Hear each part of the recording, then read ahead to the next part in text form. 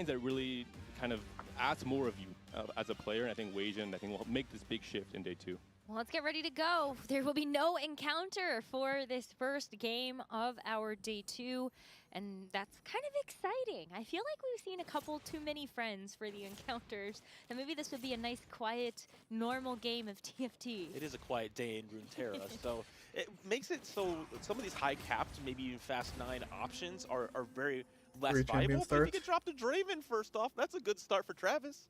Talk about Fast 9. Travis is one of the players who really only played for this high cap Fast 9 boards yesterday. He played no reroll, especially considering most of the EMEA players did find a lot of edge on reroll as a whole. As a region, EMEA had a 3.0 AVP across 12 games on reroll. Travis played none of those, so he is a player who is only playing AP and only trying to end on Fast 9 boards, in particular, the Mel flex that he's characterized for in our region. Looking across the lobby, it is possible to make 10 here early on, and I do believe one of our players is doing that. Aaliyah starting with only that Sona means that he could possibly be selling and making early econ here to help offset not having an encounter and really give himself an edge. Couple of players locking into Ionia for now. Travis, Weijin. Going to start to see them try to put together some of those boards, and so I'm definitely curious in whether or not maybe some of the play is actually going to be to follow the handbook we saw yesterday. Play Ionia, just play Yunara, try to get through stage 4, and then play for the big cap in stage 5. Ooh, the chance to potentially play Billswater here, but no, sells the Nautilus right away and the Alawi just on the bench for now. So Weijin, one of his big games yesterday, the comeback game in particular that we saw during the middle of that day 1, was playing around Billswater. Wow. What? Instantly rips spreading roots and has this is a fairly good one, able to play around these invokers, and also Yordle being the one that we see maybe even the most flexible of the emblems that you can get. I feel like this is just a Demacia game now. Because you have the Invoker for the Sona plus the Yordle just to give your tank a little bit more HP. I think these are the kind of game plan that Weijin is really going to benefit from a lot more, as we mentioned. I think straying away from the rerolls for this day 2. Looking at Lil Bear right now, 20 points. This is a player who needs to play for extremely high risks, needs to flip some coins, and if those coin lands on any 2 from your aura farming, that's a pretty good flip. This is maybe what he needed to try and fight for a first place here. And the reason Annie is so good is once you get that unit on 4-3, not only do you get a damage dealer that burns the whole board, you also get the major frontline in the Bear of Tibbers. And so, Lil Bear, definitely happy with that. 2-for-1 value here. Love to see it from a player. Oh yeah, Annie's probably the best. A couple of the other augments that got chosen in this lobby, you got Heavy as the Crown for J or C, Hefty Rolls for Revan, maybe looking at some type of reroll composition there. Surprise, surprise. And then we also have a couple of econ augments alongside body training. Filter restarts. Bodyguard training. Bodyguard training. There you go. I like Yordle training, Invoker. to be honest. Yeah. I'm on board with your idea. I mean, both of those are the pretty same thing in my eyes. good the for body, hold the like mind. Yeah, and like bodyguards need board. to have like physical training. That is true. play- That's true. That is Yeah. flawless logic. One thing I do want to call out real quick Yeah, is you that can play Aaliyah Demacia. was one of our players that made 10 gold very early and is now playing around calculated loss. And we see the excitement on his board. There's nothing there. So he will be getting all of these losses he can and making important econ breakpoints. Wow, Demacia seems to be a very popular choice. Weijin Iverson, of course, wanting to try to flex into that with the emblems that he got, but Darth Nub on the other side also does have the Demacia start there thanks to the Jinzhao. It has actually quite a few Demacia units. I wonder if this is going to be where he just decides to go vertical. But we've also seen Darth Noob consider things like the long shots in Kaisa with Demacia. I think it's a composition that is comfortable for a lot of our players because it was buffed in patch 16.7 and then reverted those buffs recently this week. And so for Darth Noob, he's playing around that high econ start. He is someone that's playing a little bit from ahead in points, being at 34. And so maybe just playing around that comfort, getting those fourths is kind of what he needs to start the day. And Darth is a player who played very similarly to Setsuko yesterday. They found a lot of edge and a lot of great results off of very unconventional Fast 9 lines, not playing into the usual AP lines with Melflex and Aniflex, but more playing around things like Baron from Vertical Void playing around like Freljord, into Rise eventually, things like Bilgewater as well. Did you see actually what Darthnu was doing? It looked like he was posturing to actually go for something like the Jinx, Warwick, Freljord line. Because he had the ability to actually get the Nautilus, try to tech in the Bilgewater, but decided against it since he sold his pair of Twisted Fates. Said, okay, well, I can roll for the Bard, but I can also go ahead and start holding, says Wani, Jinx, and the, the Juggernauts anyway. It's going to depend who's angling Demacia. I think from saves and cows, especially across regionals, the most common game plan was you sack all of stage 2 and 3, you get your savings account proc, you have a ton of gold to hit your entire Demacia board, and then eventually use that gold to kind of skip the usual roll down on level 8 on stage 4, go to 9, and then recap your board around either Galio or around Annie, and kind of hit this Demacia plus board that actually does win games.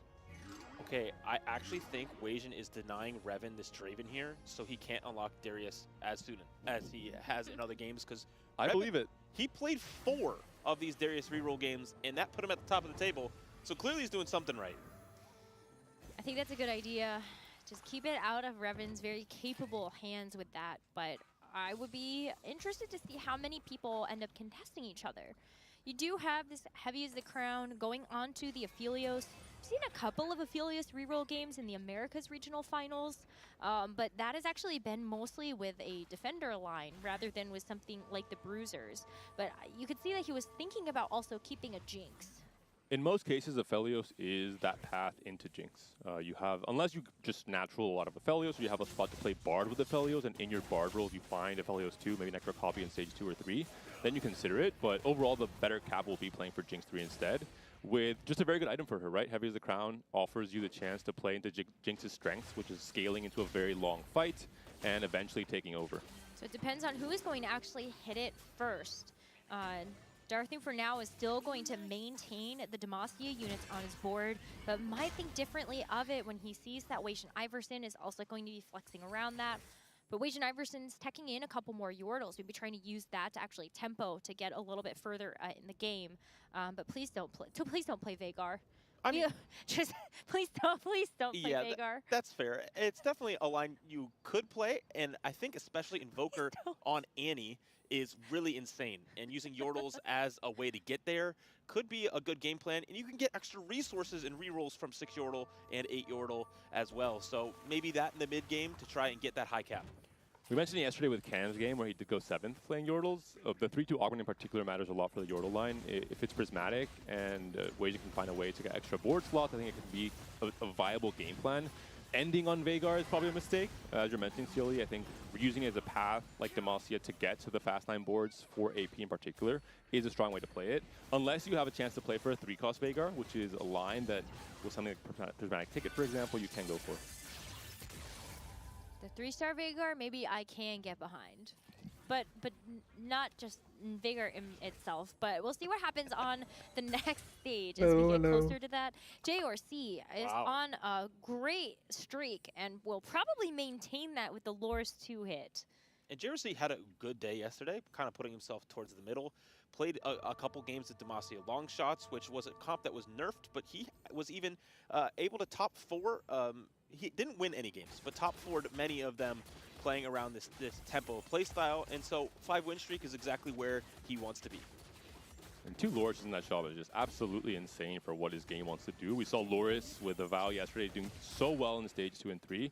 These are the small little high rolls that really set you up for stage 3 in particular. I think JRC, if he finds a decent upgrade on his backline with the Aphelios, for example, will be a really strong player in stage 3. We're on board right now with Yao Mei, who is our JOC winner. Someone coming into this tournament that, you know, with this mobile circuit, we don't know too much about them as players. We don't have many stats. But we do know is that they won a most recent tournament and have started off decently, right in the middle of that table. 26 points means that they have to give a good comeback today. But, you know, I think their position's a good way to start. Don't underestimate the JOC players. That's something that I learned very, very quickly over the last couple of Tactician's Crown, especially because a player like Weimu Lochu also came in through the JOC circuit last set, got a 2nd place in the Tactician's Crown, and also made it back to the Tactician's Crown we're playing now for Lore and Legends. We're looking at Travis. This is one of the ways to get to Fast 9, of course. You're playing around Ionia, it's enlightened as well. You're going to get the extra resources to try and push levels. I would really doubt that Travis would go down the line of playing for RE3, for example. This will be a loss, it looks like. Anivia isn't a clean up here, but I think Travis is still in a decent position, just having this win streak broken now to just push levels. Especially with something like late game specialist. Yep. I think it would really fit his playstyle. Although he doesn't like going fast 9 usually, he does like stabilizing on 8 and then slowly pushing to 9, so he does skip it here. He rolls it. Oh, seeing the augmented his power, we are going to get a gold augment for the final one. Yeah, Gold silver, and this which means boxing it's like 90% really chance would prismatic. lock in that he's probably going to play around Ione with a lot of frontliners. And here's Clement's favorite augment, Dumbify, being locked in for Aaliyah, being able to provide a really solid front. Or it's 90% chance that the next one's gonna be I gold. will So say you're going to be with quite low augmented on power, with this pickup, but the 90% is going chance to really help with you'll those get the extra prismatic. rolls, especially if you're able to continue this loss streak throughout all of stage 3.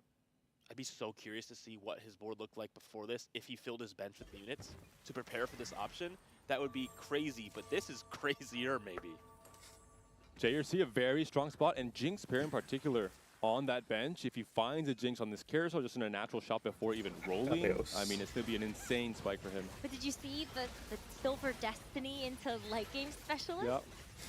Really strong combination. I mean, you're going to have to pivot off of the idea of playing reroll, but when you have a 2-star Loris, and if you can hit a 2-star Jinx, for example, this is the path to make it to 9, right? Think of a normal 3-cost reroll game. There's a large portion of the game where you're on a 2-cost, and it's still going to win rounds, obviously, in stage 3 and 4. Here's the problem, though. With his items and his setup now, he needs to go Fast 9. The problem, day 1, Fast 9 AD did so incredibly bad. It had a 4 games, 7.75 AD. I mean, he doesn't have to play AD though. If we're playing that, and so Like, maybe JRC could fix those. Both of those are flex Long as items. we're decent, potentially you can play around some kind of Kaisa variation with AD items as well. That would seem to be the default. Those are not mode AD for items. when Those are they're forced to play mixed items. Ooh, I really like Darth Noob's second augment choice. Being able to get that extra HP to work with that savings account, because, you know, we're playing for that late game scaling, playing for that stage 4, and so being able to have some more HP to work with is always going to be a helpful thing. Well, Dalmay definitely needs it. One of the trademarks of CN is going for these Ishtal lines with the cash outs. So we'll see if Dalmay can make good use of that additional resource that he's getting from the HP. But where do you actually go from here? Like, are you, if you're Dalmay, trying to actually play for a Brock? I don't think so. I think the hard part about Freljord as a +1 and just the Freljord line in general is that it's quite weak if you're stuck on stage 4 and on level 8 boards, but it's quite strong if you make it to Rise, for example, in the late game. There are some 7 Freljord variations that can be strong, but it's a little bit harder to get to. You need Volibear as a main carry usually. So I would say Dalmay's real test will be stage 4. If he can navigate stage 4 cleanly and not lose too much HP and make it to a strong level 9 board on stage 5, he can even be a lobby winner, I would say. I mean, looking at our HP, he did take the Titanic Titan, so he has 106. He is HP maxing towards the top of our lobby. But we look at the bottom of our screen, we can see a picture of what's happening across the way. We are seeing Wei Jin lean even more into level 7, and those Yordles, we're getting free rerolls now on board for him. But the only one that's really interesting to me right now is Aaliyah, who's currently playing Misfortune, but has some good AP items. Aaliyah's kind of the player who, like other players in EMEA like Raiko and Dasik, they really like playing uncontested lines, they like playing stable lines, and so he didn't slam any of his items until he had a clear idea of what lines will be uncontested. And on stage 4, I imagine with all his extra resources, These are shit. He'll swoop in on the line that he feels he has the best chance of hitting 2 stars on, and just fight for a stable top 4 performance. Heck. Ooh. Revan is holding the pieces. Like the best one there is lose 3, but I don't even know if he reroll. wants to do that. Has the LeBlanc, but also I think could think about an alternative game plan to this. When you're holding on to the Swain, maybe you decide to actually skip the reroll completely. But that would be interesting to see, given he's banking up the rerolls and he's still at level 6 at this point. Well, he does have Honor Roll, and that would give free rerolls every time he upgrades a unit that was on his board previously. So, keeping these units on his bench, or on his board that are not upgraded, then rolling to upgrade those to give him more free rerolls, will just enable him to play his comfort comp. I see where you're going with this. Yep. It does complicate getting things. rerolls. It's getting rerolls, but it does complicate things quite a lot. So we'll see how Revan will handle complexity. I think this is one of the big questions we have coming to this day too. How Revan will do. Oh, there's the Draven. Moving off of Darius, if he moves off of Darius, because he's still holding some of the pieces, and as you mentioned, he just found the Darius now. The Draven, you mean? Yeah, the Draven, sorry. But Draven equals Darius because you need the Draven to get the Darius. Exactly. Yes. So, okay. I'm just 1 equals 2. No, right. I don't know. No.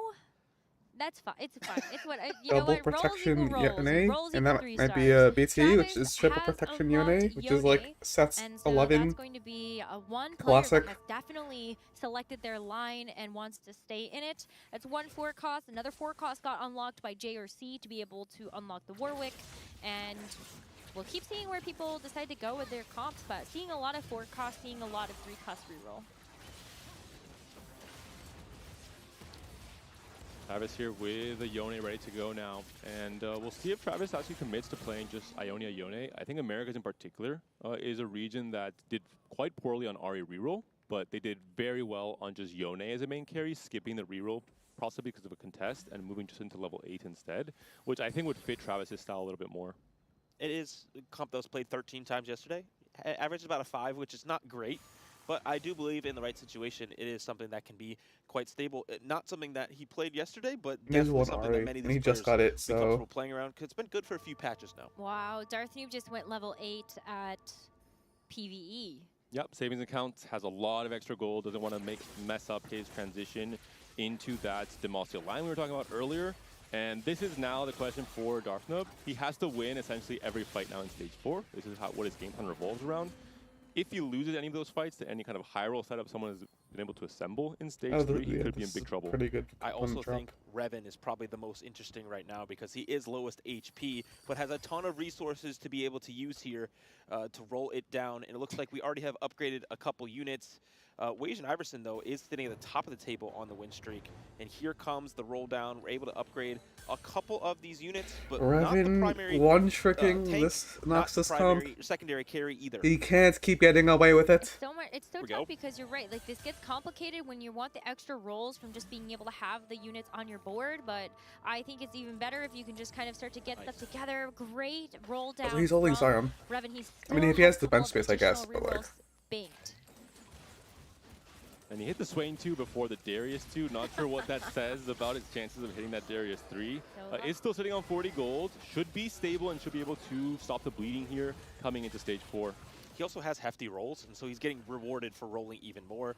The units become tankier, and so it's going to be really hard to take this down late game after he spends all of his gold to get those units. He will really need a item augment coming up at 4-2 now. Doesn't need more econ, combat power, not really as strong, I would say, with this Noxus line he needs as just LeBlanc having items. extra items on his LeBlanc in particular. It's going to be gold. And he's on 6 LeBlancs as well, so he needs the LeBlanc to carry more of the weight in the stage 4 than the Darius. Ooh. 3 3s is tempting, though. It's I mean, really tempting. What if you high roll? So tempting. He's going to take Oh, it. he's going to take it. This is just the Revan play. There we go. There we go. Get a Draven. What? So now he's at least close to upgrading another damage unit, which is fantastic. But he does need to. He also doesn't have to hold continue to roll because Kabuko's. This Darius. Oh, hitting one he's of these going two-step for backliners Kabuko? Will be the replacement for that. I like going for Kabuko 3 here as well. I mean, he might, I guess, on but a like. very expensive comp because you have played for 3 econ. I mean, he just like an Oh, econ so augment, so I mean, I Darius guess you too? can consider it. Oh, he's still rolling. Xiaomei is The also problem is pivoted that off like of the your bench econ space now, is gets really the early, congested. The Zillion. Early Zillion. That's really big. We Okay. talked about him having to find a way to navigate stage 4 Five. and make it to level 9. Five This is failure for the Invoker. riskiest position for any kind of failure to come, Pretty in my good. opinion. And Zillion is one of those ways to kind of try and No just upgrades, but I get mean, out he of hit level 8 everything, as soon as including the possible and make it Zillion. 9 to unlock Rise. And he got a completed item and some gold from Gotta that cash slam out. some So stuff. playing stage 3 as a, hey, I'm going to re-roll a little bit, then I'm going to lose 3 in a row. Get that little bit of a cash out to cap your board even higher than the rest of the lobby, because a reminder, no encounter means that there's less stuff going on, less things to make your board powerful. Except the dummy. Except the dummy. Yep, there it is. We see the power of it right there. We talked about Elia trying to swoop into an With uncontested comp. I couldn't Leona's tell like Zoe what any of is the that slams comp, were. so I don't know if found a they really were good way to just good. I feel like roll alongside Revan, for example. Elia already played one we game stay on for the him board yesterday, went and quite well see. for him, so he is quite happy going to this line. Sorry, I was very Okay, like, excited we have- about the okay, Ionia augment. Nash or for Travis JG, I until guess, is realized fine. Then we I have don't blue think buff that's on the Ionia other guy. prismatic one. It's just Palladium. I think that gives Yep. you the Mm. DR. power. Yep. So sad. All right, Aaliyah is pretty far Jam away of from high. all of his upgrades, but I do believe I mean, he that's might fine, just be waiting yeah. for Revan to continue on what he's doing, because as more 3 costs get out of the pool, it will be even stronger. And speaking of stronger, Lil Bear has arrived at 4-3, which means his tank Lil and Bear's his full damage build. carry are now online. This is what the doctor ordered for Lil Bear. He has to take big risks. The first risk picking up Aura farming has definitely paid off. He's now got to a point where you get to the free got value Mel. of 2-star 5 costs with the Annie and the Tibbers as well. He should be winning. Yeah, I I mean, would say any two every here, single like, fight in this stage 4. it's especially with disgusting. last second save as his last augment. Oh man, this dummy is so hard to take down, but the burn onto the backline means that the damage will fall down early. The dummy's the for last thing to Aaliyah, die. Meaning that that win streak has ended and another one has begun. Jaume able to sneak out a fight win versus Travis. That's really big because Travis is also rolled down to 0 gold. He's expecting to win most, or at the very least, some of these fights in stage 4. He's on a 3-loss streak right now, so definitely not going in his favor. Weijin is going to keep stacking up those Yordles. Maybe you try to position for something else later. He got a Slayer emblem actually out of the branching out, and reinforcement looks like it was there to be able to get that Wukong and try to stabilize that front line. But he is on a bit of a loss streak right now. We're gonna try to probably see him go to 9 and stabilize there, huh? He did use reinforcement. Get that Wukong too. I said that. Yeah, you did. And but I want to call it out because I think it is really important, because the aim of now his board is really towards Annie and being able to play around Invoker Annie with that Void Staff, which is just going to be another way to possibly win this lobby because of his points currently in the standings. That's what he needs. Right, but I think the reason why I'm kind of looking at it and how I scratch my head a bit is that you now know that there are 3 Annie that are on somebody else's board from the Aura farming. Oh, LeBlanc. So is that actually still something that you He want just to hit. play for? Huh? There's 9 copies. Get There's lucky, plenty. okay. Yeah, maybe. Fair enough. Oh, Revan He was just there. hit everything. Roll down to essentially 0 from Revan, 3-star Draven, 3-star LeBlanc, 3-star Darius as well with the perfect items that And we've seen so on a much roll, of yesterday. rolls. So Revan yet again says, if it ain't broke, don't fix it, playing for the same Darius reroll line. Even when he had the perfect opportunity to play around Ari or something else, no. The tried and true, we're going to stick to it, and it has rewarded him handsomely, obviously, on the first day. I'm very curious, though, with the tempo of this lobby, and maybe some of the players feeling for a higher cap if this can stand up to it. The HP totals are actually quite close together. So maybe it is just like a couple of combats where Revan can start to work up the standings, get into a top 4. There's 3 very different types of players in this lobby. You're looking at someone like JRC or Lil Bear, who are in very strong positions and pushing to 9. They have both the gold and HP to do so. So these players will become the strongest players most likely in It stage is 5. once very they go far down off. and I get mean, the he roll still downs down. has Then we have enough the gold 3 to cost rerollers properly who roll are down. low HP but coming back up and becoming very strong once they've hit. Someone like Pause. Revan, someone like Aaliyah as well. The danger zone right now is someone like Weijin, someone like Travis in particular, because they are on big loss streaks. They're not trending forward. Weijin is still a little bit further away from making it to 9 himself, and especially Travis, 0 gold, fairly low HP. His board does not look too strong. I think it's fairly likely he's going to be in bot 4 for this game. Weijin is, I saw based on his bench that he is considering a pivot. You know, he's in this awkward transition stage where he was using the Yordles. It's starting to fall off. Because he ended up getting that Wukong, he's actually starting to flex in the Ionia units as well as Demacia and trying to go towards this transition of being able to actually either play around something like the Lux, or we saw a couple of Lissandra on his bench. So he has options available, but it is just about kind of figuring out what is he going to hit, and is it going to be something where he feels strongly to be able to contest Diaume, for example, who's also in the Freljord line.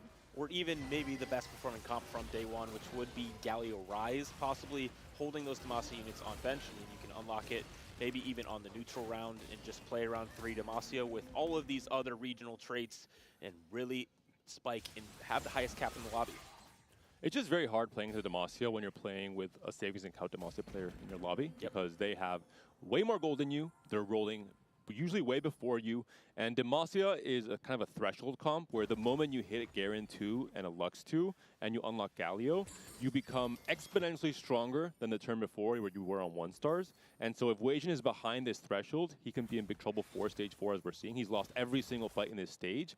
So it's more of a fast 9 angle where he's using Demacia and Galio unlock, but once he makes it to Rise, that's where he gets stronger. It's going to be there though, right? He's getting Rise soon. Yeah, he got to get to level 9, but this is the exact composition that he won TPC 1 with. Being able to play around Volibear, play around this Rise, and really cap super high. That's how he won the checkmate, and so he's hoping he can do the same here in this lobby.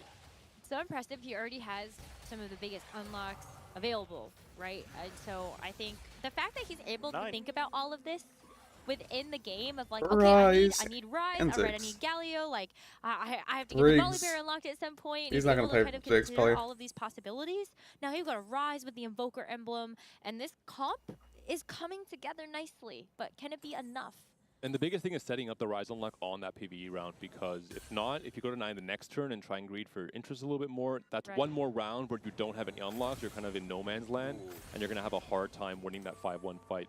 Elia is now going to spike with some of his backline carries. Will it be enough to start turning this loss streak around? That's the big question. And this is kind of the byproduct of taking something like Dumbify here. I mean, I guess Death Capliona is really broke. Right, he did roll down and obviously did hit. I mean, I would probably prefer the had Leona quite yet.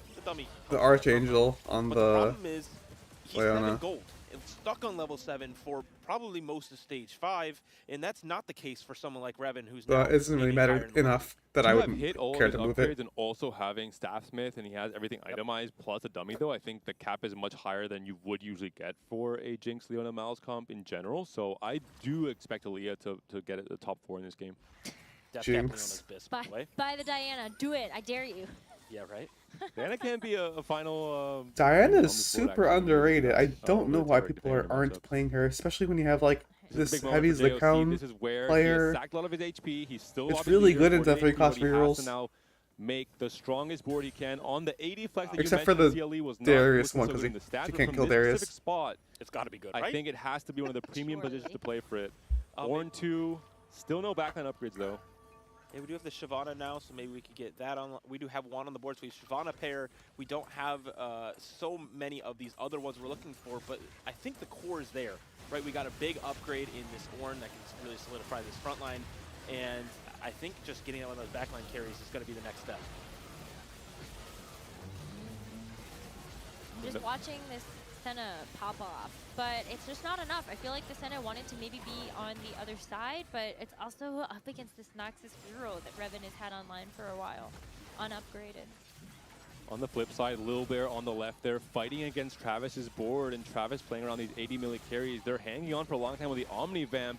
They're trying to fight against the burn from the Annie, and will be winning. It's a really key win there. Lil Bear already level 9, has the Annie 2, but not able to win against Travis, who is still level 8. He has not gone 9. He said, you know what, I'm fighting for placements instead, and a really key win for the Polish player. Weijin Iverson has also turned things around, 2 wins now back-to-back, and the lobby HP is dwindling. Look at that. 14 HP separates Delme from JRC from 8th to 1st. Yeah, it's all coming down closer together. Darthnoob also just hit a Galio too, so his board and his risky playstyle might be playing off, but he only has 2, hopefully, lives left. And so it's going to be a good test here for Weijin's board and also JRC to face off against one another. JRC got the Senna and the Kindred both upgraded, so rolled down pretty deep, but found some of the biggest things that he could for that backline. Weijin still on Volley 1, still on Rise 1. This is the big test. If you can beat JRC, who's expected to be one of the stronger players in this Stage 5, that's very good news for his expected placement, and he does. So really strong AP high cap board he's built here. Also, JRC free falling. 3 Bruiser, 3 Invoker, 3 Yordle. Biss. Yeah. Good things come in 3s. Yeah? That's what they say. Yeah, well, you know, when there's an option for 4 or 2, you know, having 3, it just like feels weird to my brain. I like it to be perfect, you know? No, I get what you mean, but I feel like more often I'm realizing that having to have that max synergy, like the next level of the synergy, is not like totally necessary. But maybe you get an emblem or something if you're lucky from the PvE round, and then you can round it out. Yeah. Just makes my brain mad, you know? Just want to see it perfect. Just no, but what if he had bronze for life, man? Oh, yeah. Then you don't want the 4th. No. I'm really impressed by Travis in this game, focusing around the Yone Slayer with Leonia with the Aatrox coming in, still 1-star, but triple combat essentially, despite being level 8, he's able to fight against most of these boards. If he can win 1 or 2 more fights that are left in stage 5, he is going to be, just a huge turnaround for a player who has not played much AD yesterday. We have 3 players on brink of elimination in this game. Dialme, Darthnub, and Lil Bear, all under 10 HP single digits, means they will get eliminated if they do end up losing a round. We could also see like half of this lobby out in one go, right here. Sure could, because it depends on this matchup, and it looks like it would be Darthnub versus Dialme, who both of these players on the brink of elimination. So one player at least will be falling out, and it's going to be basically a mirror matchup between the Dialme has the boards, declaw. one of them is Rise. One of them is the Zillion for Dialme. One of them is level 9. Dialme has been stuck on 8s the entire game. I guess Rise is just better. Right? The real test would be how can he transition from level 8 to level 9. That's great and for Darthnub. Can he win most of those fights in stage 4? That was not the case. It's an 8th Will Bear place. also dead? Freljord is less of a consistent AP line compared to Demacia, for example. Well, that's good for Americas. Americas and EMEA on top here. APAC and CN starting off the day slow once again, at least in this broadcast lobby. And so Darthnub able to take a huge win for his board. But guess who is still on fire? Hell yeah. That would be And our Revan. number 1 point earner from day 1. That is Revan. Yes. The big thing that has paid off is hefty rolls being his thing that has really powered up the board in the late game. We mentioned it, right? You can't keep getting away with it. For EMEA as a region 3.0, way better than any other region in that day 1. And Aaliyah and Revan may be showcasing why here. They really know what spots to play into these reroll lines.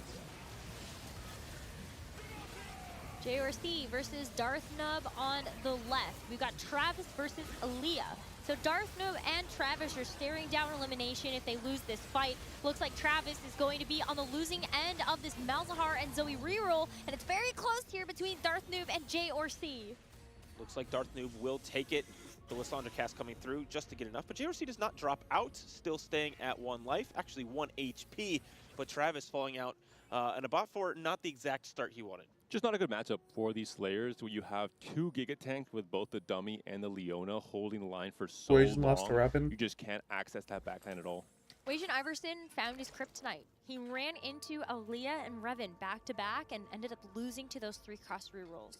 He is still missing the Rise 2. Once he finds the Rise 2, that's the real test of how strong Wajan's board will be entering stage 6. Because the good news I mean, is once he has Rise 2, he a lot of wins. backline access with that Rise, where their boards Same thing are for all Darthnub, but they're gonna fight each other, tank so that you cannot take down. Even the Volibear, if he's able to not get aggroed early or near the middle of the fight, and he can actually jump into the backline and start terrorizing those 3-cost reroll backlines, that could be a huge fight difference for Wajan's board. Looks like he's rolled 0 and has not been able to find that big upgrade. He does have the volley too, so that can help, but you're really looking for that Rise. Listen, Jarvan 2, we upgraded something at least. It's going to be, it does make a difference here in this fight, but it's going to be the matchup that matters most. Oh, well, maybe this is an okay one. It is going to be Rise versus Rise. Both of them 1 star. If Wajan Iverson is able to knock out Darthnub, then you have another Rise going back into the pool. Uh-oh, the Volibear stuck for a bit due to the set Hex being occupied, lost some DPS on that melee carry. We'll see. It's going to be a very close fight here between both of the Americas players. The Volibear now does finally get his next phase of the ult. It's a matter of the secondary carries here. Volibear, can it survive long enough to get onto Lissandra? It does not, meaning Wajan Iverson will fall down here as that last cast does not kill it. It will be a 4th place, so a solid start. JRC falls out in 5th. Honestly, very impressed with that top 4 because Wajan Iverson was not looking very healthy towards the beginning half of that game. He hits. Right. What And is he was Cell? also stuck. He was just Garen, he squished just saw between Garen. 2 players that were kind of bullying him out of his preferred line. Rise 2 in shop. Silas now unlocked, and also Oh, Silas. for Darthnub, but it is him versus the rerollers, and he's hoping that he can come out on top. Okay, if he wins, he can buy Silas. Big spike that both Darthnub and Weijin needed. We're gonna So, see I mean, that an works. affair here, and look at the Volibear in particular. I think he will be targeted quite early by the Zoe bubble. He's playing stats, so maybe it's gonna be hard for the damage to come out only from the Rise in this case. It's going to be versus the Ghost of Aaliyah, but yeah, getting Ghost here is really good. Like the fact that this dummy is still there, kind of buying some time, but Ghost still not as strong as what we would see from That's the really good. board. I really like the addition of the set onto this board because it does percent HP damage, and so when it's able to pick up that dummy or even that Leona, it's able to do a massive amount of AoE to the opposite side. Looks like Revan did lose that 3-cost reroll mirror match against Aaliyah, so the big test will be now who... Aaliyah's facing Darthnub's Real, so Revan will face one of the Ghosts now as well.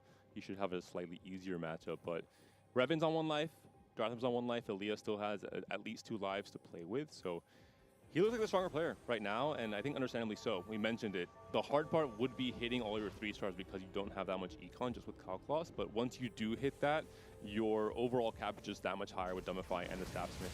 All right, well, focus on the right-hand side. Darth Noob did beat the Ghost of Aaliyah in that last combat, but now it's the real thing.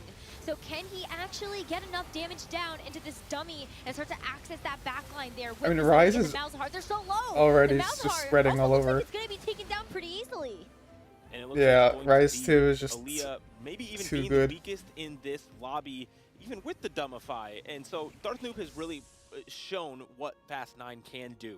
Right, it's able to outcap, get to those high-cost units, the 7 costs in this set that you can't really access when you're rerolling. Darthnub and Revan both finding a final item on their second carry, the Draven for Revan and the Lissandra for Darthnub.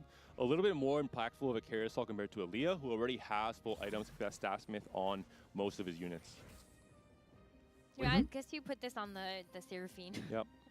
With the HP, though, it's very interesting because it's all going to come down to matchups, right? Who gets to face Darth Noob? Who gets to face Revan? What is going to be the matchup that maybe you could possibly squeak out a win in? I think for Aaliyah and Revan, the name of the game is don't run into Darth Noob. That's it. Well, Revan is going to be the opponent that Darthnub will be facing here, so Darthnub positioning for Revan. We'll see where the Darius can get the full value from his ult. Aaliyah will be facing the Ghost, which is good news for him if he's able to possibly get the win. He's hoping to squeak out a 2nd place if he can. We do positioned have well into the Darius for Revan, which would be a big upgrade. Because we watch the Rise ramp up on the side of Darth Noob. That is what is going to be the big problem. But as Darius stays alive longer and longer, the damage from the backline will continue to ramp and take down Darth Noob instead. And Aaliyah falling as well. I think it's going to be a first place for Revan again. What? He can't keep getting away with it. You guys have to hold the Draven. Revan, despite the late pivot into the Noxus, Reroll was holding all the pieces, had a great setup with both of his early augments, and another first place, a commanding lead from the Spanish player as we get through this game. That is so wild. His AVP on this comp is insane. It must be something like a 1.4 now. He can't be stopped. It's every game he's playing it. And it kind of reminds me of some good success we've had in the past at Tactician's Crown where you say, this is my comp, you can't play it because I'm going to play it every single game. Okay, but also, like, who in their right mind wants to actually contest Revan on this comp? Are you really going to opt into that and say, you know what, I feel like playing Noxus reroll today, even though I know sure well that there is somebody that is going to be on it the entire game? And it's hard to contest. Like, You can't force your way into it. You have to find the Draven first in the first place. And I guess Revan is the Draven Whisperer. He's able to always find it just in time to unlock the Darius. It's absolutely insane, and he keeps doing it over and over. But we do want to call out all of the other great reroll that happened in that lobby. Aaliyah able to squeak out the 2nd with that is exactly what he wanted, where Darth Noob, great Fast 9 play, not the result that he wanted. But for Aaliyah, another strong start. I guess I didn't cast a curse them enough. Maybe not, but maybe you also cast your bless. Something else. We do have some additional updates from the other lobbies that have been happening off the main broadcast. So, Makes, Clement, what did you watch over there? man, there was a lot that was going on in the other lobbies, and it looks like somebody may have taken a page out of Reven's book, because Robin, who's one of the players who are fighting elimination in the next couple of rounds, said, you know what, Noxus reroll, I got this. I'm just going to go down this route as well. I will say it looked pretty doomed for just a little while. Then he was able to stabilize on that Swain 2, roll down all of his gold on 5-1 to try and finally get those 3 stars. Still 1 copy short of that LeBlanc and that Draven, but in the end, it's good enough for a 2nd place. They can't keep getting away with it. It doesn't make any sense. Robin Songs actually even lost a PvE round and then rolled very, very deep to 0 gold, did not hit Darius 2. Was still able to come back on this Darius LeBlanc line. That's all you need to know about the power level. Well, that's not the only thing that happened, because while we wanted to watch YBY1, another player took our attention. We used to call him Midfeed, but I believe you got a new name for him. It's Wokich Feed. This was the most insane game that we've seen. One of the most high roll fun ones. It was Recombobulator into 4 different 5 costs, one of them being the Azir, and then he was able to end the carousel round with a Seraphine 2 ready for him just in shop, and he was able to get the Xerath online on 3-6 and got the lucky gold roll on 4-1. 10 extra gold into it, straight fast 9, straight first place. What a easy win for him.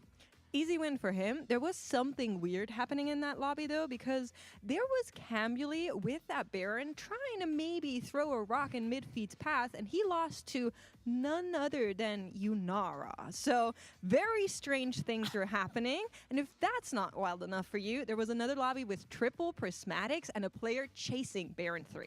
Yep, it was Lee Sao. He's back to his old tricks again. This was his most played composition in regionals as well. Triple Prismatics, you got to go for the Baron right there. And another smooth sailing for the best CN player so far in the tournament. That's right. Lee Sao 1st place, Obu 2nd place on a Jinx comp. It was pretty close between the two of them, and he was 2 copies short of maybe finding that Baron 3, which we would have loved to show you guys, but that's it from us. I think we got a lot more craziness coming our way, and your next lobby is going to be that Robin lobby. I'm speechless. Can you play? Hold on. Say that again. Recombobulator. Yes. Into Four different 5 costs. Yep. With Xerath and Shurima. The on basics are that we have YBY1 and Cambly in very, very dire situations, but Robin Songs and Robin Songs will likely continue to move on into the tournament. Those were the ones that we were looking at more of the bottom of the standings.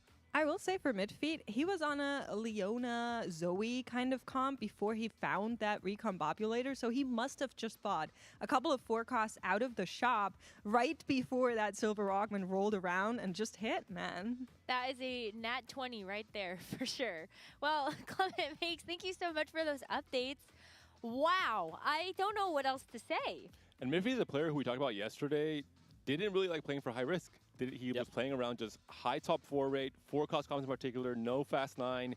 But if you have a spot for it, sometimes the game just whispers to you, just do it. Just click Recombob. And I guess you got rewarded for that one game of risk. I definitely hear those whispers more often than other players. Because I love clicking some of these crazy augments that you definitely shouldn't click. It's worked out for some of our players when they've gone risky, and it has not worked out for others. It's been really cool to be able to watch kind of where players have decided to say, okay, yes, it is possible for me to take this risk versus no, I just want to be very risk averse. Let's see those standings though. With that update that we got for Makes and Clement, we can see where some of these players have fallen. We also saw the unfortunate demise of Lil Bear in that last game. But yes, tough road here for our competitors that are in 25th, 26th, and 27th. And these 8 players, if they stay on the bottom, will be eliminated just after this next game. And so starting off your day with an 8th place for Mori, Daume, and FX specifically puts them in a really bad spot. I'm looking at YBY1. He's a player who across all of his TAC rounds, 4 different tournaments, has never finished worse than 9th place. So very consistent top performer. He's definitely in the worst position he's ever been in a TAC round like this. I wonder if he can clutch up this next game. speaking of clutching up, we see a lot of players on this page, and I'm sure the next page too, that are really starting off strong. Robin needed exactly what he got, and we'll be able to watch him in the last lobby. But maybe Obo specifically also getting that second place, moving himself into a much more stable position. Well, on this first page, these are the players that can breathe a bit of a sigh of relief. Revan, Li Cao, Midfeed, all getting a first place and pushing them over those 40-point line. Darth Noob and Aaliyah also joining them in that. But I'm also shocked to see that Double started today with an 8th place. And yesterday's last game as well was not ideal, so this is where Double has to pull from his experience. This is his 8th TAC crown, someone that has never, there's no one that's been here more often than him. He knows what he needs to do in terms of mental state to come back, reset, say, you know, 2 bad placements. I won 3 games in a row yesterday. I can do that again now. Panda, there's 4 Amiya in top 8 right now. I'm not even going to say it. I'll say it. I'll say it. That's insane. They are absolutely popping off and just continuing to show that maybe their read is one of the best in this tournament, and it's just continuing to pay off. Yeah, I think especially Aaliyah and Dasek have a very similar read, and it just works really well for the Swiss stage. You don't have to take these big risks. Dasek said a lot of players don't understand that to make it to final lobby, you don't need to win any games at all, and you can make it very easily as long as you have consistent 3rd and 4th places, and that's what they're both playing for.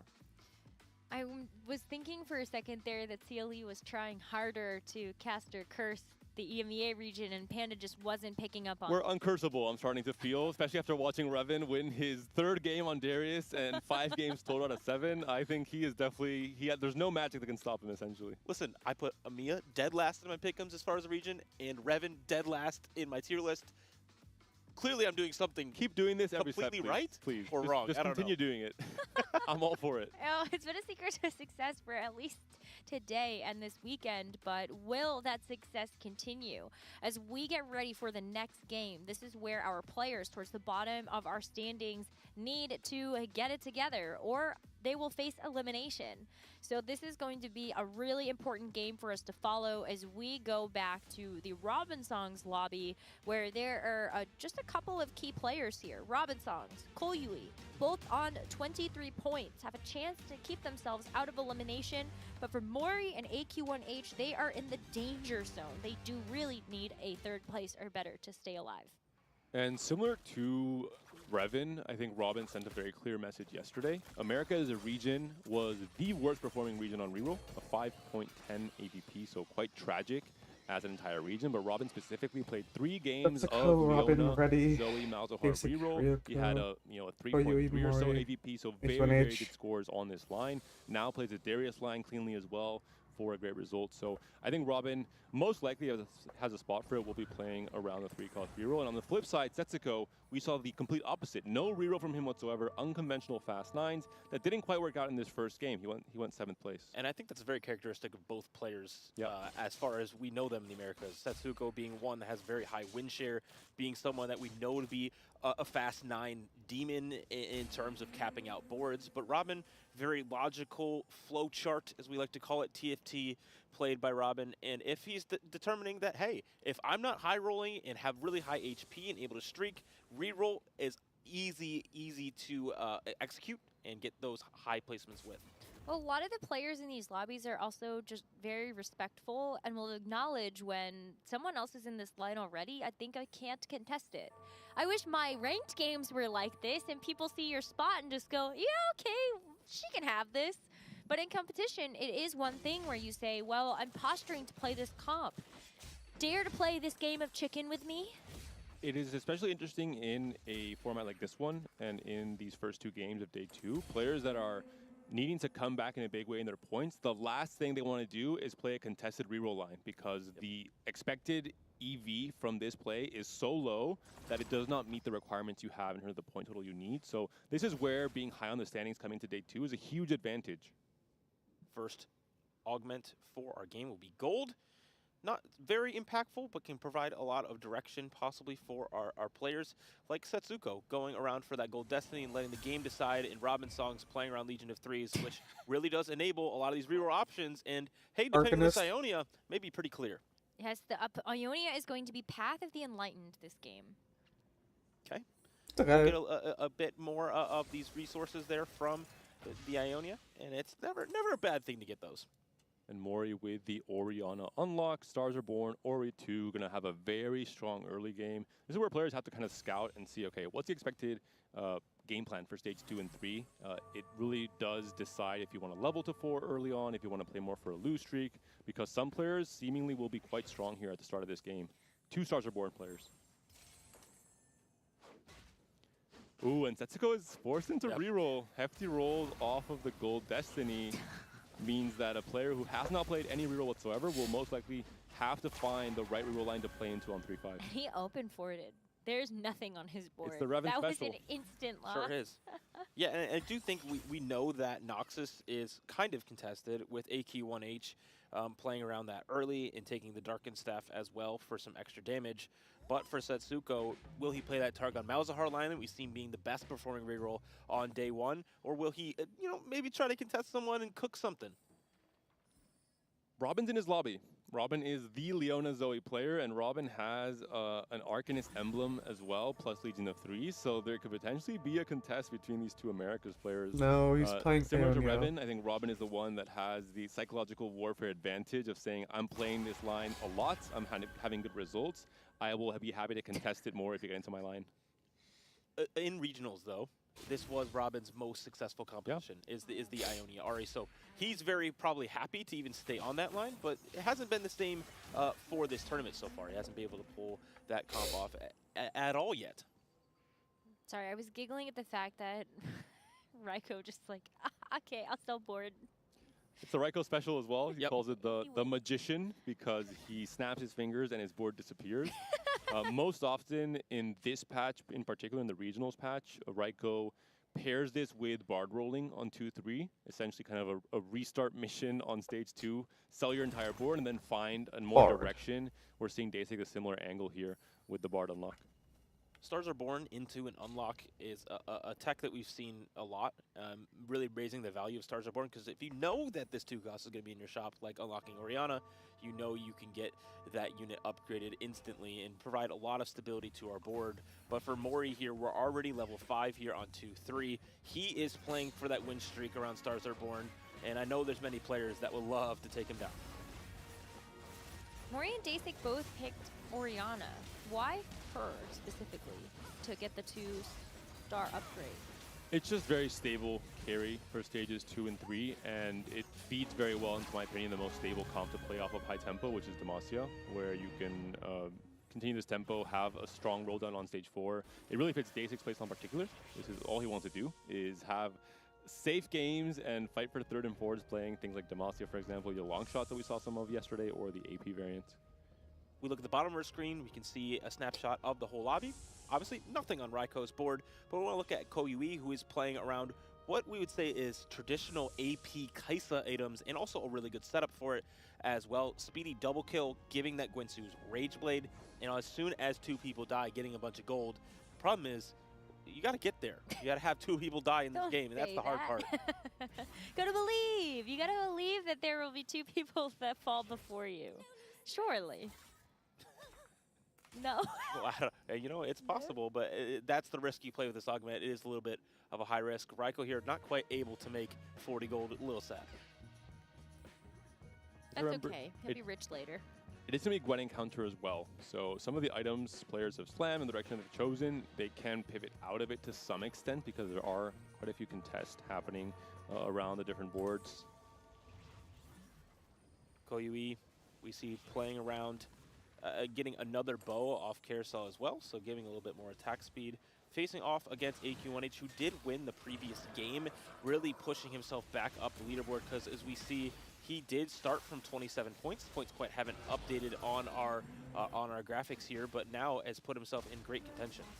And AQ1H most likely will be playing into Melflex. I think he needs to exhibit the APAC playstyle we expect of playing this 1st or 8th playstyle. I imagine the cutoff will be around 33 points after this game, 32 potentially, in terms of the 8 players that get cut. So AQ1H needs to play for this riskier style. And he has already a great 3-item setup for the Mel with the Darkened Staff, the JG, and the blue buff. I'm excited to see where you go from here. I want to see if Mori ends up going more into just like the straight Demacia obviously holding on to the Vayne, and the maybe just also says like, I want to just do Demacia unluck to get the Galio, and then you use the Yordles for tempo to do the anything. Oh, I love seeing what Setsuko's doing because this is a little bit of a mix of his playstyles. High risk is the name of the game for him. He might even be playing some Istal reroll. He is an unusual one. He is something. I'm here for it, but I mean that in like a good way in terms of the creative sense where Setsuko is as a player. I often feel like he's been looked at as one of the competitors that's been great at being able to actually like lost streak and then go to some sort of fast 9, try to recover that. And so to see Setsuko kind of playing at more of like an Ishtal level, I'm just like, maybe it is reroll, but maybe he's also going to do something more creative with it. He is holding Mundo Vi, so I think it's probably going to be an attempt to play into Jinx reroll. It's currently uncontested. Most of the lobby is hovering AP for the most part, so any kind of AD line will favor him. And with Gwen's Scissors, you have the flexibility to slam something like an Asher's, and then just salvage bin the item with the Gwen Scissors and go into AD instead. We talk about Setsuko as a player. He's all about unconventional lines and finding edge in not being contested for the most part, to then push level 8, push level 9, and win games. So I expect him to play around AD if he can. Getting another bow here, great for that option. But looking at the lobby tempo, we see 4 people on streaks. 2 of them at the win, 2 of them at the loss. So we'll see if Setsuko takes another quest here and what it might be. This will really shape how his stage 3 goes and where he aims for the end of this stage. We did slam some more of these items. He wants to alternate. He's just thinking like, yeah, I should alternate here. In attack round game, I hope he did it. Okay, no, good. okay. He picked the safe option with hefty rolls, going for the 11 rerolls. I think he'll want to push 7. Ideally, he gets a lot of gold from this 3-2 augment. He can push 7 early, get the cash out, and he found a Jinx in the shop here. I wonder if he wants to just go for the Jinx reroll. And he did click that one in the regional finals, and he did cash it out on his second attempt. So it was ruined for him once. Did not go well. I think that's why he was laughing. He knows. Raiko, one of the Yordle masters, Nekra, you'd be happy to hear. He played 4 games of this Yordle comp across regionals, just the week 2. I love it. He qualified directly there. He liked a lot playing for this lose streak opener into being uncontested. He played some Shadows as well.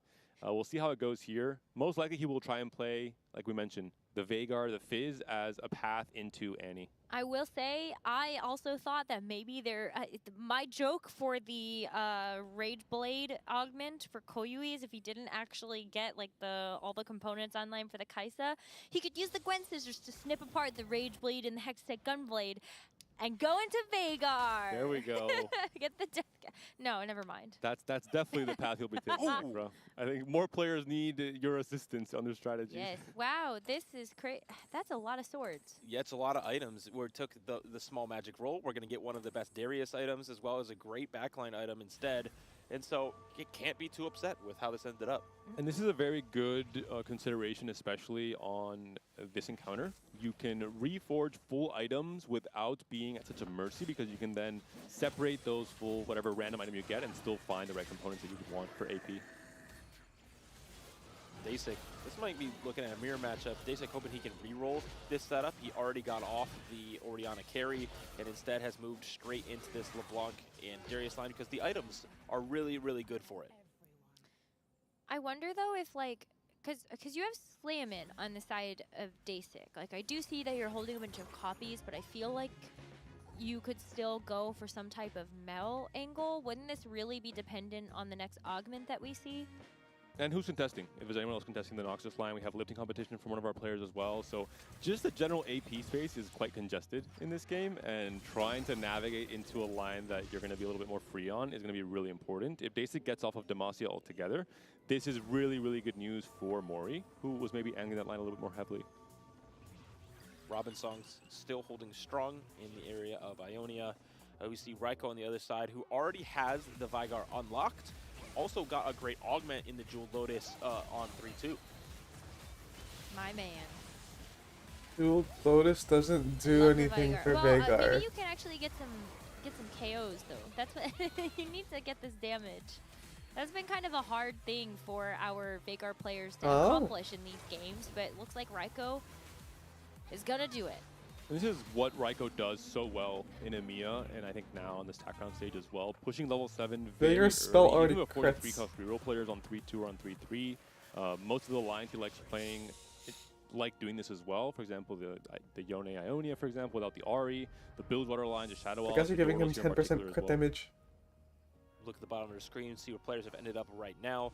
Setsuko did take some lesser duplicators and might actually be playing some Ixtal Ahri Ionia reroll that was kind of good a couple patches ago. It was a very niche reroll comp to play around, but if Ahri is uncontested, it could be a good spot for him to land while still getting more of the results from the Ixtals alongside it. What about Robinsons? I mean, who knows what he's going to do. Well, because since Robinsons is known to be a reroller for this meta, I feel like you do have to keep an eye on what Robinsons is doing and see whether or not he is holding copies of Ahri, since he's still in the Ionia line, as you've pointed out, with the Legion of Threes. Like, I don't know if Setsuko would do that or maybe try to reroll for something like the Melio instead. Dasic has rolled quite heavily, so he definitely is indicating he's playing for this LeBlanc Darius duo carry. Setsuko has not leveled to 7 yet, it seems like, so holding off on any key game plan just yet, waiting to see what Robin does. And I think often that might be a good plan, especially while playing Ixtal, because you can use a lot of that gold in your quest to help give you some more of those sun shards and really power you up in the late game. Raiko taking a big hit from Dasic here, who is down at 20 gold, so obviously this is what Dasic was looking for. But no Darius 2 makes this still a little bit sketchy. AQ1H maybe contesting Dasic. Robinsons and Setsuko still looking across from each other to see what they're going to do. And everybody else has started to lock in other things. How far will Dasic roll? Where does Koyue end up? Already has the Kaisa unlocked to be able to start to itemize that. And Raiko has already shown us the Veigar. We see the fight here between Dasic and AQ1H. I know AQ1H was stamping his mark on this composition early in the game. And Dasic has kind of swept in and said, nope, not for free. We can't let this Revan experience happen in this lobby too. I still think this could be, well, I guess maybe not, because you would want a lot of gold injection, right? Because otherwise I would say maybe you could still try to go Mel here if you're AQ1H. You need to find Mbessa, that's the big thing as well. Sometimes when you roll in 7, you do find an early Mbessa, you can stop rolling and just say, okay, I have the Mbessa already, the hardest part of unlocking Mel. I might as well just push level instead, especially if I'm contested. But in this case, doesn't find the Mbessa either. And this is where Darius will start to fail as a comp. You really have to hit a lot of 3-stars if you're contested. You need so much more gold to do so. And it just becomes that comp that goes from a potential 1st to maybe an 8th. We saw Weijin getting 8th yesterday, quite a few players actually. There is a 12% chance that we could see a prismatic augment to finish out this game. And there's Setsuko, I think, very smartly pivoting into Jinx, saying, I don't want any of this AP bloodbath. I'm going to reformulate my items thanks to the Gwen Scissors, move into AD instead, play around an uncontested 3 cost, and have a much easier time making use of these duplicators plus the hefty rolls. Revan style transition, where you're transitioning not on 3-5, but on 4-1. Do we see the same result we had from Revan, where he played for that first? I love the style of this, right? It's playing around getting extra resources and what's strong right now, AP being quite strong, and now, hey, how can we play around getting some of these uncontested lines? Warwick unlocked, now able to roll a bit more, and we also get some more resources injected. Could have maybe considered, I guess not on 29 HP, going for the 20 rolls instead, just sells out of Ixtal, cashes out. And this is the turn where the APM check comes in. Setsuko, usually a fast 9 player. That's where his APM is checked, but now as a reroll player, he has to stabilize this board. He has to use up as much of his gold as possible before the round starts. We're looking for Braum specifically to round out this board. We're able to get a bunch of upgrades. We weren't able to, we did get just barely the scissors off it's there. It's hard to have the mental note of where the scissors are and what they look like that so quickly. Slamming great items here. Going to get our tank online as well. Setsuko's got to be happy with this transition, and also the Warwick wrapping onto the back line. It might even take down this LeBlanc himself and give him at least a lot more HP to work with. We're not going to be able to kill this thing. He might even win the fight. Slams the Hodge to make sure the Warwick stays alive to try and fight against the Darius. So Setsuko able to survive that one pivotal turn he needed to. Now he has a little bit more time to continue to roll down to stabilize. He can maybe even hit the Jinx 3 early with the duplicators as well. So for now, Mission accomplished. Problem is, he has at least 2 less duplicators, not too close to our upgrade yet. We will have gold to finish off the game Spirit as well. one, pretty good. So Oh, more power coming well, it's just that through. he's gonna send it.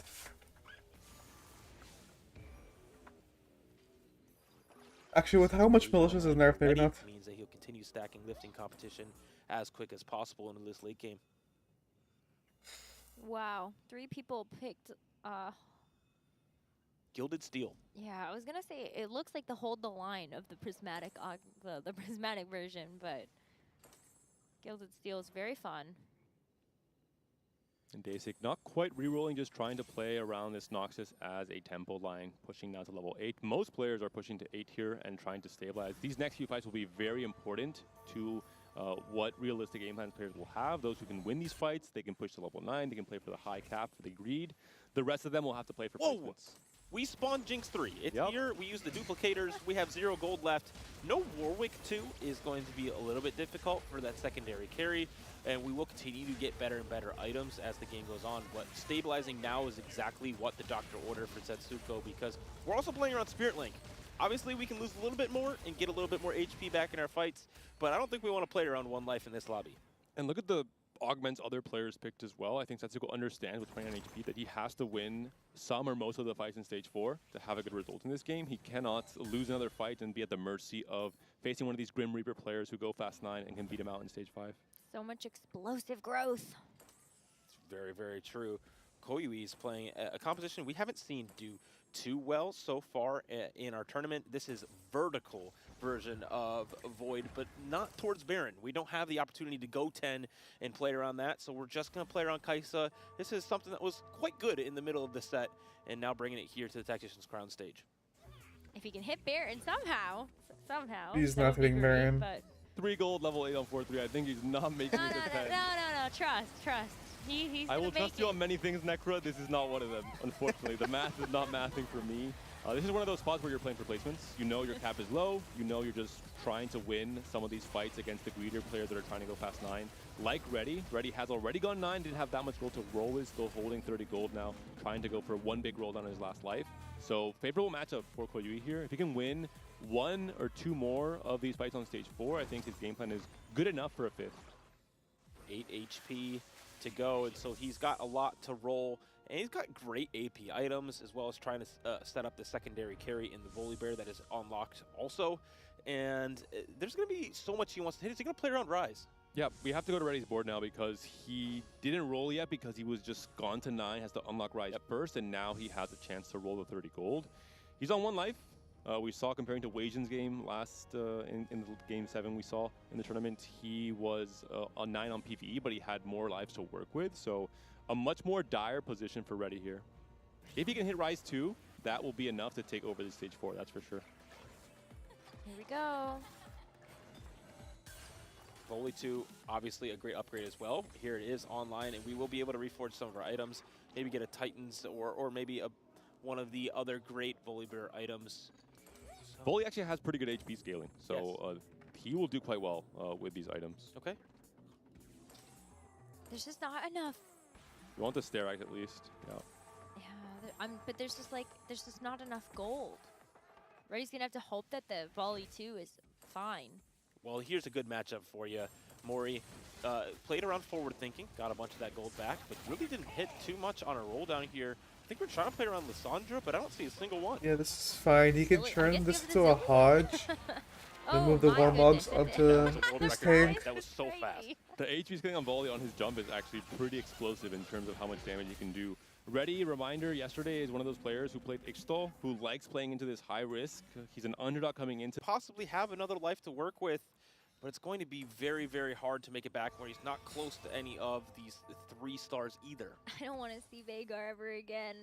Get it off my screen for the sake of our players. The Noxus mirror matchup here between AQ1H and Dasic. Both have the Mel unlocked. Both still on the Mel 1. So using that Seraphine and the LeBlanc as the duo carries here. and both refused to reroll, right? They saw each other, that they're contested. They knew that these copies were going to be incredibly hard to find, but for AQ1H, the items are just better. The Darkened Staff does so much damage on this board, as well as this Mel. If it can continue to cast more and more, possibly gets that Radiant item online. It is Ready versus Raiko. The Volley Bear trying to take down the Fizz and will do so. Raiko, though, it's a Spirit Link loss. Right. Max value. Yes. Right. I believe it when I see it. I wonder if he pivots off some of these Yordles here. I feel like you have to, because there's just a certain point where even though the Yordle grab bag is nice, you pass by. Well, okay, he picked up the Annie, but I was like, I'm really worried about you because you didn't pick up the Annie when we were on your board. So are you actually going to make a pivot now? I feel like, yes, you kind of just like start getting ready because the roll down is going to be huge. One A roll lot of down gold. and a dream is the big thing for Raiko here. He has to find the Annie 2. Ideally, it would be a lot of fun as well, but Tibbers too. He has to also reforge this Oh BF my sword into gosh. something a little bit better to try and find a secondary carry with the Annie. If he can hit Annie 2 here and Shyvana, maybe Shyvana 2, that's too much to ask. It would be great, but I think he's a little bit too far away, too little gold to work with. There's an Annie Annie? pair though. Maybe I spoke too soon. Okay, we do have a lot of the upgrades. We're not gonna Ignores the upgrade Lux. Yep, we got to try and get one of these 5 costs Uh-huh. online ASAP. Continuing to roll. We're paired of all the important units. Here's Shyvana 2. Is it enough though? That's the big question. I think we're about to find out. Oh He didn't man, reforge the Darkness sword yet Pit? either. Has to go for it now. maybe we're just playing around Shyvana items. Instead, we're going to put an item straight TG. onto this Annie instead of also moving the Vigar items. And facing Robin, who has not rolled yet, so this is maybe one of the best matchups that Raiko could have hoped for. The Ascension will kick in at some point. The Annie still has not cast, now finally does. I think this should be enough to win against a player who has not hit his next big power spike yet. Man, Robin's going that fast 9 version of Ionia that is really powerful, can possibly win games if you can get all those 5 costs upgraded alongside Set. Katsuko. Setsuko taking a big loss and now moving back down to possibly even 1 life left, but no one has fallen out here even at 5-2. We talked about it for Setsugo, right? With so many econ augments and just the game plan he had set up, he is going to have a hard time winning most of the stage 5 fights. He had to win those fights earlier.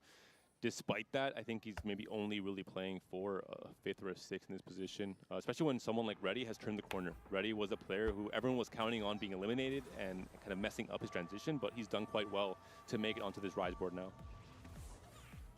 On the left side, we'll see Reddy versus, I believe that's Daystick on the other side, that's who a now is Mel Mel too. And so it's going to be so incredibly hard to take that down, where Koyui has a much better fight versus Robin on the other side, who did roll it down though. All that gold has been spent, and we're wrapping onto the back line. Wait, if the Volibear casts and gets onto the LeBlanc, and he does, Mel might get killed before she gets her second cast off. Oh, and it's attached Oh so fast my on the back line, and it God. does do it. And Robin also takes down Koyui. The Volibear so clutch, the HP scaling from the Morok, but also just the extra HP you have on the Oh, units to survive the Setsuko. chip damage coming in from the LeBlanc. Also, Setsuko started off in our top 8, was looking great, and now has gone 7-7 to start the day. This is maybe the problem with going for this Jinx board on 4-1 instead of 3-5. Those extra 2 losses and the extra HP loss meant you can't fight for that 5th or 6th instead of the 7th or 8th. So really not ideal for Setsuko here. Annie 2 for He made it. Raiko. This is the destination he was searching for, able to stabilize on 4 HP. Playing around this play style is so incredibly risky. It's going to be all matchup dependent now, and it will be versus Mori and Rise 2. Oh, did you? I don't know if I like this matchup for Raiko. I think this Rise being upgraded means some disaster for this backline. Neither They're Swain got a already taking cast. so much damage. And the Vagar, I think, is scaled, but has he scaled enough? The Tibbers and Shyvana hanging on for so long, but it's just the Vagar by himself. The Rise is still healthy. I think it's just too much to handle. Raiko turned the corner, but not quite enough. Facing one of the stronger players in the lobby now on 5-3. Reddy facing AQ1H, we also see happening, and it will be the Rise being Oh my barely God. able to take the win and push him into top 5 and not eliminate here. These last item choices to help round out the board are so important for many of our players to round out their tanks, their secondary damage dealers. I'm thinking about AQ1H specifically, who doesn't have a 3rd item on that Mel. You can also see Reddy use one for the Slunder 2, just to give an extra boost of damage to try to burst down those tanks. Shout out to Robin, very quietly has snuck his way into the top 5 already, has still some more HP to lose. I think Ionia as a whole has close to a 0% win rate on this exact variant coming to stage 5, especially stage 6. And every other board that is left looks incredibly strong. 2 Mel Flex players who have hit the Mel 2 as well, or just basic actually, AQ1H still waiting for that one. The Rise pair as well for Ready. If he hits that, he becomes incredibly strong. So Robin is just scavenging placements as usual. That's his style, but this time not on the reroll, instead on that Fast 9 board.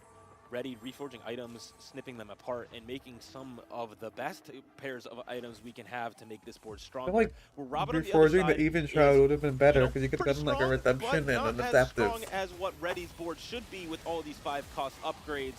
The set is going to be a huge damage dealer if it's able to do sit-ups first. It is not targeted early enough, and this Volibear is so incredibly dangerous. But the Yoni's on to the Rise in the backline. The Ahri now against the world. It's just too much. This Volibear has been insane, and the set can't stand tall enough. So Robinsox is going to take a bit of a hit, and we are getting closer to determining the top 4, but it still feels like we're so far away with how much these boards are spiking. And the big difference here is 2 Melflex players, 2 Rise players. Each of them, or one of each of those pairs, has the Mel 2 and the Rise 2 upgrade. The other doesn't. So right now, Mori and Dasik, they have their carries upgraded. They're winning these rounds. The moment Ready or AQ1H are able to find their upgrades as well, it's going to be very close to see who has that stronger final setup as we get into stage 6. And Robin just caught in the middle, just trying to say, maybe I can just win one of these fights at the very least and land in the top 4. Well, he's a Silas, so he could also maybe find an uncontested upgrade. I think he's just really hoping that Dasik or somebody else can take down Ready to push him into the top 4. Dasik's board is incredibly strong with that Azir 2 alongside it. The Melcast coming through does an incredible amount of damage, but the Volibear just does not fall down. Ready is making an incredible comeback and will not knock out Dasik. He has a couple HP left to spare. And the Renekton aggro drop made it so that the backline was targeted early for Dasik. Unfortunately, his main tanks, I mean, doesn't really have one, right? It's just the Darius. I mean, Ready's dodged Mori the entire stage. Problem there for Dasik's board, I think, needs a little bit more frontline somehow. Maybe we get some more items, some more gold, try to finish up these boards. AQ1H can make a massive upgrade with getting the Mel 2 as well as the Senna Lucian 2. We're also taking a look at being able to get that Silas 2 online. Ready needs the Rise as well. And so hopefully you're going to get some additional gold here that can help you find those. Ready has a pair, you just need to get that final one. Wukong 2, huge upgrade for the front line. No Rise yet, but still has a few gold left to work with.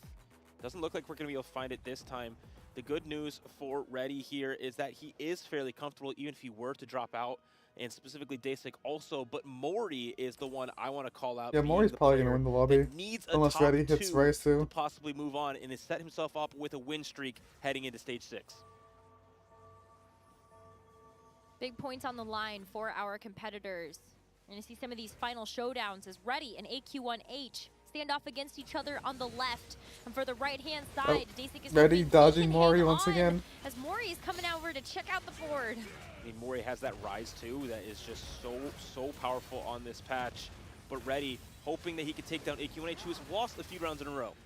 Renekton gets to the back line. The Mel class is not quite enough. Dasik will be taken down, and Ready, the Rise is not able to cast with Sandra all by herself versus the Seraphine. The final 1v1 is lost, and Ready, without the Rise 2, could not do it. Both of the players get eliminated here. 3 players left. Robin still caught in the middle on a 2-win streak. This man's just scamming top 3s. It's a great way to start the day for Robin. He hit the Silas, as you mentioned, Nekra, yeah. With the Warden emblem as well, and the Ascension kicking in.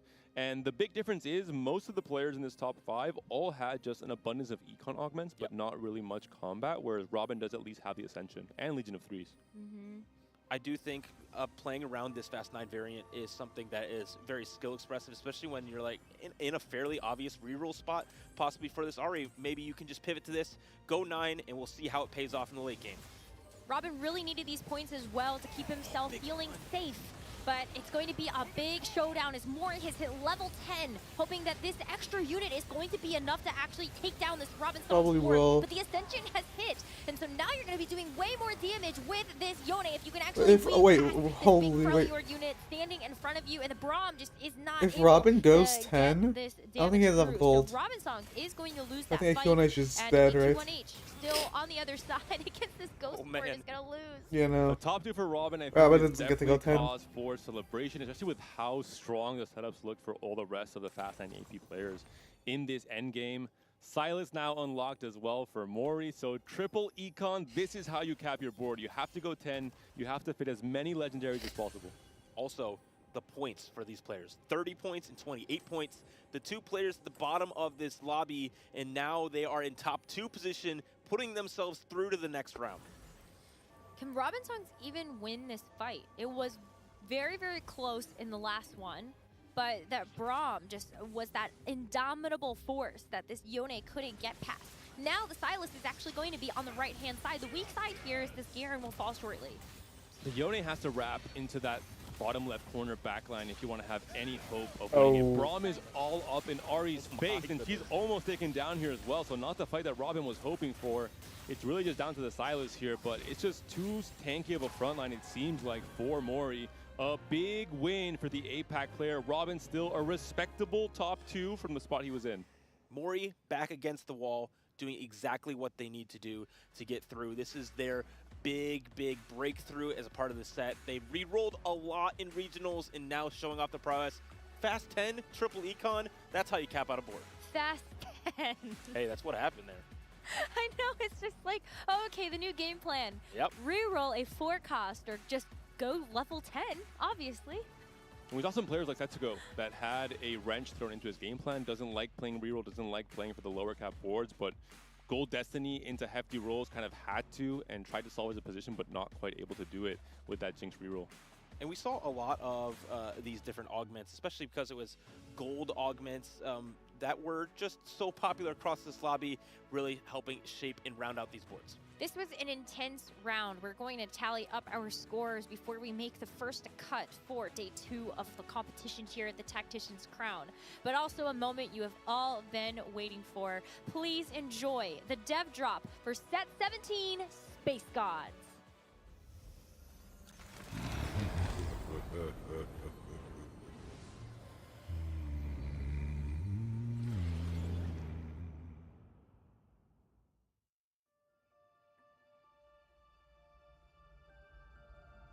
Long before the first comp was built, the space gods have watched and waited for their moment. Choose your gods. Your fate is written in the stars. Matt, what are you doing? We have playtest in 12 minutes. Oh, my bad. That's a story for another time. Let's play Space Gods.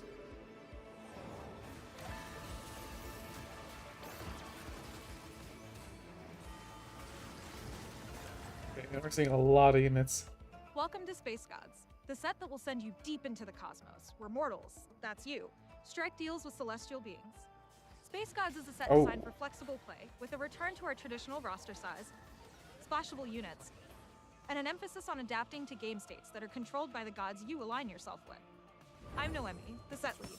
The team and I are here to tell you all about our supernatural roster of traits and champions, new tacticians, arenas, and more. Wait, this is like the mechanic I made. I'll make sure we wait for you to get back to your desk before we start the lobby. Thanks, Matt. Appreciate it. But what's the point? He's just gonna open for anyways. Less appreciated. Hey, folks. I'm Philip, lead designer on the set mechanic. In Space Gods, there is no carousel. There is only the realm of the gods. At the start of the game, 2 of our 9 gods will appear, greeting you and letting you know early on just what space gods are contending for power. That's important because instead of carousel, you'll be selecting an This offering is from straight most up the gods. set The mechanic I less made. powerful generic Shimmering one from Hank, Seas. who's a god in Ara, to say the least. This is funny. In the realm of the gods, you'll be able to participate in drama on a galactic scale, choosing which god is your favorite. But I'd recommend choosing based on how helpful their offerings are for your game plan. Once you've chosen your god and Like, this is offering, just, like, you'll straight also up get their Voyages. relic, which represents your fealty and follows you around, letting other players know to whom you've made your allegiance. And regardless of who you picked as your favorite, we've always got good old Pengu to provide a more generic, yet lower power reward, who will be guaranteed for everyone, regardless of whichever god they choose. The Realm of the Gods allows you to power up the way you want, all while witnessing and partaking in a game of sycophantic favoritism. But what's the point in picking favorites and creating conflict if there's no resolution to our celestial drama? Enter the 4/7 boon selection. This is where whichever god you've been choosing the most will come to your board with an armory, similar to the treasure dragon of Dragonlands. This is like Hades. That are thematically This is tied to that Hades. god's personality. They're boons, in addition to some other more general rules. What the heck? Each of our gods has a unique blessing they'll Painted grant to their power. followers, whether that's Yasuo's, which This further is upgrades okay. This protections, is just Hades, or Aurelian Soul, and this is just which offers Voyages. you a selection of quests with powerful rewards. And even after you've picked your boon, your faith will be continually rewarded, with your favorite god returning to their devout followers' boards to provide loot on occasion for the remainder of the game. So many teams came together to make this mechanic possible, so let's get more dev in this drop and invite Isaac, our set art lead, to tell us some more. When we heard about the Realm of the Gods, our gears immediately began turning. What would the gods look like? How many should there be? Okay, honestly, like gods is kind of foreshadowing because that's And just how can it's you just pair Hades. all of Art's Like, ideas with the design of the mechanic in a way that feels exciting for players. Exactly. Art took the lead here in deciding which champions would be our gods. We knew we didn't want a lot of overlap with the set's units, and we wanted to use champions that have a distinct lane of personality and cosmic power. One of the first gods the art team landed on is Soraka. Her illustration is just gorgeous and convinced a lot of the team that this was this a is great even like direction. Hades art style. I was certainly convinced. And once we had her look and personality in front of us, the design team got to work on benevolent offerings. For Soraka, that meant HP, both for your units and your Tactician. Yasuo was another one we decided on pretty early. He's dark, brooding, and all edge. Wait, With so that this is attitude, Yasuo became all about skillful positioning. is this gonna be a balance offering problem? hexes Probably that not. power the unit on them in I don't spacey think this ways, is that hard. I stats, mean, utility, and more. We couldn't just I have can't one doubt good Riot's god with game's Yasuo. We his also ability had to mess up this kind of I love balance, Eve but because she represents such a powerful player experience. no, this is being lured in by risky this is power. a cool execution of this idea. Eve offers powerful rewards that may or may not match your board, like completely random emblems. But art didn't just work on creating gods for our mechanic, they also created life, with a summon that is bespoke and newly evergreen to TFT, similar to how Koboko was during Inkborn Fables. Bia, the baby, and Bayan, the mom, are TFT summons that'll be debuting with our Shepherd trait. Summon just Bia to your board at the first breakpoint, then call upon Mama to join, and power up together at the final breakpoint, if you can get your hands on a Shepherd emblem. Pray to Evelyn.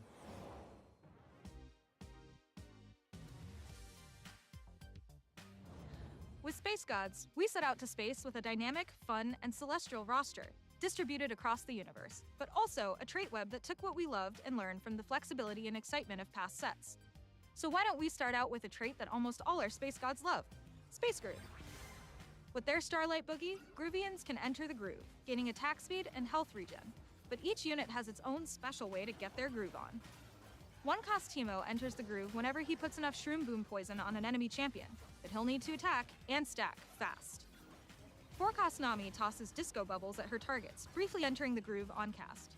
And then, there's Space Groove's legendary unit, Blitzcrank, and their pit crew of puppers. Once Blitz falls below a certain health threshold, they'll take a beat to repair. After a top-off of oil and Bork bites, they'll re-enter the fight and the groove as they passively fire off zaps and create tragic mishaps, uppercutting their target into the moon. Wait, that's no moon. That's a space disco ball. Opposite to the disco glow is the light-consuming black hole that the Darkstar trait creates. As you feed your black hole enemies, it will empower your units. If you're a fan of finger guns, well, you're in luck, because Jin is taking those literally and cosmically. Almost godlike with his ability, Jin's the high-spectacle legendary unit of Darkstar whose galactic finale looks kinda like this. And exploring those stars, dark, supergiants, dwarves, and the likes, is our lighthearted Meeple trait. Meeple brings a whole lot of units and a whole lot of meeps, which will strengthen your abilities. Field more Meeples, acquire more meeps. Simple as that. The 5-cost for Meeple, Bard, summons a UFO, which stands for Ultra Friendly Object, that'll deal magic damage per second. Deal enough damage, and you might even beam up an enemy unit. All right, Major Tom, let's get to a high-stakes trait that's certain to leave ground control in chaos. Anima gathers tech after each combat, more on kills, and even more the higher your loss streak. You can cash out your tech for Anima Squad weapons to use on any unit. Weapons like Battle Bunny Crossbow, which will fire a cone of arrows at enemies if you can get enough crits off. Or the Yumi Bot, which heals the wearer and attaches to nearby friends upon the holder's death. Anything for chin scratches, I suppose. While they're good on anyone, these weapons, and Cat, often have specific users that they're the best on, like Rocket Swarm on Jinx. And even if you deactivate Anima, your items will stick around. Anima's not the only trait using tech that you'll encounter in Space Gods. The Mecha trait will transform Urgot, Aurelion Sol, and Galio into their ultimate mecha forms, granting them stats and enhanced abilities. Once they're mech'd, they'll take up 2 slots and count twice for the Mecha's trait. And unlike our Space Gods, our time is short. This is just so before old it mech. runs out, I've got to mention our splashable resource generation trait, Timebreaker. Activate at just 2 Timebreaker, and the trait will give you rerolls when you lose, and XP stored in a temporal core when you win. Once you activate 3 Timebreaker, in addition to its earlier effects, all your allies will gain bonus attack speed. Timebreaker takes learnings from the flex play we love so much in lore and legends. Splash just 2 in early to fuel your econ, or use the 3-piece as the backbone to any 1 or 2-cost reroll line. As you familiarize yourself with the set, you'll notice many 2-piece classes and other origins with breakpoints for each additional unit you add. I've covered just a few of our major origins, but in Space Gods, you'll also be able to overwhelm your enemies with baby swarmlings via Primordian, chart constellations of empowered hexes with Stargazer, and deal powerful signature attacks with Nova. And moving past traits, we've also got a few threat-like units that you can utilize into many end or mid-game boards. Graves, for one, is a build-your-own unit, allowing you to constantly purchase upgrades, unlocking tech trees for customization in the process. And Sona creates commands that buff her allies by telling them what to do and how to do it. Gun Goddess Misfortune will let you choose between 3 unique traits, similar to KO Coliseum's Lee Sin, but as a 3-cost. Misfortune isn't the only low-cost threat-like unit. We've also got utility tanks like Rost and Tom Kench at 3 and 4 gold respectively to pad out the front line for any comp flexing on the fly. 2 more trade-agnostic 5-cost to end things with, Vex and Shen. Vex is an attack speed-focused hypercarry that'll slap your foes around without a shadow of a doubt, but with Shadow, no doubt. Axe speed to Vex. While Shen is a Bastion who will tear through That's a reloads choice. by opening a rift, slowing enemies and accelerating allies' attacks. Alright, I've got a playtest to win. Now, over to Valentine to talk illustration. So we had a very specific style in mind for the Space Gods that shows off a more traditional style of Hades. game than we've typically seen on TFT. There's no perfect blending, but we obsess over things like brushstrokes and texture, and hopefully as we look closer at these, you'll notice those little details too. The lack of perfect blending is sort of a reflection of our gods too. The art style is They're Hades. high, Why? larger-than-life I mean, characters. are they None of gonna them address are that or perfect, not? But we kind of love them for that, right? When we were looking at a champion for the God of Time, most of the team immediately thought of Zillion because he's old, he's godlike, he's got a big clock on his back. But using Zillion as our time god would have just been using Zillion. And for our Space God roster, we wanted to elevate existing characters into hyperbolic but flawed godhood. Let me show you what I mean with Echo, the God of Time. Echo's a tricky character because we already know him from so many different places. Arcane, true damage, and he's my favorite air-hopping, time-winding champion in 2x KO. So bringing the kid into godliness meant lowering the volume on his emotions in trade of a more stoic, somber, and experienced version of our boy genius. No longer a boy, but still begrudgingly a genius. The way Echo's powers manifest in League is with an after image, allowing him to chrono break back in time. But our god version of him has versions that aren't just backwards in time, but also forwards. We've got Kid Echo in the back trying to grasp the hourglass that present Echo has control over, while the one in the foreground is an older version of Echo. Then it was adding time motifs to show Echo more as time itself, Roman numerals on the clock behind him creating a halo effect, and circular shapes throughout that are all indicative of time. Meanwhile, the golden markings on his skin elevate Echo to make him feel almost ethereal, while also being natural to himself in his color and style. As you play, we hope that you have time to pick up on the little things like this that make each god unique.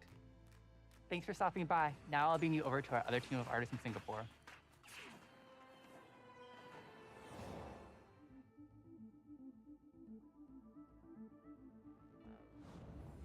Hi everyone.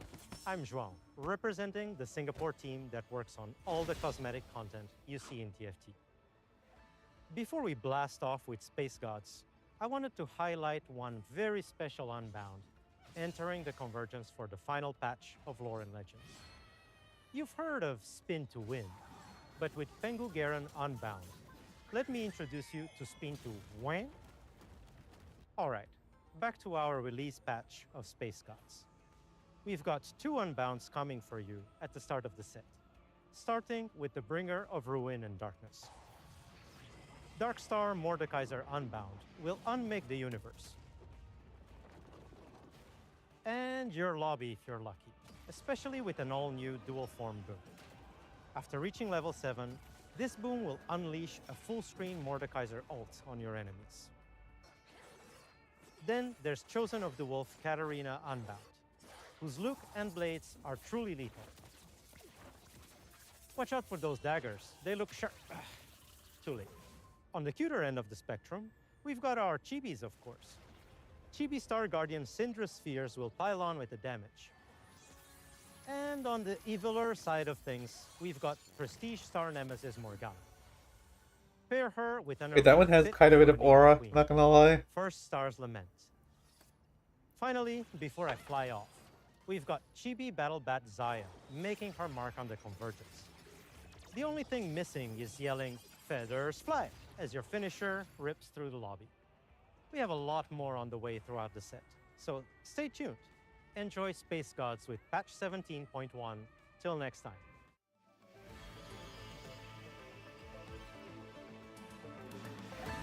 Okay, are the casters gonna address it or not?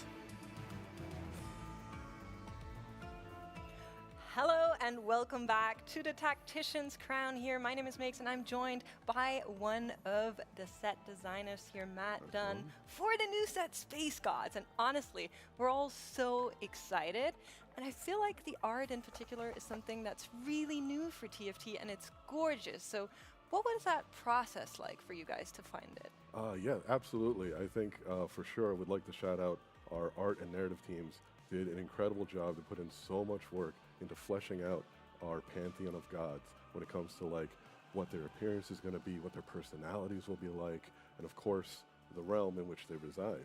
It all came together to make something really special, and we're really looking forward for all of you to get a chance to experience that as you play set 17. Honestly, I got a little bit of a taste already in the playtest, and I was so giddy to see my girl Soraka in the God list. Can you share with us, everybody that's watching, what is your favorite god and maybe why? Sure, absolutely. It's really hard to pick one. I think I'm going to have to go with Thresh for a couple of reasons. All right. Thresh is the god of packs, and Thresh's boons come with a little bit of risk to them in that you don't always know what you're going to get. For example, Thresh can actually give you boons from the other god's pool, along with a little bit of extra gold on top. But it will be a random one. You don't know what you're getting until he gives it to you. And I like Thresh for a couple of reasons. One is that sometimes it's fun to just spin the wheel and see what you get. You know, a little surprise is exciting. But the other reason is that it can create this really interesting moment where, you know, sometimes you find yourself behind enough in a game that your only chance to get back is to really get lucky. All right. And like, when you find yourself in that moment, and you're like, I know it's risky, but I think I need to turn to Thresh, and maybe the old God of Pax will dig me out of this one. That moment of desperation is really cool to be able to capture with these gods. All right. Well, there you have it. If you're ever in a pinch, maybe Thresh will save you. I do want to ask about one more thing, that there was some rumors during the playtest of an elusive champion 5-cost that can be found under very specific conditions. Can you tell us more about Zed? Okay, yes, All Invader Zed. So Zed is a very special 5-cost in this set, in that he does not start off in the normal pool of champions. Now, I know we've been very clear. Our current set 16 Lord Legends, has the wonderful unlock mechanic, but that is the set mechanic for this set. We are not looking to bring that back for 17 or 18. However, we do have this one augment, Invader Zed, which does give you the opportunity to play with familiar Zed from the past. Specifically, we're looking at Zed as he existed in set 2. Now, when you get this augment, you set yourself up to receive a copy of him in stage 4, but on top of that, it will then allow Zed to appear in your shop. So you can this is like Prodigy Echo. Star up and play around this all-new unit that was unlocked through this augment. That's pretty cool. Yeah, I mean, I'm excited to maybe find Zed in my own games once Space God actually launches. But before we go there, we do have a show match tomorrow, starting at 3:15 a.m. PT. And Matt, you will join us there, share more thoughts about the set, the designs, the mechanics, while we watch our amazing players take a chance on the new set Space Gods here live at the Tactician's Crown. So make sure you tune in for that. We're really excited. Thank you for taking the time to share some more teasers on what players might be seeing in the new set Space Gods. We're going to go to a very quick break, and then we will be back with the action here at the Tactician's Crown for Lore and Legends.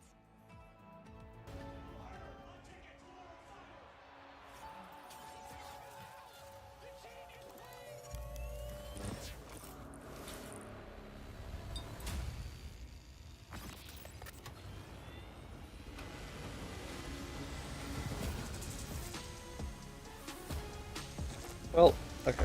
Let's look at the score sheet because I haven't seen this. I don't know if it's updated.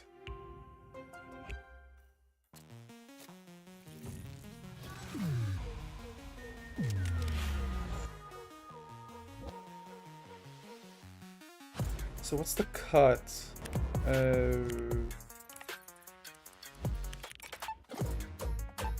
So these are already cut off, and then I think we're already after 2. We're cutting here, so that means the human body was built to move. Here to here are eliminated. In one singular posture for 12 hours a day. It's time your chair evolved. This is Secret Lab Titan Evo. Ergonomically engineered for you, gamers, hybrid workers, artists, backing your every move.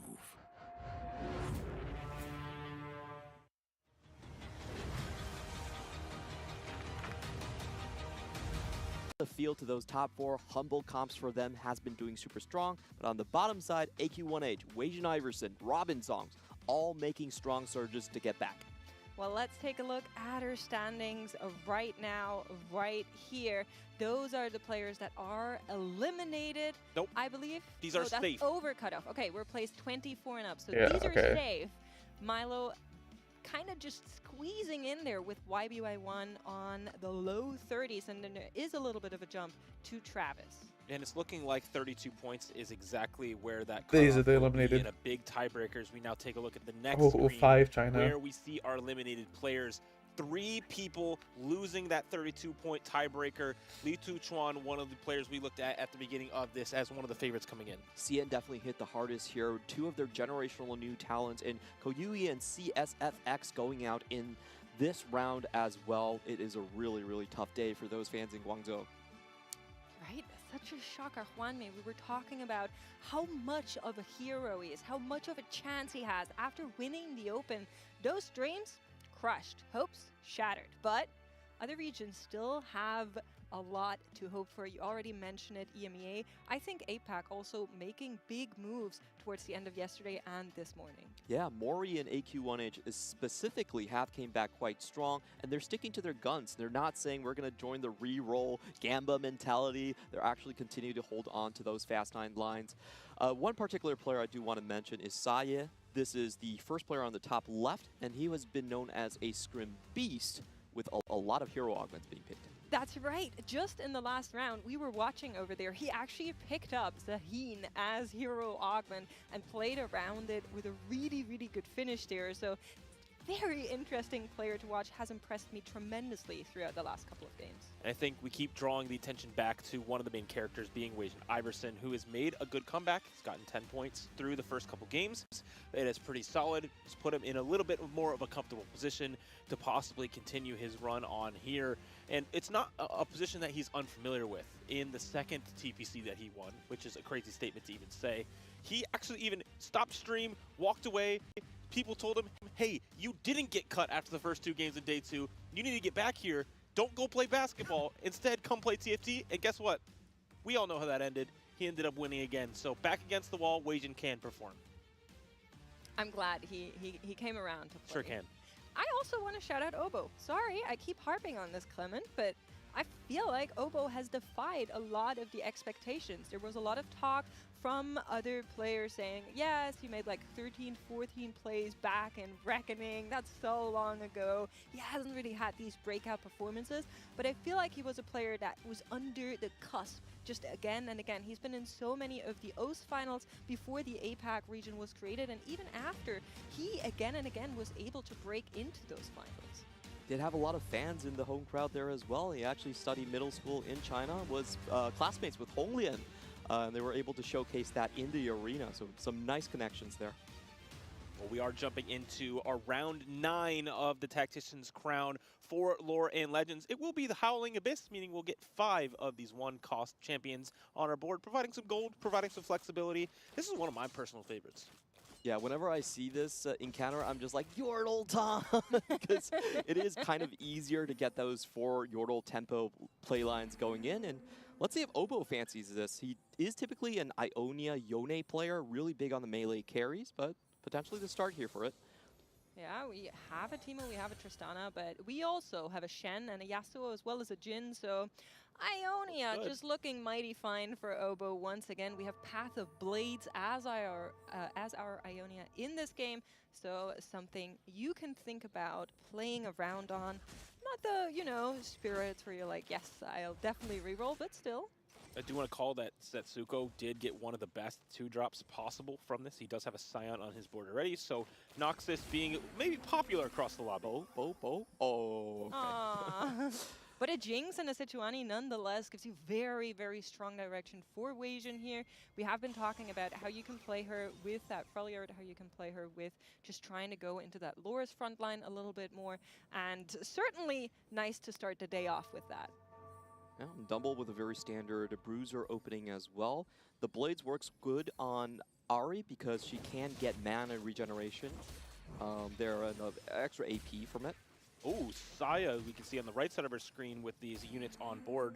We already have a Draven as well, so possible Noxus reroll situation. We've seen, obviously, that be quite good, but our first augment will determine a lot. It absolutely will, and it's going to be silver augments here to start us off.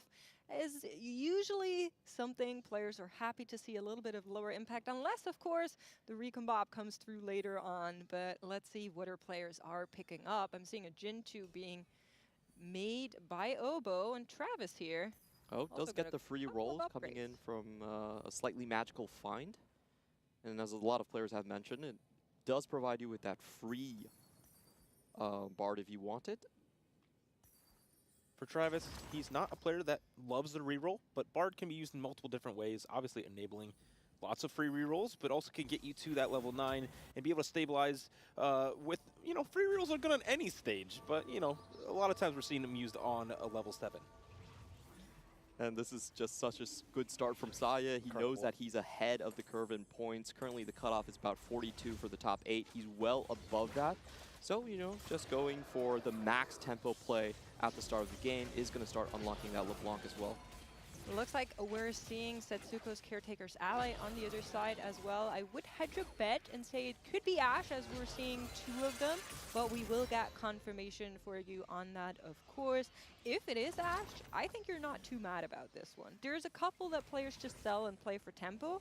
Ashe, you can actually put on your board and then assemble a Freljord line around it. I feel like what I've learned from Saya is just play a random reroll line. It doesn't even have to be S tier because there's so many people that will be low on points and be failing on the fast 9s for you to do this. So far, no one has played the Tryndamere Ashe line unless it was in the previous 2 games in the tournament. It is Ashe. And I have to say that this is one of those lines that is very difficult to actually pull off. Usually players only go for this if they have a good artifact start. Well, no artifacts to be seen, but the Quicksilver is one of the ideal items to put on our Tryndamere. But the problem is, when you're playing around this, you don't necessarily want to reroll. You get them on when you level. Yeah. And so you kind of He's need to not push levels, rerolling. play around getting that 3-star. There's no way he's not necessarily rerolling. 3-starring other things in your board. That's right. It's certainly something that Setsuko will need to solve for us. At the same time, I'm looking over at our little right-hand side corner, and Elia is getting a lot of upgrades on those 1 costs there. Uh-oh. We are Is this a page out of Raiko's book? trying to be a little bit magician-y. Yeah, I would say so. Yeah, getting that. For a second, I thought he had honor We're going to roll. sell it. So never mind. We're not going to play around Shadow Isle. Instead, looks like we might be playing around Targon Malzahar, which is one of the best rerolls, best performing one from yesterday. And having a bunch of these lesser duplicators online is a great way to start. And because I found less of my units, I get to keep my loss streak. Sorry, Weijin. Honestly, I kind of love this from Elia because you already know Weijin is on that Jinx reroll. You already know that players are looking towards Ionia. Noxus for sure someone is going to pick up. So trying to get the direction early and signal to the rest of the lobby to say, hey, I'm actually on this Maltz line, back off. I'm rolling now to try and get them on my board so nobody else even thinks about it. I can see this work out. A lot of rerolls established. Now it's Midfeed's turn to see which direction he's going to go, because he does have that table scraps that usually gives you a very strong direction. There is a Draven here as well. Weijin having to go for the 1 cost there, getting that bow that's incredibly important in that Warwick Jinx line. And so being able to probably slam some items, and he's hoping to really continue that streak now because he already won a round. We'll continue to. Looking at the bottom of our screen, though, we get a good picture to see a lot of our players have pretty strong spots here on stage 2. Yeah, I mean, for Elia, that pickup was pretty big, getting that Leo from the carousel together with a tier. Obo actually going for the spat. I'm curious on what exactly his game plan here is, if we're going to turn that into Ionia or what we're going to do with it. But here is midfeed. We've seen a Loris 2 on stage 2 way too often in these first couple games so far today. We could have had a Sichuani too if there was one on the carousel. That's very Didn't true. happen, though. Makes this front line very, very difficult to deal with, but we don't really have a backline carry identified quite yet. And Travis is going to go for the Ishtal line. Now, he has played a lot of Mel's that do go into the Ishtal, so I don't think it's going to be a Bard line, more likely a straight high-level Ishtal. Ooh, 5 Noxus already. Borsaya playing around that level 5 early, and I think that Silver Spoon is great because you can unlock the Darius really, really early on into this game, and that will make this win streak very easy. Yeah, if it's not broken, why fix it? Noxus reroll definitely reigns supreme still between all of those reroll comps. Travis going to take that loss here as our players are starting to establish those win and loss streaks. And big question is, between Obo and Saya, who can actually keep it? Are they going to meet? Travis did meet his Ishtal, so now he's thinking about where to go next. Did get the take 2,000 damage off of the opposing Noxious board. Sometimes you're really hoping that you get a decent enough opponent when you have that quest. Don't run into one of the loss streakers, please. Obo really hoping to dodge Saya here because they're very strong, and we have no items slammed for Obo. We're only relying on our board strength alone. This matchup will be against Travis, so an ideal matchup for them, but this could be a loss here if we get some bad positioning. Still would favor Obo, has one of the items slammed already, and whenever I see a Kiana too, she always fills me with a sense of safety, warm fuzziness. Unless you need her to get 3 kills. We also have a Jin too, so I think just on the back of those upgrades, Ubu does meet the eye test here, and he will also meet the win between these two players. Saya, on the other hand, also able to keep that win streak alive, so top and bottom of the lobby bringing out a little bit of extra money from those streaks as we go into Krugs. We did see a player today already lose to Krugs. Let's not have that repeated. Saya also has already found that key unit in the front line being the Swain. And this is, I don't know what the AVP from this spot is, but it has to be pretty good. Yeah, it's an absolutely crazy start from him, and you know, he just needs the level 7 on the Nico to kind of round out that composition. So Saya's looking like he's establishing his foot very firmly into that most dominant Darius LeBlanc line that we've seen again and again. Weijin gets his bow here as well. So good find on the carousel for him. I want to check in with Double real quick if we can, because nice. Sejuani too. Nice, Weijin, nice. But Double had a little bit of a rough start to this day. Truly, yesterday in the interview, he said, well, I'm not going to lie, you know, I was a little bit lucky in my games as well, but it was a great start. Today, a little bit of the opposite, and we're seeing him here also kind of play around the Ionia for now, has the Bard in place just to get a couple more resources in to maybe then later play for a Fast 9 type of board that we've seen so often from Double, but just something to keep in mind as we are looking between Obo and Double. It's not only that Double started the day a little bit slow, it's also that he ended yesterday slow. It's 4 bot 4s in a row after 4 top 2s in a row. And so it's put him now right down towards the middle of the table, really evening out his AVP of this tournament. So we know he can win games. It's just a matter of now can we maybe get some more high roll spots, please? Just a reminder, he actually started off with a historical best, 31 points in just 4 games. And so far, 4 games later, still stuck on 41. That's how the situation has been for him, unfortunately. Well, let's see what our augments are going to be, and it will be golden ones rolling around. Golden Dragon, something players have been really privy to try and pick up, play around that gold to then go into those late stage boards. We're also seeing some extra dummies being picked up by Double. Saya able to get 4 of these swords from the Magic Roll. So a lot more items is great for this composition. We do have a Reforger, so we're definitely going to use it. Yeah. Yeah, I don't think he's particularly happy with the influx of swords. Maybe the APs and the tiers would have been a little bit more easier to digest on his composition. He is thinking about how he's actually going to reforge at this point. Yeah, it's not an easy puzzle to solve. Let's see what he does. For now, he looks like he's thinking about it. Has reforged just one into a bow on the other side of it. Something very interesting to call out. Obo taking forward thinking, now saying, hey, I've got my win streak up to this point. Now I'm going to relax after I lose a round, because 4-2 is where I'm going to get an incredible influx of gold. I'm going to play around there, play an uncontested line, and see how we do. But for now, saving HP was the name of the game for that. Also, Latent Forge still to come for him. So there's going to be a lot more power. Yeah, and what I'm looking at is Travis, because this man is cooking. He's going after a potential Vanquisher Mel. That's the most common line that we've seen after the Ishtal. But we'll see if he actually wins or loses. It's going to be pretty pivotal on what he wants to build. Okay, so he did lose, getting the pan here. Doesn't quite yet have the glove for the composition, though. A lot of components on the side in the making here. He is going to go up to level 7 to try and stabilize just a little bit more.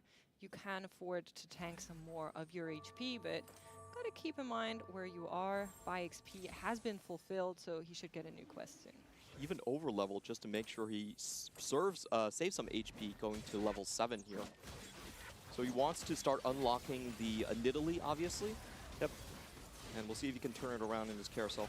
Yeah, I think if he gets 1 glove, his items are very, very good.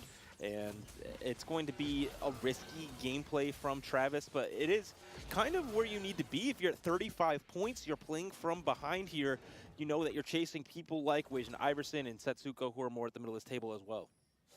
That's right, Ishtal unlock on the Nidalee, as well as on the Skarner as we go into this carousel. There is a Garen that is waiting for players that would think about the Demacia line, but I feel like after everybody looked at the stats from yesterday, players are like, okay, everybody's playing Demacia, let me play something else. We've been seeing a lot less. Oh, and midfeed with his augment gets 2 copies of Garen, so this may be an incredible stabilization from him.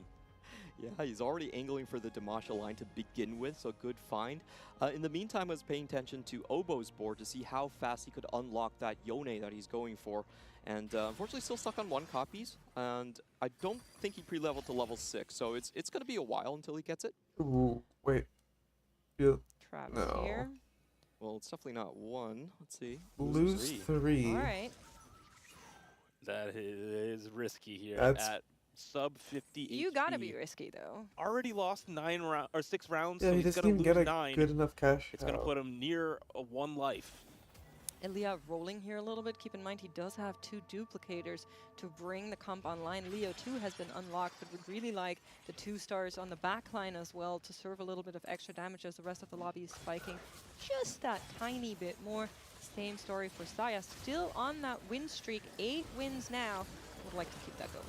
Does find a Aegis of the Dawn here, so armor penetration and a bit of tankiness. He's holding on to the possibility of actually going into a Demacia long shot line with the extra emblem and just, you know, ditching the Ionia line here. If he doesn't take the Yasuo, we should have confirmation that, yep, he is going to leave Ionia for Demacia. Saya 10 just streaking. like Sona did. Or 9 streaking. Wow. I like the lore. Crazy Yeah, lore I drop. know, like, that was a great poll. I loved it. Setsuko is the one that I'm most surprised about being in a spot at the top of this leaderboard. Did take crash test dummies, which alongside Freljord makes these dummies a little bit more powerful. He is, you know, playing around some of this more tempo. I'm curious to see where he'll I mean, end half up, the though. lobby is. I love Wait, this. he's This is re-rolling. so rare to see, Or he's but not we re-rolling. had the But he actual no, he's not of the re-rolling. caretakers as well He as just has the then re-roll board. Tryndamere, of course. He knows that nobody else will really pick up any Tryndameres. And if he can Yeah, you get should something not be like a re-rolling. Darius in there as well, it could be interesting. However, I will say we know Wasian is on Jinx, so those Sejuani I have no idea what the hard to tempo come cap by. for this comp is. Like, it's probably just like I wonder if this is gonna be Kindred Fast 9 AD. stuff. I don't know from this situation. He's going to get the extra gold every time he levels with the Ashe. He's not going to go for that Ashe 3, it does look like. But the Oh, strong he is going items for Ashe this, 3. If he can test the Warwick line, it's going to be very difficult for both He is of them going to for find Ashe any 3. success in this game. I think he's going for Ashe 3, but not Tryndamere 3. So the Tryndamere items are going to be over to who's that bear called? Volley Bear. That's the bear I That's was bear. thinking about. Sorry, skip Okay. my mind somehow. Just Yeah. level and you get the Ashe 3. It's been stacking the entire Yeah, time. Panda's So right. you just go with that. Darius and the Draven will be contested very heavily from Saye. So I think he's just holding that to kind of slow people down. I think it's a great strategy in this lobby. I actually didn't see the other Ashes on his field. So. Yeah, he's been hiding them on the bench. It's a great strategy, honestly. And it's going to be very interesting. Also, wait, the especially with crash all the test dummies rerolls with in the lobby, Freljord. Leah being It's one kinda of funny. them who has great items, but doesn't have necessarily the Void mod that you're looking for. Generally, you want the Legion Nucleus, which will give a bunch of healing to your board, but maybe we can substitute that with a Hextech Gunblade, not getting the components here.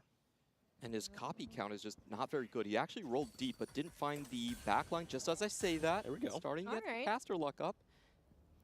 Lots of upgrades are coming through on the right-hand side for all of the lobby, though, so we'll need to see if that is good enough. Also, augments are right around the corner. Speaking of such, Wasian getting that Jinx in, Double getting that Yasuo 2 in, so might be that even though Ilya just got the Malzahar in place, it's not good enough to finally stop that bleeding that he has been experiencing towards the bottom of the lobby. Saya also did not 10 streak, did take a loss at the end of stage 3, so a little bit of gold lost there. Obviously a great spot in terms of HP, but the one to look at on floor 2, as well as the augments across the lobby, is Oboe. Double Who we're redemption, thinking will come Val, through. it's The comp pretty will be good. decided. Right now he's on an Ionia line, but he also has Demacia +1 as an emblem there, so it'll be a huge transition.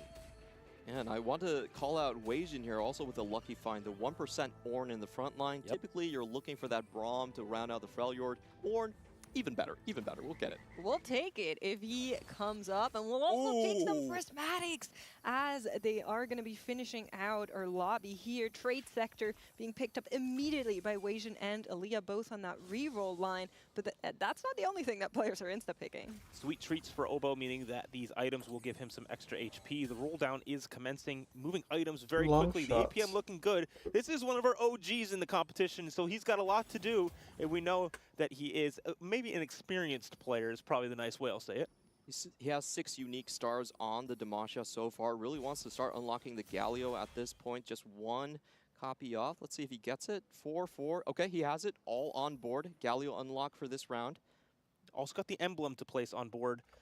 We also, look at this for Aaliyah. That is a crazy build on this Leona. Wait, that's Well, really she funny. will be tanky is what he decided as he did roll down with that trade sector. A little bit of a pain point. We already spent a lot of our gold before we picked up No the healing, prismatic, though. so not as a lot of benefit from it right now. Yeah, him and Wasian both But taking commerce forward to give Leona's rerolls not each taking round, damage. helping them round out the boards because, you know, we're rolling down on 4-2 to try to stabilize, but a lot of times you're not going to hit all of the upgrades you want, so we still for Aaliyah need to get our backline upgraded. Yeah, it's definitely a immediate spike option compared to something like Invested, so they want to play the tempo game on this stage.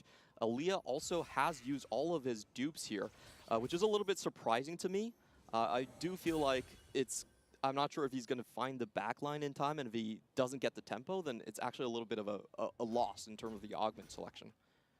Well, speaking of finding, there is a little bit of holding happening between Weijin and Setsuko. I just saw the Sejuani 2 come online for Setsuko on the right-hand side, and Weijin desperately looking for exactly that. 1 copy off, 2 copies away from that Jinx. As we hop on over to the board, you can see Ash 3 has arrived. Also, Giant and Mighty, the combo of augments he does have with Crash Test Dummies and now the extra HP from his Prismatic will make this board very strong, along with the durability from Freljord. And so not only are his units strong, it's also the extra things he has on his board.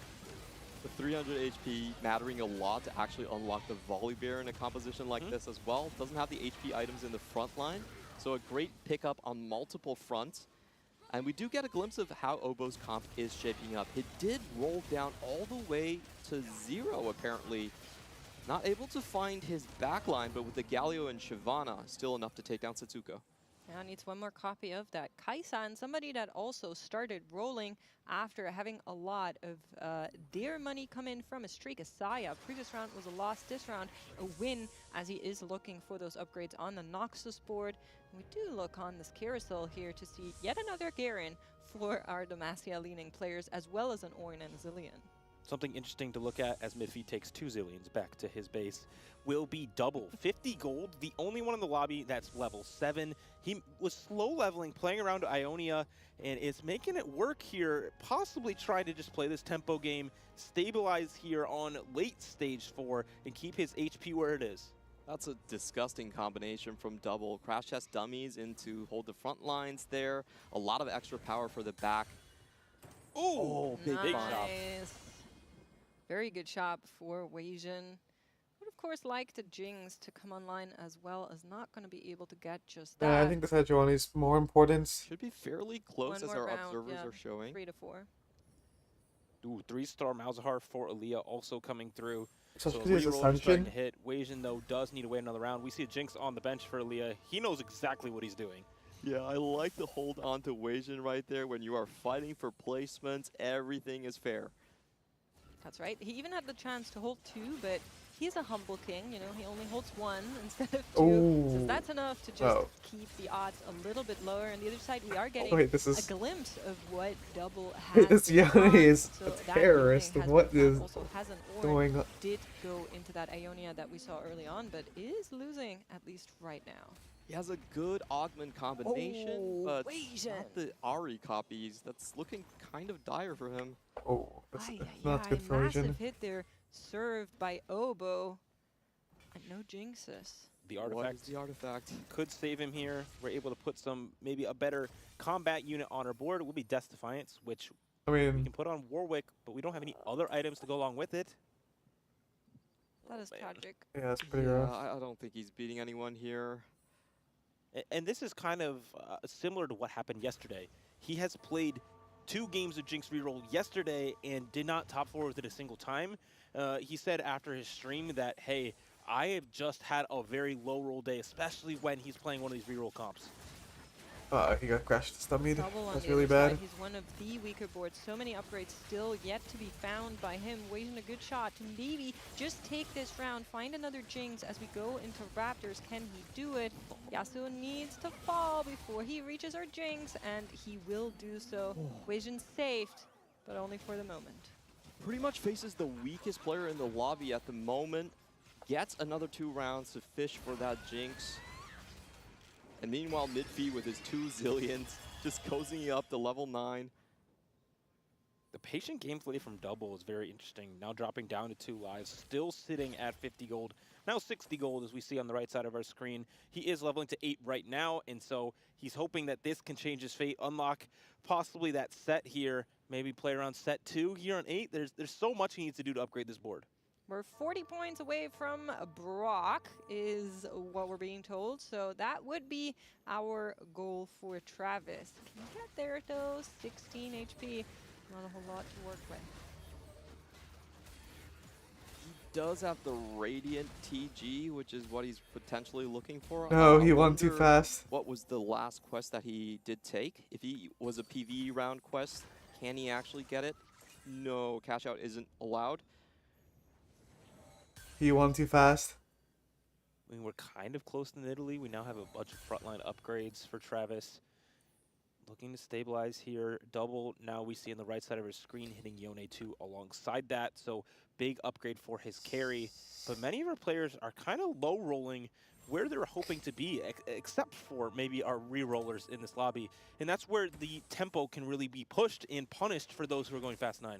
All right, we're getting word that his Nico needs to survive for 15 seconds on the right-hand side. Let's see if she can do just that. But on the This left-hand Nico's side, nuts. Asian is also fighting for his life, and he has run into maybe. Setsuko on the left-hand side. Does have the Lysandra in, as well as the Ashe upgrade Okay, that we were Nico did talking about. survive. Massive frontline. Sejuani against Sejuani. That's some bristle-on-bristle action as Oh, he does Draven go is- down, and Wajan able to hang in there by a slither of HP. Saya is looking like a 1v2 into the bottom side. Can Tarek's ability damage deal enough? Hammer swing, no! Travis takes a tough loss. He didn't find the Azir to lock his Nico in the corner. Big news for Wajan Iverson, though. We did hit that Jinx 3, which is exactly why we won that round. We have enough damage to do stuff now. It was just not coming through. We have a solid tank. Now we have a solid backline. But Saya is the player that is looking to really, really establish himself on the top of this lobby now, hitting another 3-star upgrade in that LeBlanc.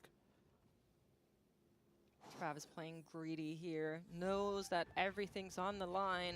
If he's unable to turn it around from here, he is in a pretty dire spot with eliminations coming up after the next game once more. Goes up against Aaliyah. Aaliyah has found so many of those upgrades. This Targan board is basically online. Wajan's against Everything is Saya. there, and I mean, feel we're like still it's really Darius hard for too. Travis, he needs to find a way into the backline. Can he get those resets Warwick's on the dead Nidalee instantly. for the backline jump? But he's not even on the right side, and the Nidalee is getting targeted. Nidalee goes, no, healing's still there. Oh, now she's down.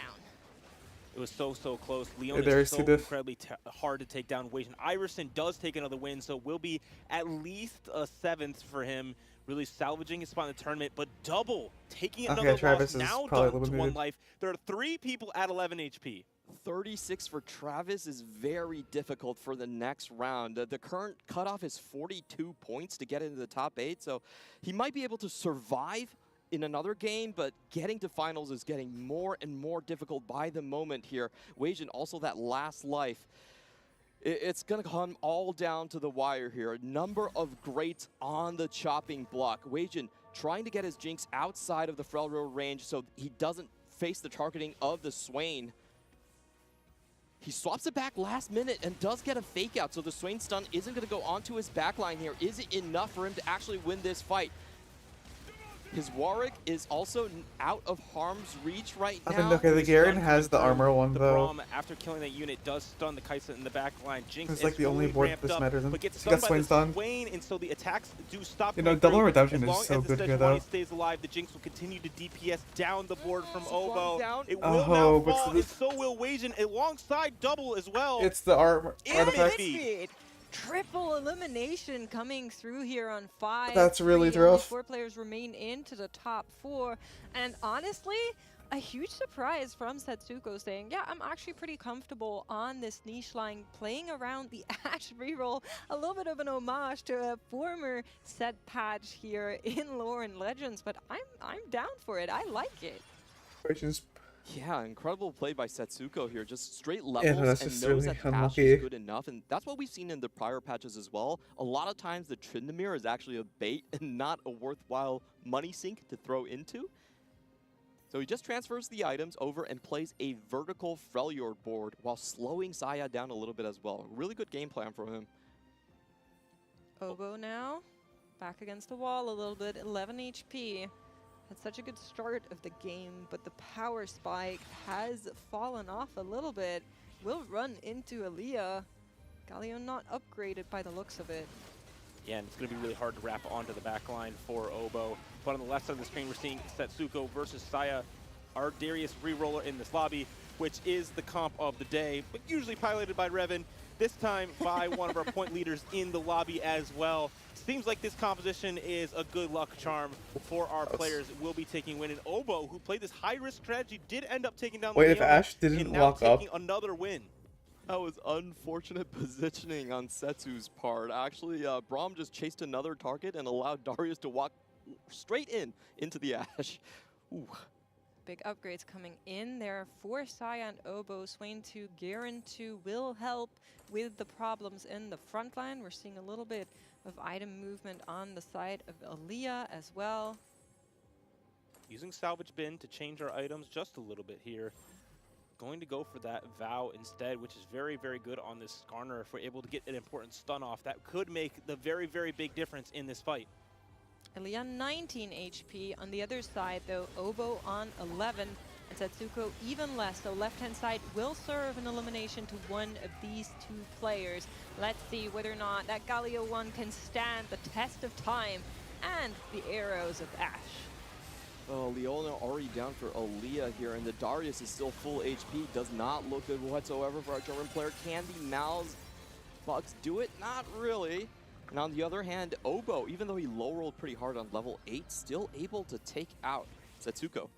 I mean, honestly, if you're Setsuko, you're a little bit happy with that fourth there. It's a very awkward position, awkward augments, awkward unit to be handed each time you level up in this game. And starting off the day with 2 7ths, now finally breaking in the top 4 today, he's putting himself in a good position to make his way back into the conversation for that top 8. I like that you said this is the Revan comp. Is it like other players cannot pick it? Nope, they can't anymore, and he's claimed it. I will say, every time Revan goes into a game, he just all chats it. Before even the Ravens show up, he does. That is very funny. It's the psychology game. I will say that has not worked in past Tactician's Crown, but we'll have to see whether or not it can continue working. From everything we've been seeing thus far, it was all right. Let's see what our players are now picking up as last upgrades. Warmox for that Scion to be a little bit chunkier, buy some more time for the triple threat on the Noxus reroll. And Leah has tried to build a second tank there to also help out his Leona. The Leona positioning has been probably the biggest problem for his composition because we're trying to play around triple gargoyles. Yeah. It makes it very, very awkward. The real fight, though, will be on the left side of our screen between Obo and Saya, the reroller versus our risky player playing around that forward thinking. Going into Demacia long shots, not a composition we see win very many lobbies, and so we're going to see maybe even why here. We're trying to take down this Darius in the front line. The Demacia has ramped up, so a lot of these resistances are online. The stack shiv reaching into the backline. The Taric refusing to fall. The Swain stun coming through means Obo survives another round. Yeah, and the way he built his composition is a little bit more stronger against the Darius 3. You have that stacking AP damage from the AP Kaisa in the corner that just locks onto one target. So he was able to take that one down. But Saya, we knew he was kind of chilling in the last round, wanted to level on interval, still had 50 gold, looking for a potential Shyvana, but now we'll settle on actually adding another one of the Quick Striker.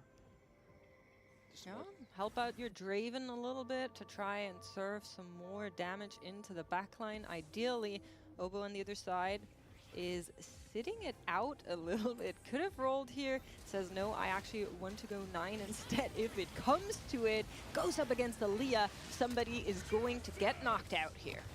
As the Galio comes through, so does a lot of the CC. Obo versus Elia. Will it be the reroller or will it be our Demacia long shot player?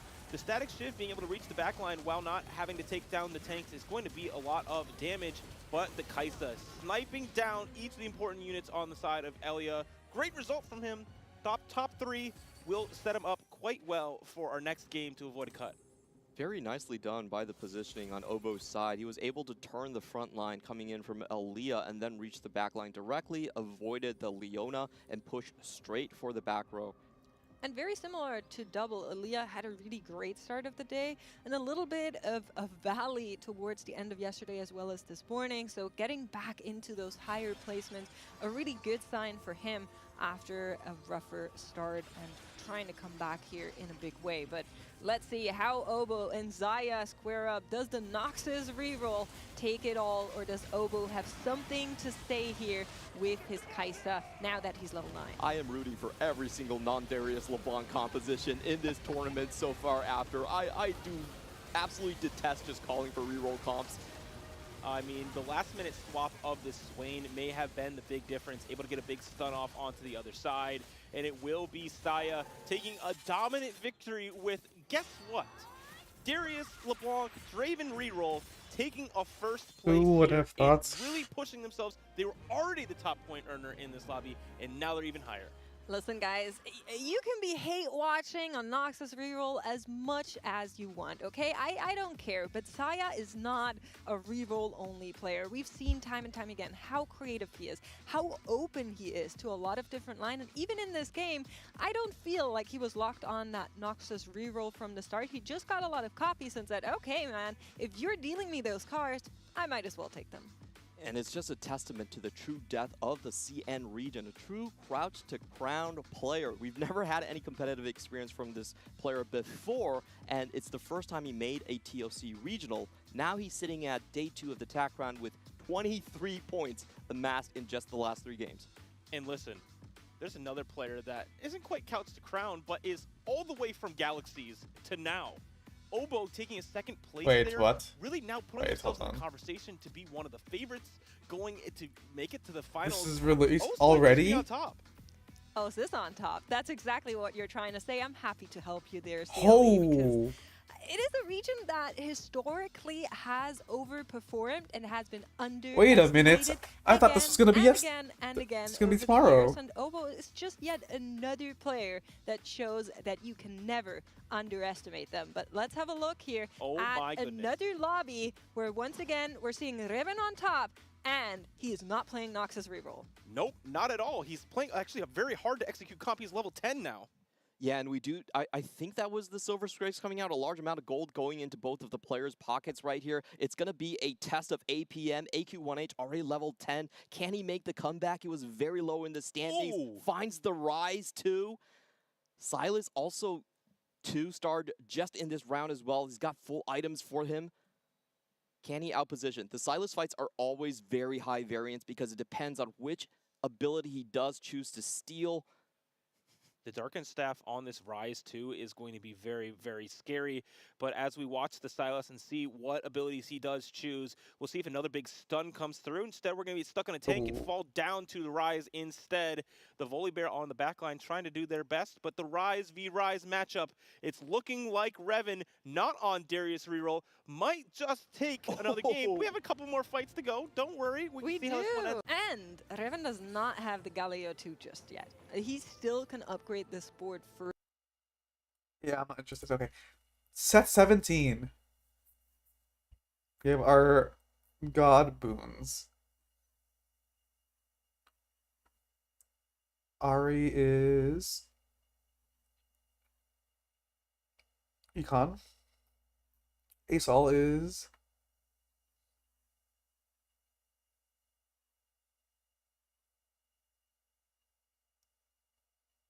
I don't know, it's like conditional stuff. Random emblem or forger. 6 non-unique traits. Echo. Delayed stuff.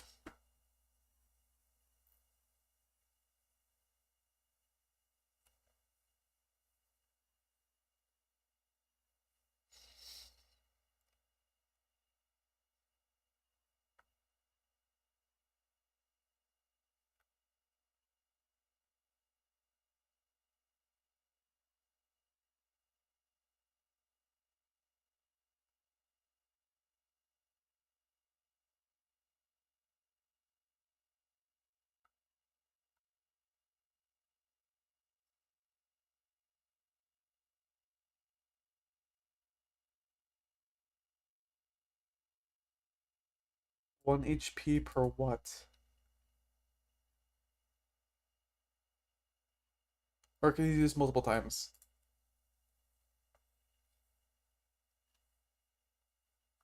I mean, if you could do that, I mean, Okay, on stage 2, like, that's completely fine. If you can repeat that, I'd be spamming the shit out of that. Press that like 10, 20 times.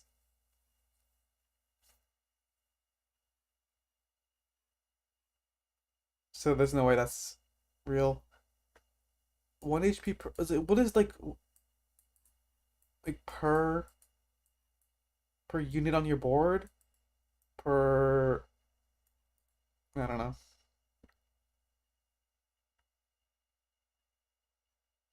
When you lose combat. Oh, is this the condition? Is this the thing? How much gold do you get? 6 gold versus 8 gold, but you... Okay, that's more interesting. Okay, Kale, God of Order. This is consistency. Which is like, okay, this is makes sense because it's like the Order Dragon.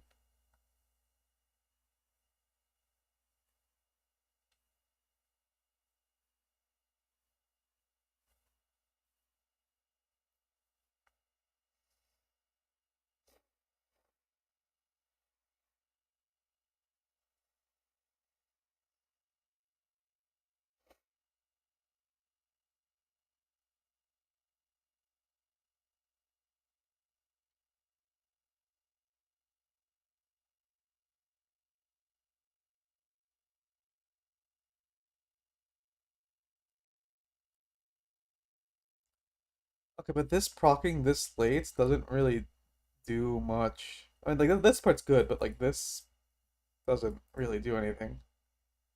That's like maybe half of a life. Like, maybe this can take you from 1 life to 2 life, but like only some of the time.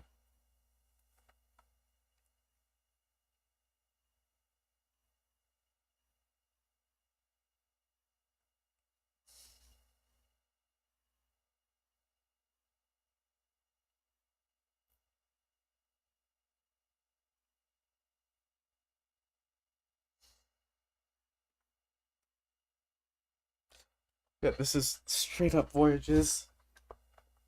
Ah, man.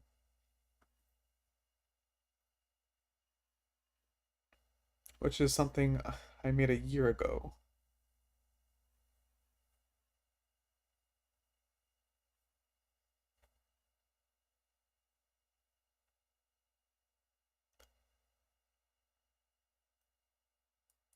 Don't know what this means.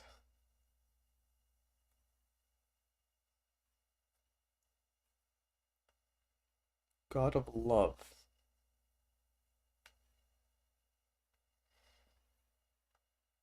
Reroll. God of the Abyss.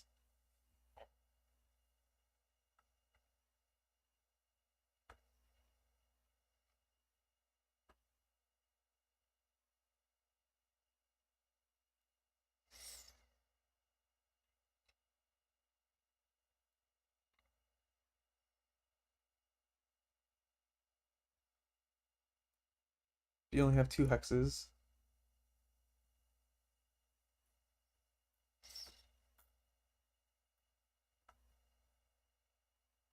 This is reroll. Like, so this is low cost reroll. Oh, no. This could be any reroll. Cap with 5 costs. This, depending on how good the die are. This one is probably not that good. Random completed items are radiant. I think this is too random.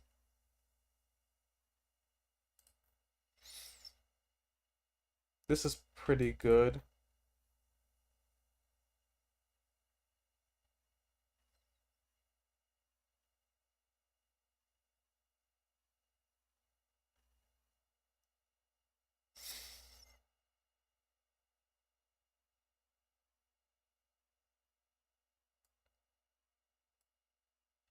This I have to look at. That okay.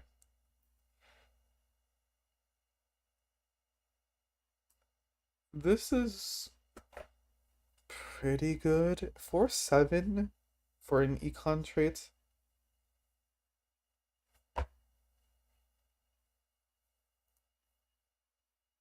Okay. How do you activate these? We'll have to see later. Okay. Units. How many are there total?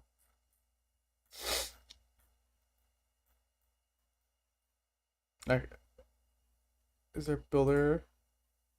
Okay, it is builder. 1, 2, 3, 4, 5, 6, 7, 8, 9, 10, 11. 14, 13, 13, 13, 8? No. 10, but one of them's conditional. So are there 9 naturally?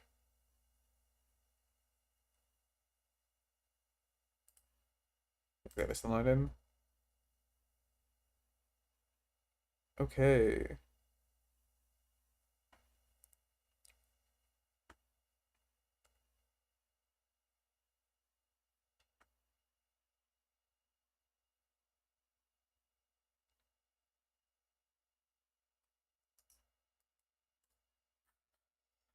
So here, gods. That's not what I meant to play. Press. Units. Okay, so we have. Let's look at the traits first. Wait, are they new? Okay, these are just emblems, right? Oh. No, not really. Traits. Anima, which they talk. Okay, so this is after losing gain attack plus. Is this a lost streak?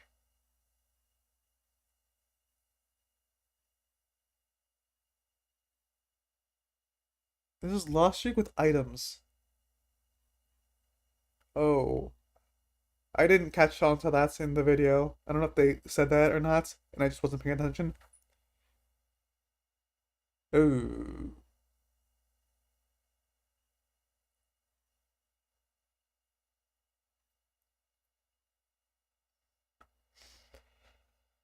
Arbiter. An effect to apply to Arbiter which wasn't cause of. Okay, this one they talked about? No, they didn't.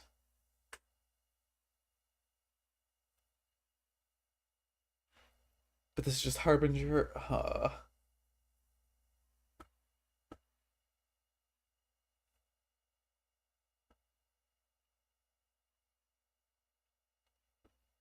Okay, this is like admin kind of. Yeah, this is like admin. And it's a what is it? This is normal, I think, right? 1, 2, 3, 3, 5. Yeah. This is 1, 2, 3, 4. So you can play.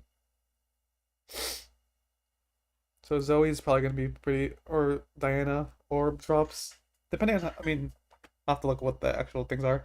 Bulwark. This is 5 cost. This is flex. Yeah, they talked about Shen being trait agnostic. Wait, this is really good.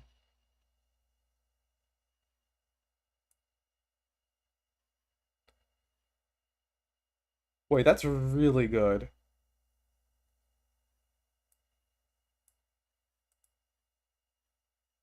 Depends on how much AoE CC, but I mean, that's really good. Commander, command mod. Okay, this is okay. There's items. Do these replace items, or is this like its own slot?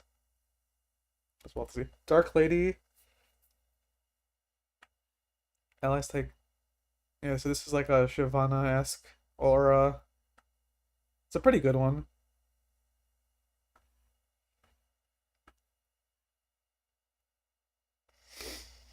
Dark Star, but this isn't old Dark Star. This is different. Are these all using the red chromas? That's pretty cool. Dark Stars create a black hole that consumes enemies at 10% max health. Is this on ability damage or on... I don't know.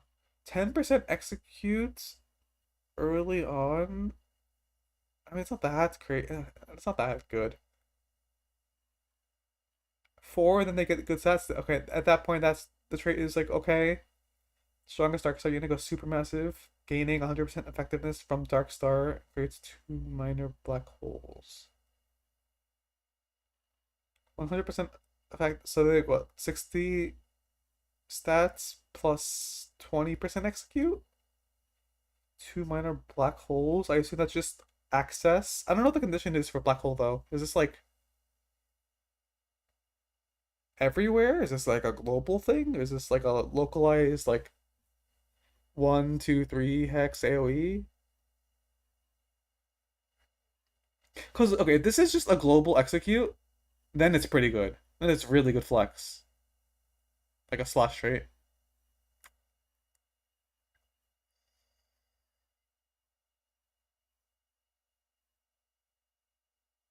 I have to see. Kill player damage you deal. Always wins a one-on-one duel. This is just literally this. I literally made this Fiora. This spell's different though.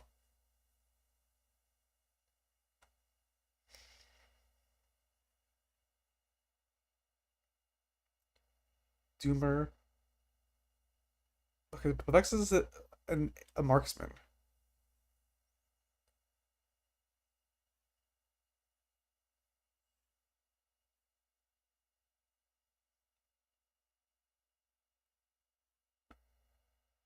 First time the damage each combat they're doing is stealing. Oh, okay. So wait, fish bones on this goes crazy. Because random targeting, you get all the stats earlier. But basically they power up. Unless you can change their targeting somehow. Yeah. Eradicator. This is Fiddlesticks, but better. They're not in game yet. Factory new. Gain an armory permanent upgrade. Okay, this is like Rumble.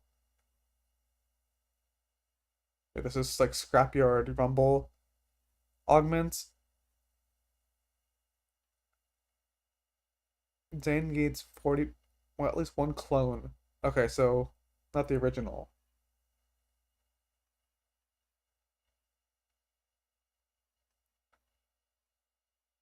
Oh, but like, yeah, I'm worried about. I mean, okay, we don't have like redemption and stuff. Do they benefit from items? The creator's items?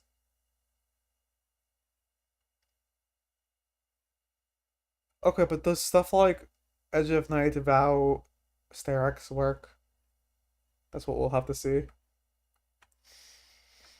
Channeler mode, Challenger mode, Replicator, are some of those 3 traits. Mecha. This is just Mecha, but there's only 3. Oh, but it looks like there's an emblem. What does the emblem mecha look like?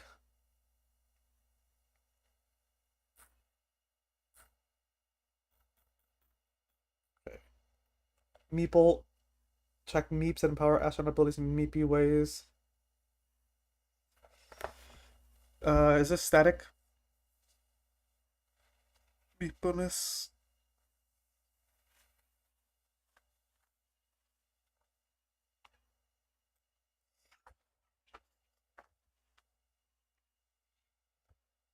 Wait, this ability just like it seems overtuned, no? Gain resists and shields multiple allies. I mean, the numbers have to be low. That's like super good utility. Yeah.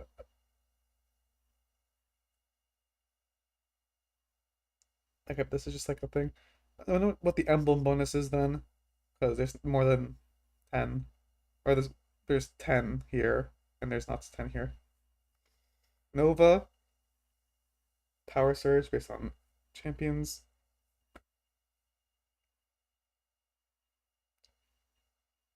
No, this is just Harbinger. This is like literally Harbinger.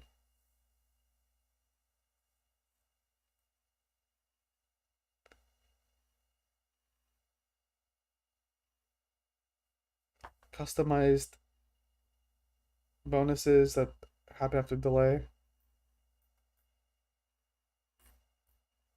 You know, this is literally okay.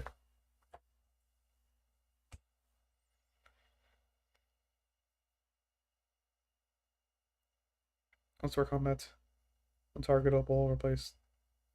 What unit is this? Nunu? Blitzcrank. What's this spell? I'm very curious because I made a. Okay, no, this is a completely different spell. Okay. That's fine.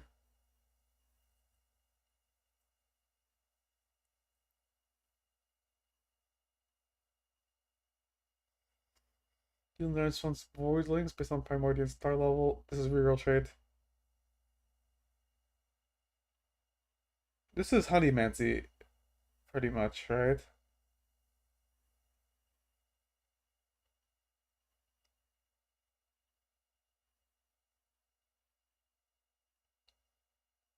This is obviously going to be a Oracle.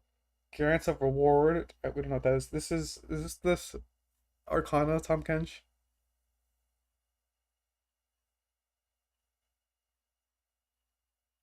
No. It's not a CC bot. Psionic. To any ally. That's pretty important. And I got 1, 2 gain extra effects on psionic units. So that's gonna be, but it's not super heavy committal. And then this might be good. Redeemer for each non-unique trait gains attack speed, armor, magic resist. I guess this is the gate. This is stage scaling, but these numbers are pretty high. Rotten is a 3 cost. He's just a tank. Yeah. This might be really good. Depending on how easily you can do this. Attack speed and armor and magic resist. Like, that's basically double trouble without having to double trouble, and it's only 1 unit. That's really good. Oh, we're already in game. Oh. Works really well with the no scout, no pivot, but I agree, Ringo probably won't have a good shot at that as we are moving through those stages. We do have to keep an eye on our lost streakers. There's a little bit of magician movement happening there. Boards being sold, boards being put together, and Robin definitely needs to kind of respect that no scout, no pivot might just mean that there's also no units. I don't know if you guys heard that, but the players are pinging on 2-3. Oh, yeah. Oh, you got to deny this carousel, man. If you deny, he's out. Let's do it, okay? Hold hands. And I have to say, strategically, that is completely allowed, okay? Yep. No shifting momentum. You're doing this for your best outcome. Yeah, and I think GD Royal is playing the opposite strategy of so many of our players. Playing level 5 already, playing around an extra item through the Darkened Staff, so much extra damage, really wanting to cement their win streak alongside Daysik, who's going for a similar strategy. Let's see, Carousel does roll around. There's a Draven with a bow. Ay. Somebody's going to be very happy to see that AQ1H rubbing his hands right now as we speak, probably. But Ringo will take this Draven. You cannot deny it. Sion already on board as well. The stake in the claim has been made. It will be this reroll here, and I really like this strategy. Knowing what you need to play around, playing around one of these rerolls that can help stabilize you later in the game, risk it all. But the problem is, I think a lot of people might be holding these units later on into the game. If you take someone out of the pool, they can't overtake you, so I can't say that's a bad strategy. I'm pretty sure the pings were for Ringo. For that Draven. Yeah. Because the unlock is just so impactful and the extra gold you get early into the game. I'm glad he does find it and gets himself a chance to play the line properly now. Well, I think the changes to no scout, no pivot make this strategy possible because now you don't have to have the units on the board to get the extra advantage. So you don't have to necessarily play around the 1 cost like it used to be in previous sets, but instead we're going to open fort, we're going to play around these 3 costs. As soon as we hit level 5, the Darius will be on the board and we'll be off to the races. And the good news, as well as another change that did come in with no scout, no pivot, is you can put units on your board in the PvE round. They won't get locked, so Ringo has a chance to beat the Krugs, is what I'm saying. But yes, AQ1H did end up getting that Jinx with the bow, a really premier item unit combo for him here on that Jinx line. Was able to slam that Ginzu's immediately, runs into Reven, and I will let you guys know, I'm not seeing him go for Noxus reroll, so we're gonna get yet another lesson in the masterclass of his approach to the game. Yeah, typically you see this build going into Demacia Lux, and you can flex into many different lines from that point onwards. He's going to play the safe top 4 game. I really like this from Reven. You're already ahead. You don't need to push even harder or go for Wraith. Getting Freljord in already, providing a lot of extra combat strength. He's just hoping that he can put together a good 3-streak here. Doesn't have any big upgrades in the front line, so not a very terrifying board where GD Royal is doing the opposite plan of putting everything he can into this win streak. But Dasic doing the same. Well, GD Royal already lost his streak, so Dasic now hoping and facing against the Ixtal Expeditionist player. It's going to be a good setup for him. Yeah, we really need to check what Bin Bin has been doing, because he had Ixtal very early on, 4 rounds in, not being able to get a quest. So I wonder what it could be. There's a chance it could be Lost Streak. So his first quest was have 10 of your units die in player combat, which is essentially like Lost Streak, because you want them to die to try and assemble that quest quickly. So we'll see if he reaches it after this round, but it might just be that he should have assembled it now. The problem is there was an open forder, and so I believe instead of doing this in 3 rounds, he may have had to have done it in 4. Yes. And so he will have the next option here. Lose 3 in a row probably would be my choice there. Not exactly sure if he did do that. Nope, earn 5 interest, because that can work on this round. Oh, true, true. He's already saved up, and it is the Tahm Kench encounter. A good call out right there. He wants the 1-turn quest unlock. Yeah. 70 shards, really good too for 1 round. You kind of make up for the fact that those Lost Streakers griefed you a little bit now that you can get that 1-turn turnaround. So really nice there for Bin Bin to try and get that down. We'll be able to achieve it as we are moving through Krugs. I'm kind of staring at the bottom right of our screen because there is a player in this lobby that has lost to Krugs before, but it looks like it's working out this time around. And Ringo will also be able to field a board and defeat them. Full 5 Lost Streak for Robin. Plenty of gold to work with. Let's look at the next quest. I think it was... oh, it's definitely leveling. It has to be XP, yeah. He's dooming. Did he get all the way there this turn? No. Nope, has to sell some units just to buy a little bit more. He's level 7 and can't even afford to put a 7th unit on the board. That's 0 okay. gold here on 3-1, but level 7 is pretty insane. This 3-2 augment, though, is going to be huge for his direction. For okay, 1% Azir. Ixtal cash out. Level 7. Oh, and Ringo does find most of his critical units right here. 1% Azir and just gets 4 Shurima. This is going to be about HP management now, right? We're going to need to find our important units.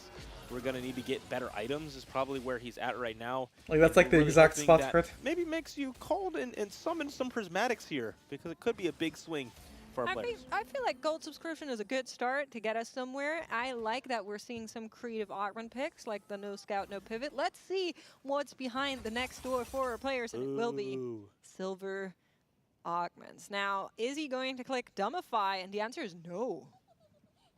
Ooh. We have a strong start here for Royal. Restart mission is good if your direction is lacking. But in this situation, building a team, pretty standard for a lot of these players here. And then Dasic with the branching out and the Reforger. This is going to be very interesting to see what he gets. Slayers is typically something you reforge. I'll just phrase it like that. It's really hard to play around that unless you're going to play around Bel'Veth and Ambessa. Put that on Ambessa instead. Looks like we are going to reforge this or just keep it on there for now. We've seen Slayers work out in a Yone line where you can kind of play around this mystical Yone Slayers board. However, that is not on this Ionia, so I feel like that's not the idea he has in his head. Bin Bin on the other side has 5 Ixtal in already. He's gaining HP back while playing Ixtal Expeditionist. This is really early to have that in, and it was because he was able to level to 7 and now keep that online, and now he has to lose 7 in a row. This is such a risky playstyle, but he's got the great setup for it. Yeah, I really like his spot. I think he's probably going to be a win-out player because the lobby Yeah, was no, so I think he's weak winning out. across the board. If you look at his HP, still in the high 90s. Of course, he does have Expedition there to buff that out as well. So there's a very high chance that he will get a good cash out. You're usually aiming for the 625 for the guaranteed Radiant items.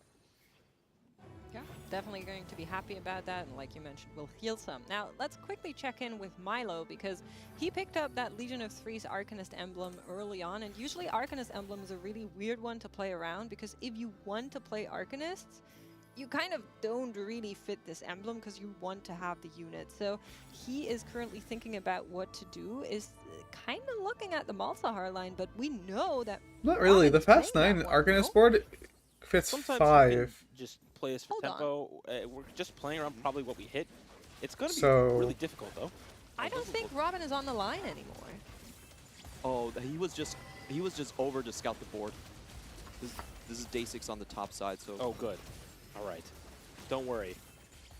But it looks like Robin might be even pivoting out of that again. We'll definitely have to check in with him after this, because he's lost a billion rounds in a row. It does look like the HP is now down to 35 for him. And so we'll want to see where he ends up after this carousel specifically, because 3-5 is a big point for many of our players. And often There's a Lux. there. Robin Waka Lux. Let's go. That was the forecast I was calling for, and it does show up with an AP. Oh? Oh. Instead, he's going to go for a spatula. He might be cooking. What is that? So you Okay. can see it bottom right, lower tier. You think he's going to Demacia for the Lux, but then why pick up the spatula? Just to There's make a a Mako. Demacia emblem? Yeah, Yes. probably Alright. make a Galio Fair. or a little He has bit two- sooner. Yep, really helps to unlock Best. Galio earlier. We already have this Lux So- line. We could also consider pivoting to that Lissandra as well that he has online with the Demacia. So tons of options for him. The problem is when there's tons of options, sometimes nothing becomes obvious. It is pretty easy to overgreed on this situation here. So he's going for the long con game, basically, a higher cap with the potential Galio, rather than saying, you know, I'm just going to chance a Lux too earlier on.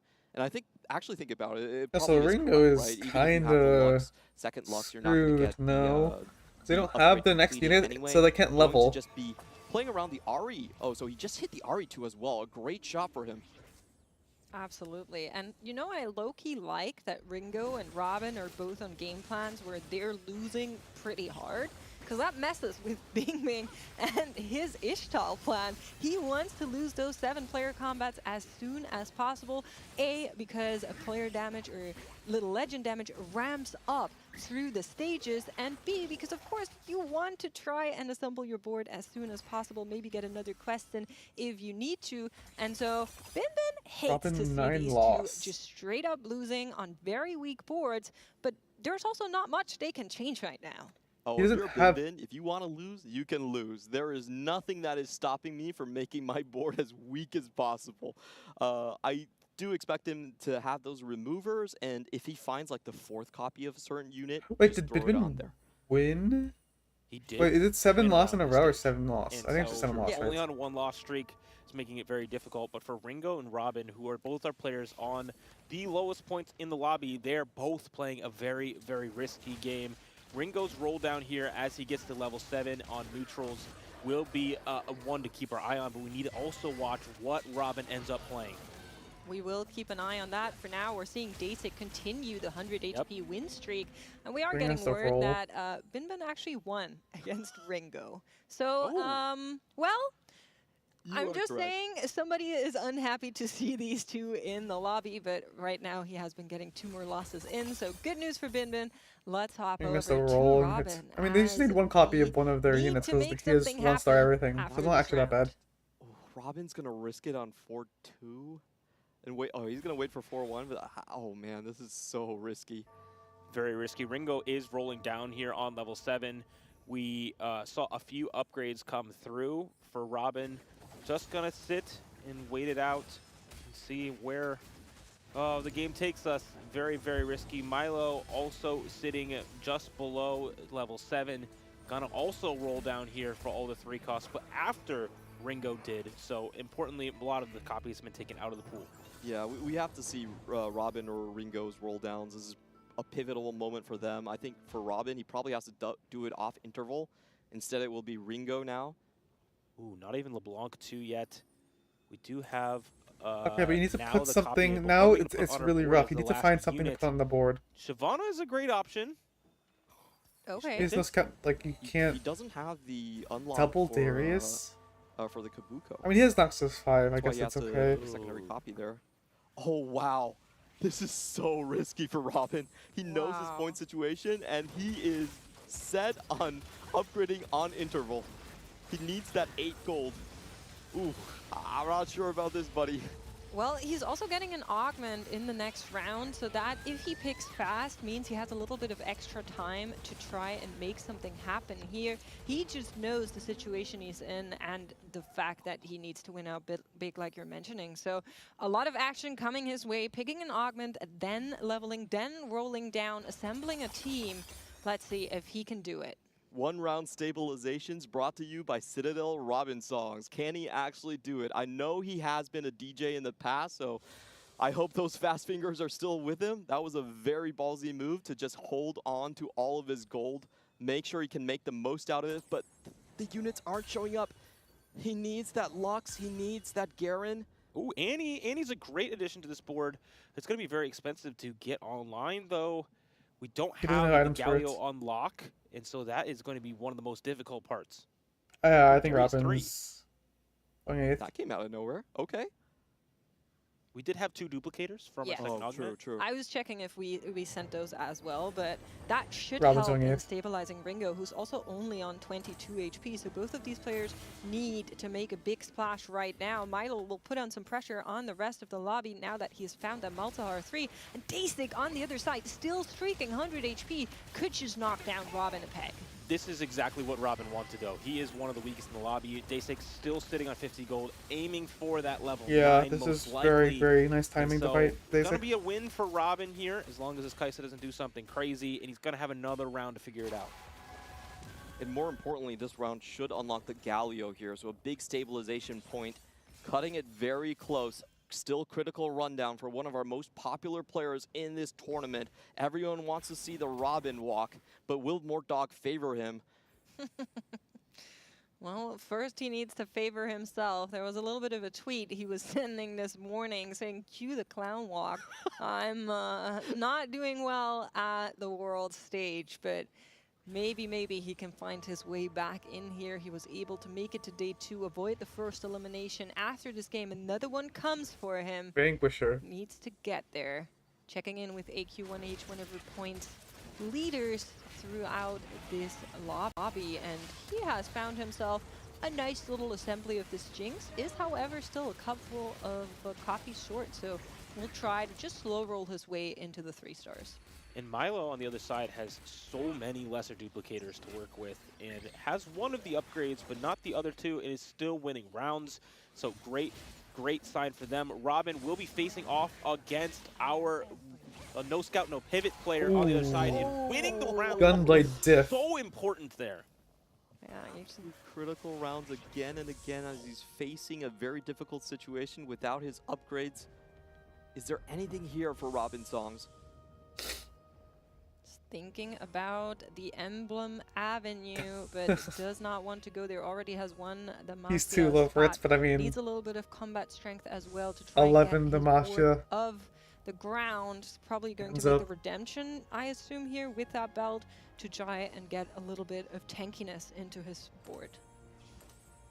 A very interesting carousel with a lot of open pans and spatulas, so there's a chance that somebody could make something out of it and just go into a big vertical. Might be Royal who did opt for one of those spatulas. We're going to be taking a look at the 2 bottom HPs in our lobby. So this lobby is stage 4, and you take 7 base damage right here. It should be very difficult for any of them to drop, basically impossible for Robin Songs. Annie back on the board. Now Demacia Emblem onto that Tibbers in the front line. And so we are going to be leaning heavily into this Arcanist line instead. And on the other side, though, is the composition that he has played so often, but still the duplicator sitting on bench means that that board has not spiked yet for Milo. So Robin, once again, getting a matchup that he probably should win with the style of his board as long as he's able to take down this Leona in the front line. And on the other side, Ringo is running over boards with this Darius LeBlanc reroll. Well, he's running over Bin Bin, to be specific, and he is Robin's actually still happy winning. to be run over in a weird way of turns of reality, because that means he just finished out his quest. 670. He's going to go for more? Oh Wait, my goodness, what? this might be the biggest shop cash out reroll. we've seen on the stage. And now Brock coming through. He on has level the 8. gold. He already has 2 of them. Well, he has to roll the shop 20 times. That is something he can easily do. No, he doesn't have enough money. Online. He doesn't have enough money. He has to stop Greedy, buying stuff. But extreme play from Bin Bin. Is he waiting until next round? Yeah, he's going for broke right here. He is, again, 8 points. Yeah, 4 points he's away too far from away. a potential top 8 cutoff here. And he's still relatively healthy. With the Brock, he should have the stabilization he needs right here. Good items as well. Keep in mind, yes, he is only 4 points away from the lower edge elimination, but the next one is right after that next game, and so getting yourself the extra points you Wait, can what, he just goes for certainly the is a good 1000. approach to this game, and like we're saying, is going to stabilize. Like he you a won little this bit as we go to round. TD. He also has the Darkened Scythe for his board, which is really, really good onto this Brock, especially if he can get the upgrade onto it, because the amount of base AD that this unit has is incredible. Okay. Finishing the rerolls. Bit of a contest on the Annie here. Let's see if Robinsons can actually find that. That will be his main carry, but as we just saw, Bin Bin holding on to Ringo 2 is copies. going 8th. Big problem is now we're playing around 1 life for these guys, where we know that there's someone like Bin Bin in this lobby that can absolutely have the craziest cap that you can possibly have in this set. Definitely a scary proposition. Let's see whether or not no scout, no Yeah, pivot that can could actually be contend with this. Ginsu's It is Kraken, certainly a depending on what really, this really good anvil upgrade gives. for this reroll come, but he needs to get it off the ground as well to at least stand a Okay. chance, but here comes that cash out. 700 cash out. Let's see what he gets right here. Double Radiant items can immediately make a my. Brock 2. Wow. Okay, He well, also with the he won Radiant the game, Anvil. Yep. in theory, right? Unless something else crazy happens. And it's looking pretty what do dire you for remember? those who are at Wait, 1 HP. open that? Ringo Artifact? needs These to aren't that dodge it good? for as long as possible. We have another artifact to come through Yeah, as well. And now the rest of the board, though, is not upgraded. It is Seekers this Brock probably versus the world, but immediately? thankfully, we have a lot of lives left. Or Zanya's? Doesn't Robin songs on the other side. I think this is probably the best time to run into Bin Bin before Yeah. he has also found those upgrades.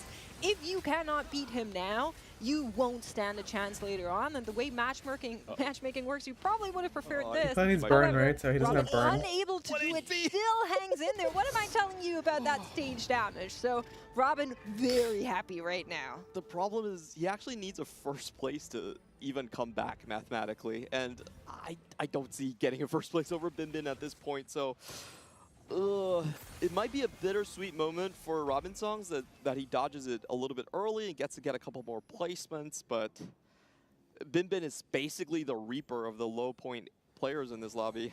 Well, he could get away with a second place. That would put Robin on 48 points exactly. If he's lucky with the cutoff, we've seen that cutoff move by 1-2 points before. I'm not saying he's safe, but I'm saying there is a chance, and we'll need to wait until all games are finished to know whether or not there is a possibility of him making it through on that second. So he will need to keep on trying. It would just take some crazy matchmaking, no doubt. Robin facing a very strong board on the other side right now. AQ1H has a bunch of his 3 costs upgraded. The Annie, though, is going to try their best to burn the backline, and the Galio will stun. The Lux, though, unupgraded, not able to do enough damage. And so Robin's songs not only falling out of this game, but out of the Tactician's crown. Really cool board coming in from AQ1H, actually using the Vanquisher emblem and just taking the Nautilus because it was open. So, you know, good situation. The Vanquisher. Flexing in more of the Warden as the front line there. And yeah, just going back to that Robinsons point, you know, I think a lot of us had hope with how strong his start of day 2 actually was, making a comeback, making jokes on Twitter, you know, being jovial about the entire situation. But Unfortunately, in this game, it just wasn't enough. The lost 3 contests, no reroll spots to default to. Takes an unfortunate 8th.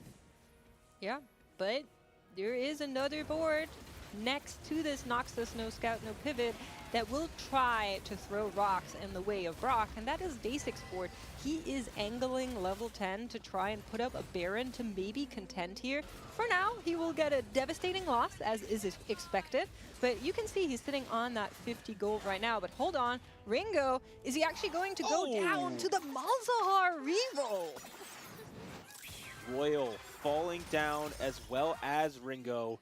We have 2 eliminations coming through, and both of those players were on the edge of defeat there. And so that will mean for them also, Royal could have some tiebreaker possibility, but a 6th place is almost just, it's really close to being almost sure to be out. Yeah, and Ringo was one of our TPC winners as well. The more I thought about his line, the more I realized that he actually couldn't unlock the Kabuko. So your best board on 7 was not in reach due to the No Scout, No Pivot. You couldn't remove the additional bruisers or invokers afterwards. So going into that line is actually a little bit less efficient than it might have could been. Yeah, a little bit awkward to navigate for sure, as we are looking towards Milo and Revan, because we haven't checked in with Revan in a little bit, and we know that he's been playing around those Archangels. Previous game, he was piloting a Rise board, and I'm happy to tell you, he's doing just that again. He says, I worked out, I got a 1st place, why not play around a double Archangels Rise once more? So that is what he has won the previous round on, but we're just going to watch this Brock smash one more time. This Dark Insight is doing so much work. It is doing an incredible amount of AoE damage. As soon as this thing jumps in, it just slices up the backline. When Dasic was fighting, you saw him throw his hands up in the air and be like, what is this? How am I supposed to beat this? And the answer is, you probably can't. It uses your attack damage every 4 seconds, and Brock is one of those units with no attack speed, but massive amounts of attack damage. So perfect fit right there. Probably the strongest unit that we've seen so far in this attack round. We have a Baron as a challenger as well to this Brock, possibly. And there's Baron 2 in shop. This is something like we saw in our Paris Open. We saw a very quick Baron 2 online. And for Dasic here, maybe he's hoping that this can make a run for 1st place. Yep, that's the hope. That's the dream. We were talking I about don't think how you're beating the awkward Brock. the Slayer emblem is. Well, what Double if Radiance Baron was a Slayer? Because then plus certainly artifact. he could try and slay that Brock. For now, AQ1H is going to find himself on the other side of this mighty Baron Nashor, and that should go only one way. If it doesn't, I'll be very shocked. Can he stay alive? Needs to kill 5 units off the board. Doesn't look like it. And is going to get a perfect knockout. Unfortunate for AQ1H, running into some of the strongest players. Ooh, Milo down as well. So lucky 4th. So guys, don't look now. Brock, Rise, Baron. Those are 3 top boards. Also, Revan now has his 9th top 4 in a row. Well, he is absolutely on a tear. It is insane. Bin has really set himself up well to win this game. It seems like it is pretty well established in that way. And Baron is going to try its best to do this here, but we already know that for Revan and now Dasic, they are secure through this cut. Yeah, I really want to see that King of Monsters fight. Perhaps just once. The Baron 2 versus the tricked out Brock. Baron 3, I'm down. We can give it a try. That's one way to beat this Brock. You love seeing those extra 4-star heralds popping on the board, summoning the void. Ooh, Galio 2 for Revan, giving himself a fighting chance. Yeah, look at him. He knows he's going to have to maybe even just take a victory lap next game with the way he's playing. Oh, yeah. He's got the groove on. Well, we are going to be seeing the matchup against the Ghost board between the Baron and the Brock. That will give us a little bit of a taste of whether or not it's possible to take down a board as mighty as this one. I'm not sure there's a world. That Brock stomp is just absolutely disgusting as the rocks fall all across the 2 boards. But wait, on the right side, Brock's shadow does go down. Maybe Dasic has a chance? Could be just the Ghost board. It's probably clone this. The good news for this lobby is that all of them are actually through this cut. And so there is plenty happening and people trying to upgrade their board. Bin Bin has so many copies of different units on the bench. I believe that is 5 of each of them. But it will be a lobby swap for us. Yeah, we're hopping over to the other lobby Oh. where a lot of the players are still fighting for contention. Like you Rip mentioned, Ready, all Rip 3 of our players in the JRC. previous lobby are safe. And despite Ryoko, the yeah, boards looking they're all mighty fun eliminated. and mighty precious, we need to lock in Mori and see how it's going might for make it. this lobby. YBY1 if he punching wins. Mori.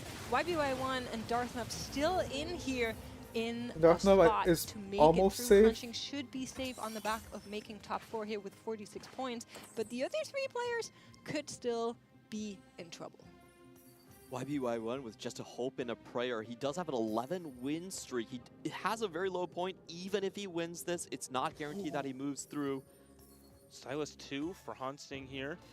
YBY with a very strong Demacia board, able to get that emblem onto the Taric means that this board is very, very tanky, as well as having an itemized Galio in the back line. YBY1 needs exactly first to make this work. Very slim chances coming in for him. Let's see if Hansing has some of those sneaky maneuvers for YBY1. If you're playing this composition, you want to find those chances into the back line. Looks like YBY is going to be fine with his Lux in the left His corner. Galio's got Yone pretty doesn't good touch items. him whatsoever, and Silas doesn't get the stun down. Ooh, and it will knock out Hansing on the other side. Darth Noob and Mori, a big fight between them because they're both at 44 as well. And now Darth has taken that win. Mori is out, so he's really in danger of these tiebreakers as well.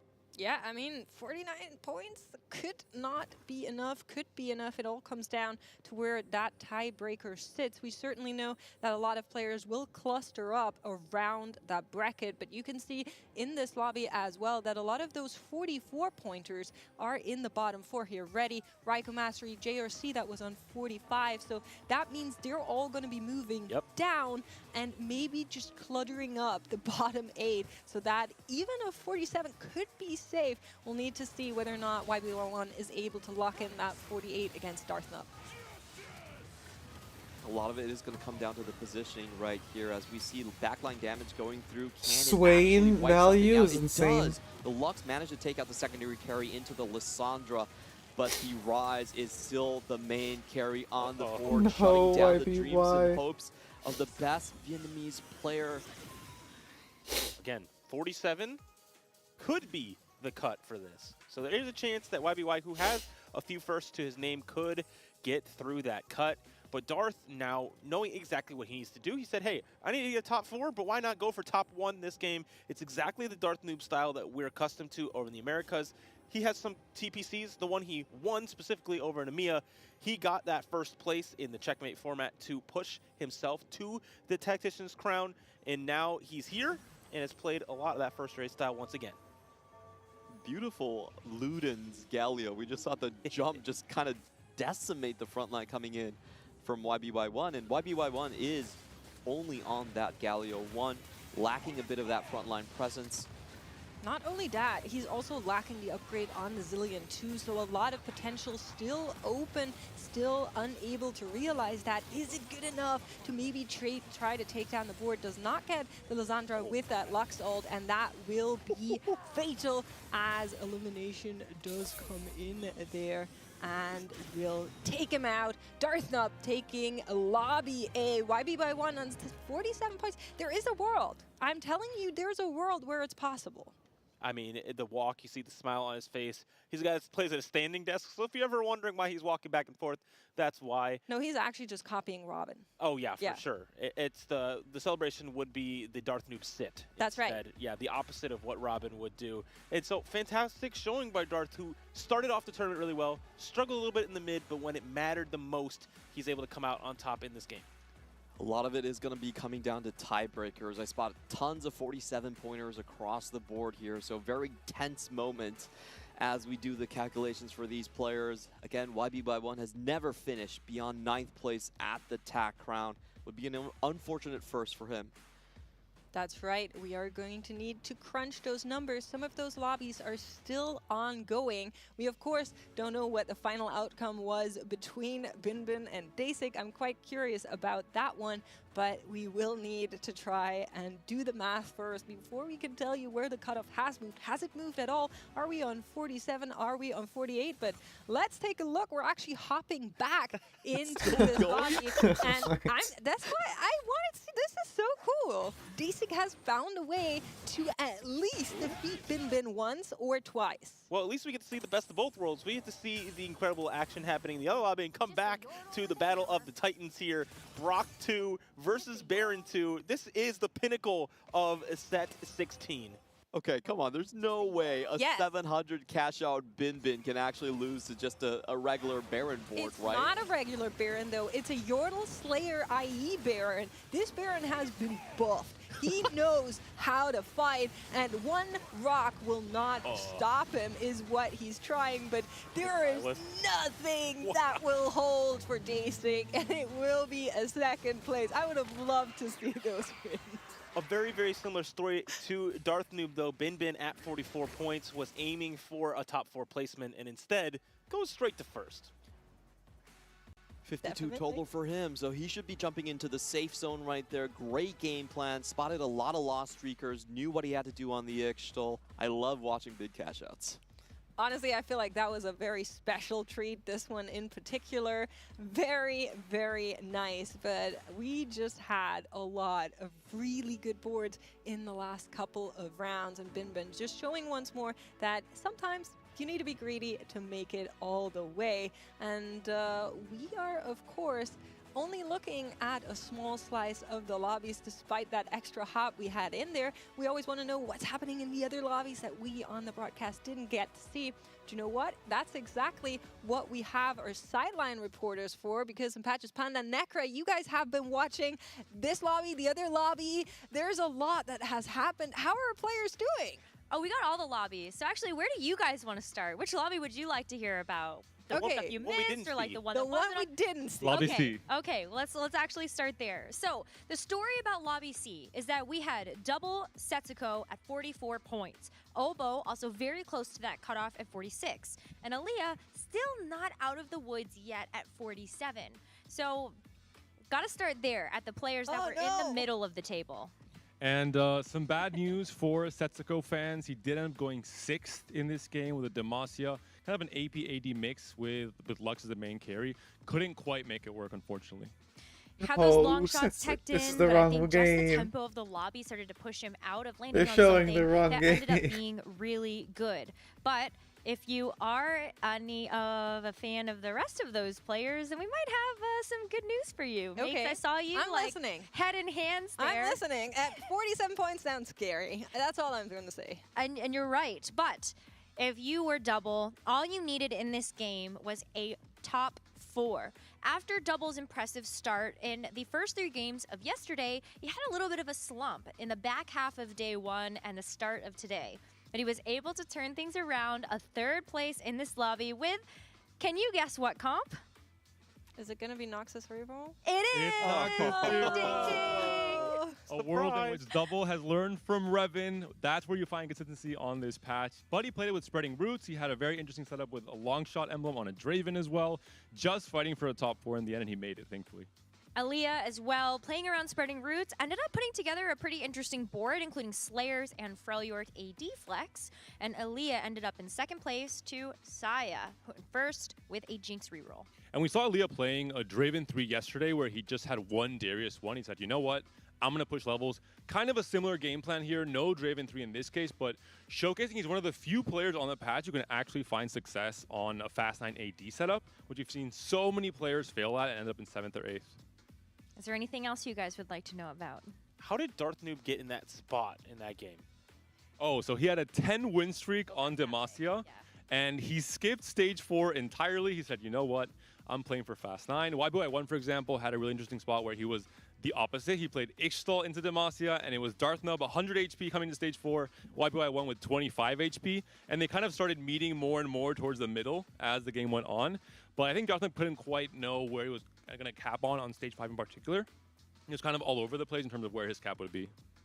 All right, guys. Well, that's it from the Sideline Report. Thank you so much for keeping our eyes everywhere and keeping us updated. But we do want to take a look at the standings and see who's actually eliminated on the back of this, because, of course, not all of them can make it to the final day. And a lot of these players were on low points, and it is the 47 break point. We're seeing some of our American favorites No, drop down here. Wasian. Academy Wasian dropping down all the way in 24th, alongside Robin Songs. Also, Travis down there at the bottom. We knew that was going to be the result there, but a lot of EMEA was surviving here, and only a couple APAC dropping out. Tetsuko makes it. Will Reti be makes Midfeet it. actually Oh. dropping out after those last 2 games of the final top 8 edge. However, we do have Mori also from APAC making a strong running straight towards the top here. Royal slipping down once more. And, you know, there's a lot of APAC players that could potentially make it in these last 2 games. They need to cross the final hurdle. Revan at the top, though, continuing his dominance. Saya, another first place. That is 4 top 2s in a row. Yeah, Saya and Lisa are certainly players to watch as we move on through. But I quickly want to shout out Dasik and Aaliyah here. These guys are best friends. 4th and 5th in the standings. Nearly similar scores there towards the end, both finishing with the 2nd place on this 4th game. Has to be just a nice little story we have to mention here. TFT, you know, is craziness, is Brox, is Barons, but it's also friendship.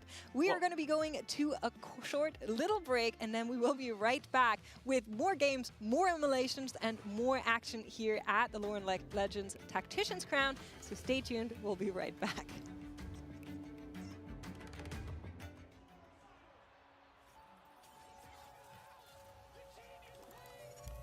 Okay. Let's go back to this.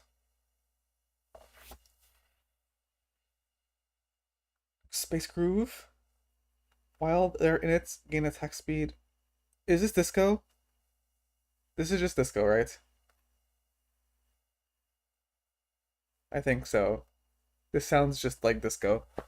And like, I mean, the theme is like pretty much disco. This is a 4-cost Nami though. Stargazer. They chart a different constellation each game.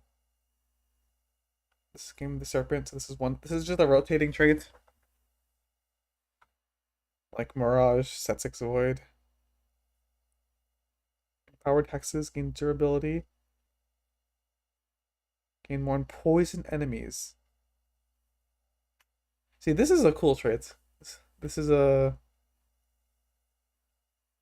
trait concept that I've been asking for a while. Stargazer. Oh, wait, this is just all of them. Oh, okay. Okay, this is nice. Okay, we can see them all. Okay, so this is one poison. Huntress.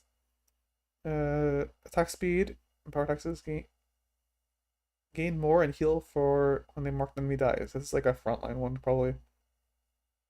Stargazer. 35 player combats gain an emblem. Oh, so this is like Guild's Divinicorp, but only on certain hexes.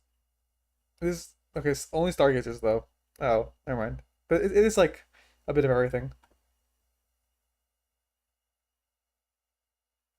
And okay, this is a little interesting.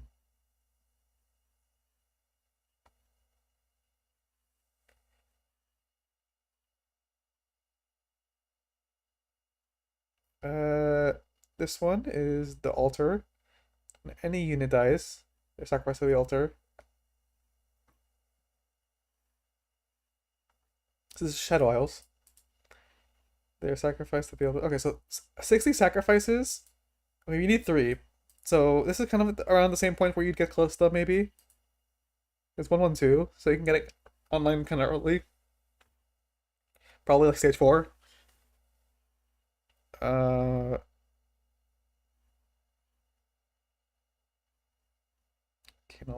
Gain an additional 25% health and 48% attack speed. So 35% health and 55% attack speed. This is also kind of a frontline one. Or like melee carry. Stargazers. Try a different constellation every game. Medallion. Power hexes gain... Or all these hexes are... Yeah, all these have power taxes, but they do different things every game. This is a reroll. The Fountain. Mana regen. Heal the lowest health ally with their abilities. This is like altruist.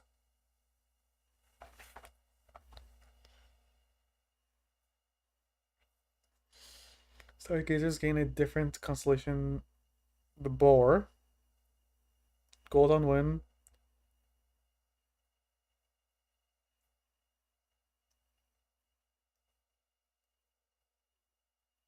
Nice, this is like Noxus from set 9.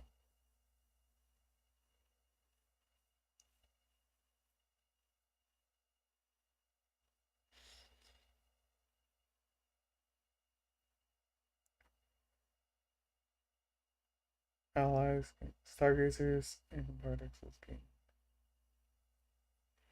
So this one, the rerollees don't need to be Stargazers. And this one, okay, this one I talked about in the video. This is like Bard.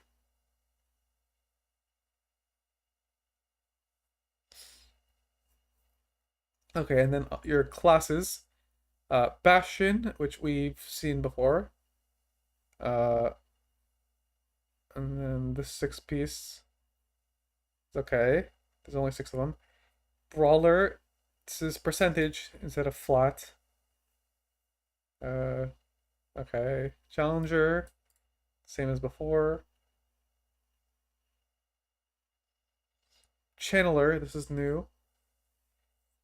Gain 20%. So this is like current invoker. Your team gets mana regen. Increase for channelers. Okay, so no, this is like...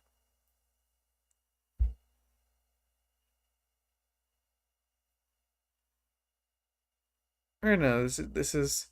I mean, it's a basic mana regen trait, kind of a combination of a bunch of the ones from the past. This is more like sets 14 one. Which one was that? Evoker?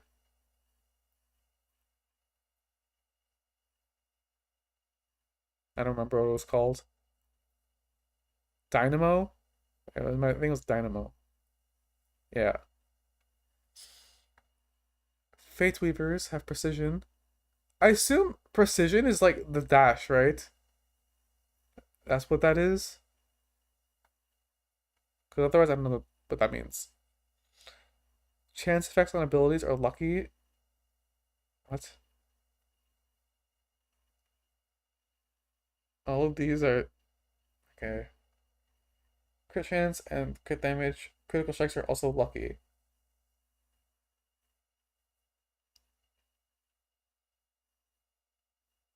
Okay.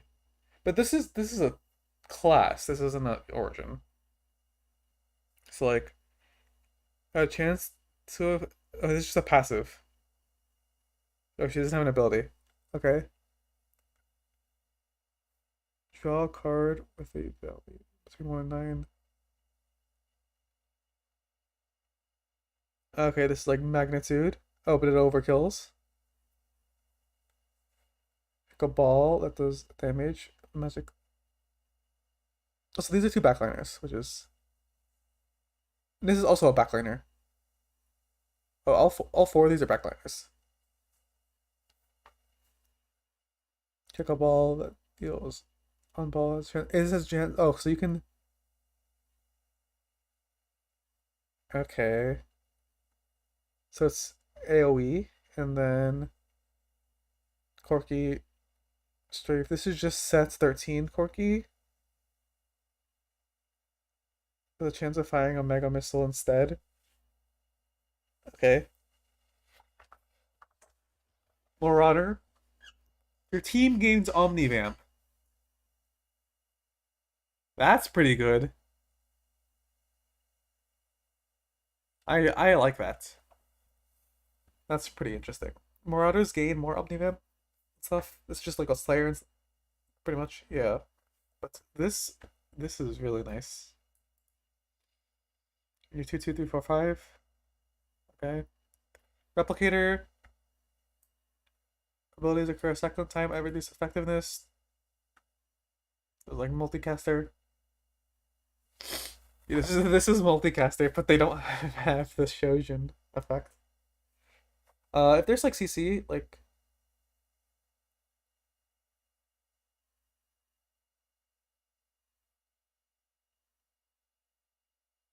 could be good. Shield.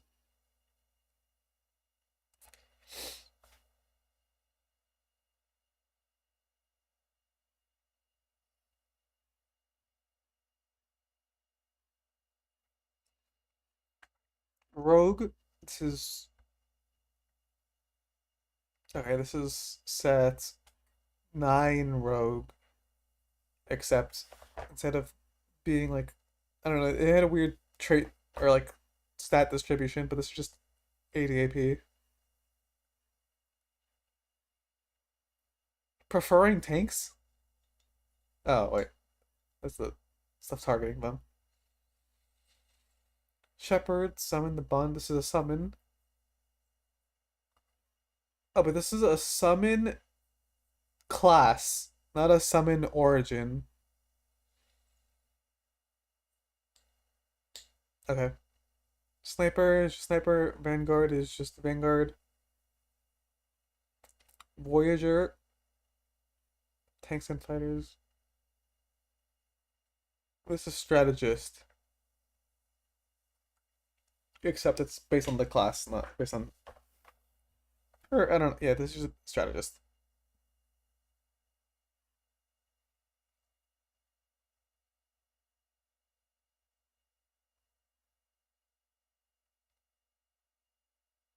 Okay. The psionic items, which these aren't the anima items. This is the psionic, or you can just play it whenever. So, uplink, 25 AP, repeats damage from the holder's attacks and abilities to the same target for 3 seconds. Okay. If the holder psionic, they gain a mini drone that repeats 20% additional damage. Okay, so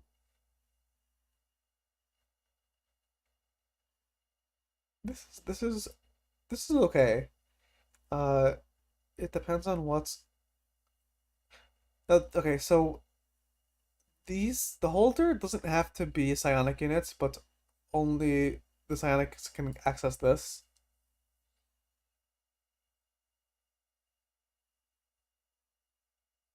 Malware matrix. Some stats. Reduces armor every time they do the physical damage. At 4, every third attack does an AoE cleave.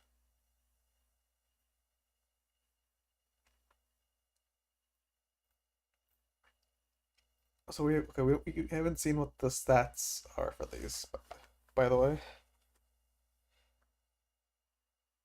Biomatter Preserver, 250 health, fires to max health, deploy 3 life orbs every 5 seconds, 1 drops. Okay, so this procs 3 times every 5 seconds. Okay, and then if I can increase healing.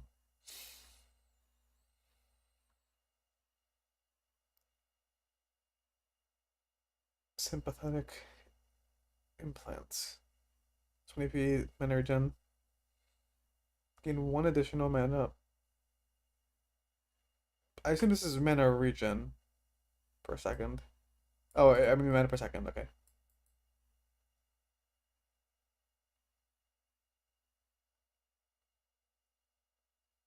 If the holder psionic, the ability to do 20% of the damage as true damage instead. Okay. That's pretty good. It's like an Archangel. You pair this with Archangel and then like a JG or something. Holder's first attack on each enemy deals. Okay, so this is like basically Yumi. This is like Prodigy Yumi as an item.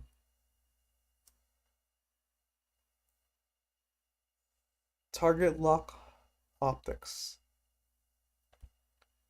Attack speed. First attack on each enemy deals 150 bonus damage. If the holder Sonic, they heal for 21. Okay, so this is like a melee burst resets item. Yeah, and then Sona, which is a 5 cost? That was a 5 cost, right? Yes. Has these commands. I don't know if these are items or if these are like it says mods, so maybe. They don't take an item slot. Command the units attack the burn, wound, and chill. That's pretty good, but I mean it's just a 5 cost, so it's not like you're gonna get an early game. Double strike. Command the units to have a 12 unit twice. Analyze. Command the units to give you 1 XP every 3 seconds is alive during player combats. Okay, that's pretty. Okay, you aren't gonna get it that early. If you get an early Sona, that can be pretty good. Every 3 seconds it's alive. That seems like a lot. I think that's too frequent.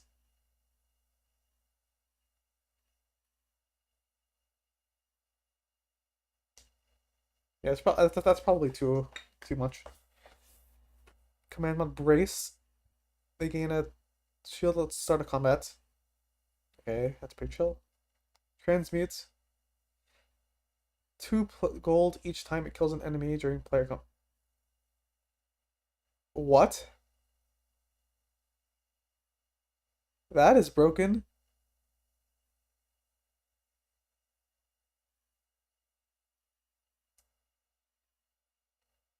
That is broken. Like guaranteed every time. You just put this on your main carry. That's not okay. Command mod disrupt.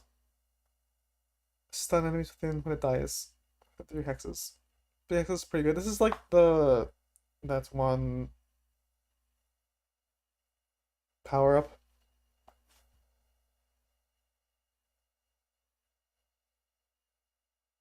Yeah, it's okay. This is fine.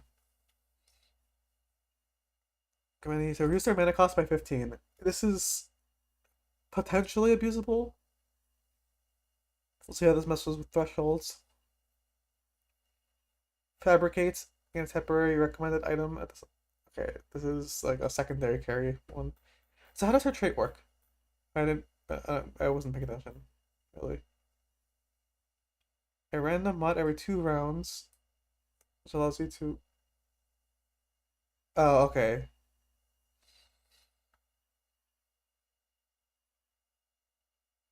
So you get one of them, and it just alternates every 2 rounds. Okay.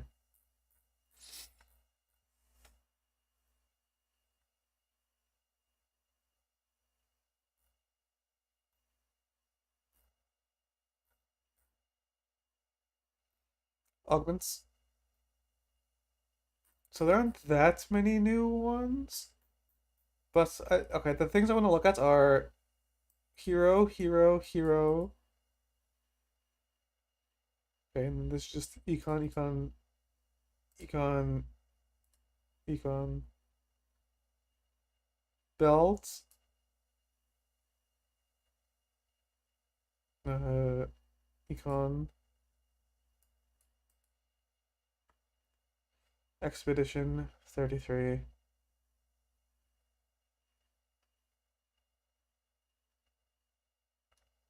Gain a powerful reward.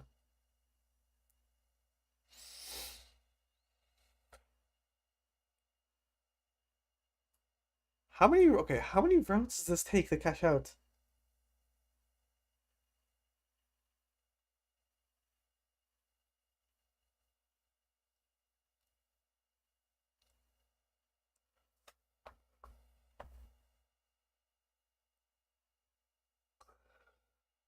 Aren't you cashing out stage 7? Like, what? Oh, wait, 33 gold of units. Oh. I thought that was 33 units. Okay, 33 gold of units. That's, like, acceptable. Group hug. This is pretty okay. It's actually pretty good. Train dummy.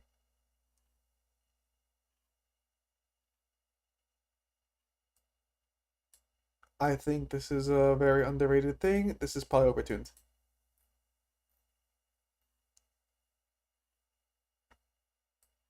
This is Enmux. Okay, yeah. Snipers, forecast engine. Later. This is a hero, I think.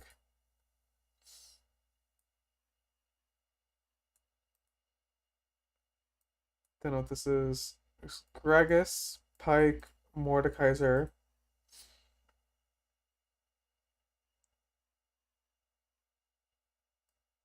This might be exploitable. This actually seems quite good. It's all okay.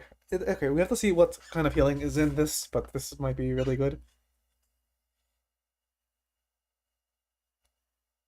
Every active unique trait. Oh. I like that. Okay, especially with the way Ross works. Oh, but Ross is non-unique traits. Oh. Yeah. Okay. This is...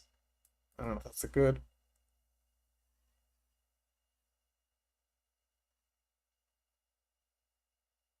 Yeah, okay, the charge transfer seems really good. This is... Okay, not auto attackers.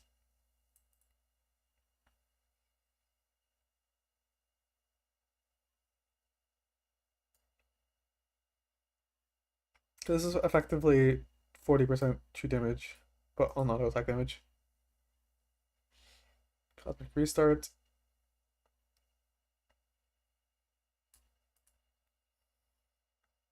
Sell all units on your board and bench. See random emblems. This is probably pretty good. And Econ. Prismatics. First champion from a specific tier, 2-star. Okay, you can only get this one for... Okay, I don't know how this works. It's 4-2 only. But stage 2, 3. Maybe they changed it so like you can only get a 4-2, but it's just first of every cost is 2-starred. So starting stage 4, or maybe that's like if there's like something that like makes the augments come earlier, you still are limited by, I don't know. This is econ. This is probably a pretty good econ. Full coin rating. This is rating item, and then this is tank item.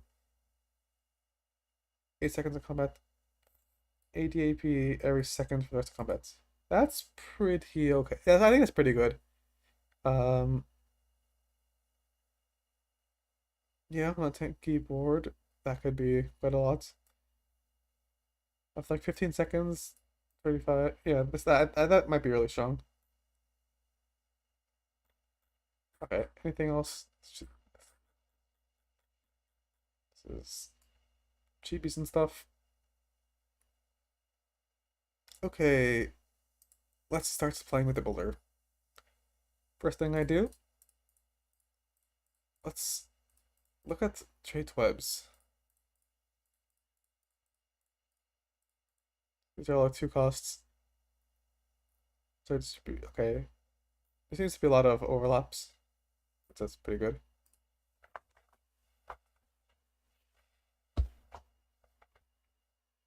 I'm just gonna pick a random unit. I saw Mecha Channeler.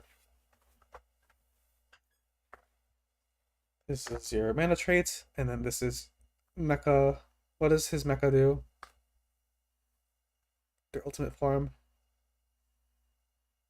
Take up 2 team slots. Wait. Oh, okay. So you like, sacrificing enemies?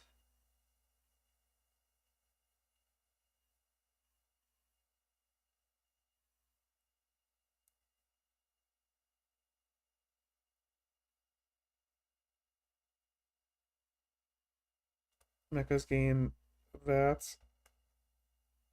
Overclocked cells increase to 35%. +1 max team size. Okay, I'm assuming there's no emblem or anything, so you just have to play all the mechas. Okay, and then what does your stuff do?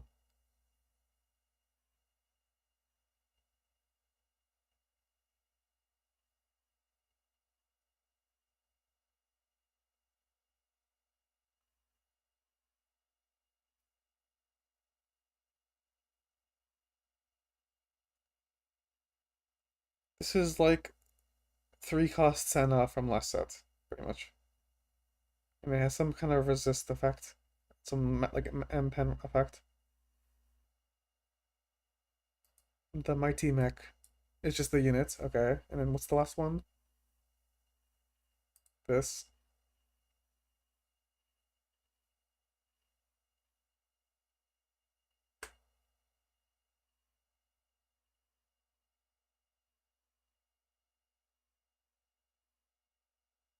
Mighty Mech. Is that a defensive stance?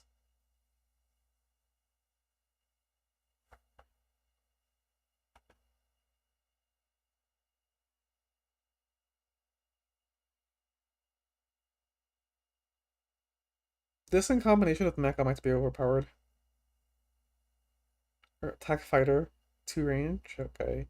Whenever he enters shotgun range. Fire blast. Blast on a count that towards the closest adjacent hex that deals AoE damage with fall off. Each adjacent hex has a shotgun cooldown. Okay, so it's like his actual passive in League. We have like the temporary, like the rechargeable shotgun blasts. Activating a shield and dash behind current targets. Okay, so this is pretty straightforward. This is I think similar to set 9 Urgots, I think, if I remember correctly. Okay, so these take up 2 team slots.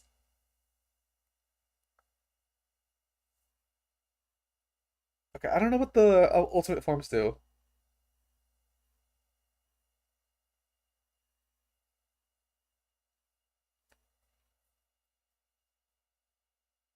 But okay, so there's definitely breakpoints for none upgrades. 1 upgrade or all upgrade. Assuming all upgrade, that's 6 slots. So then what do we need? Brawler, Chandler would probably be good. Marauder, depending on I guess who you're playing around. Voyager, oh, this is also pretty good. Wait, this is Brawler Voyager? No. Okay, no, this is Brawler Marauder. And that's still pretty good. These are okay, all these have support traits. Or at least like splashable stuff.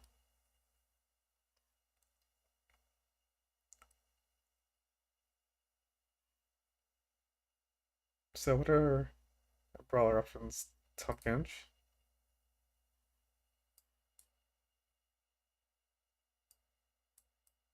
Secondary tank. An Oracle yeah, this is okay, this is correct. Channeler. Channelers gain 20% more mana from all sources. So it's this guy. Bard.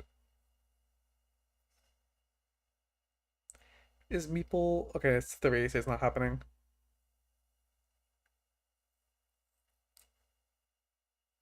With the current targets.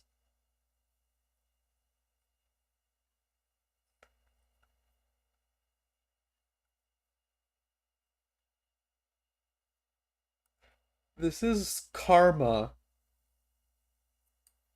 This is that's 15 karma, but like you have this extra like UFO effect, a duck chance, and get a 1-star copy on the. That's pretty good.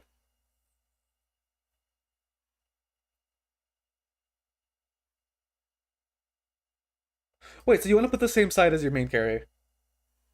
Because like, he doesn't have to kill them, right? They just have to die.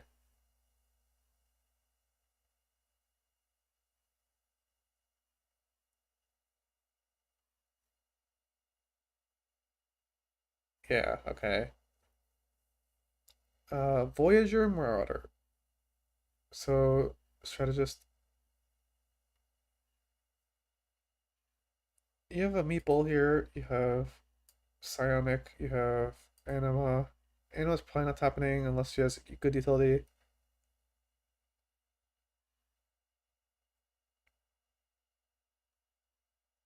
This is like okay utility because it's like damage share, but probably not. Throw harpoon, pulls to fully this enemy 1 hex forward. Okay, maybe, but probably not. Meepsy. Oh, so that was a hero augment, that other one. Okay. It's just a tank? Looks like it. Shepherd's a summon trait, but we're not gonna play around that. If there's a Marauder or Meeple, that might be an option here.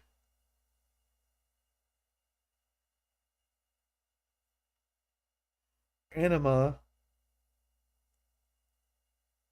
Like, be not activating Anima. Right. Yeah, I mean, you can still play this, and it's probably right, but what would the other option be?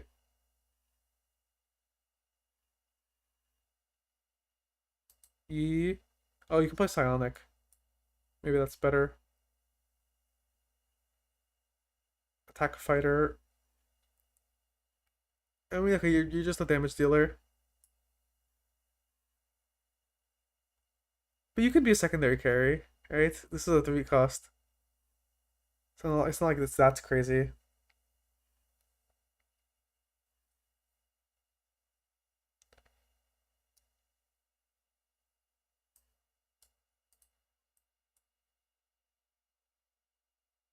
There's probably shenanigans you can do with Pike Urgot, right?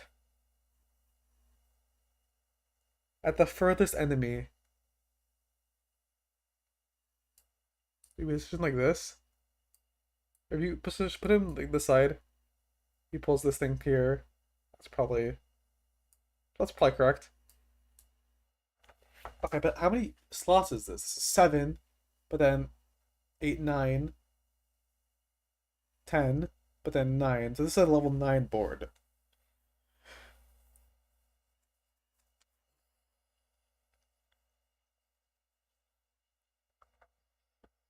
Psionic.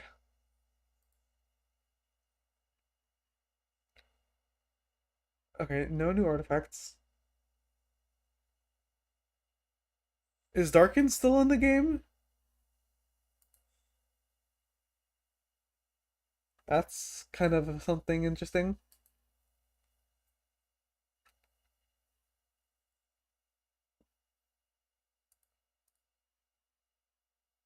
Yeah, these don't have their stats yet and the effects. Okay, and we don't have the psionic items, so I can't put them on. But if we go back here, let's put items here. Wait, so okay, psionic is like you just get one random, right? It's not like it's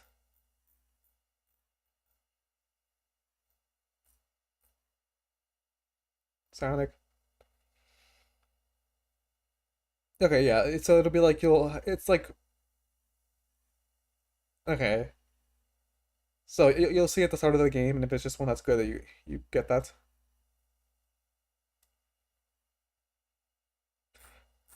Okay, wait, I need to go back.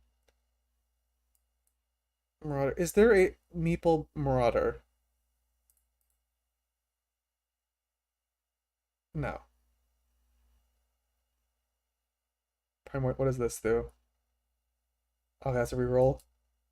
And this is Nova. What is Nova? Okay, this is the Harbinger one. A buff to allies. So this is another support one.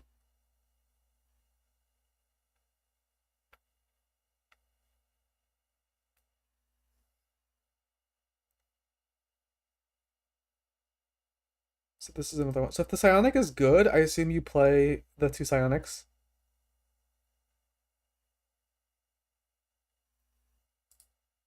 You play this version. And if it's not, you probably play this Nova version. Right? Because there's no way to get Meeple.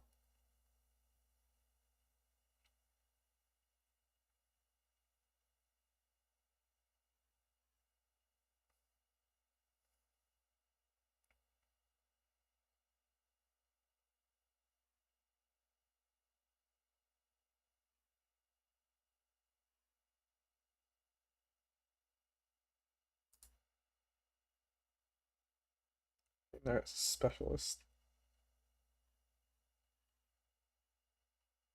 Rogue. Faith Weaver. Bastion. Okay, no. You're never getting Meeple in, ever. So yeah, it's 100% Tahm Kench. Plus some kind of flex. You technically don't need to play this Urgot unit. Because you can activate, like... You can stay at 3 mecha. No, I mean, that does make a pretty big difference, though. 15... Yeah, you probably want to play, at least. Like, I mean, if you upgrade both, maybe not. There's probably a version for each one. But Voyager... So...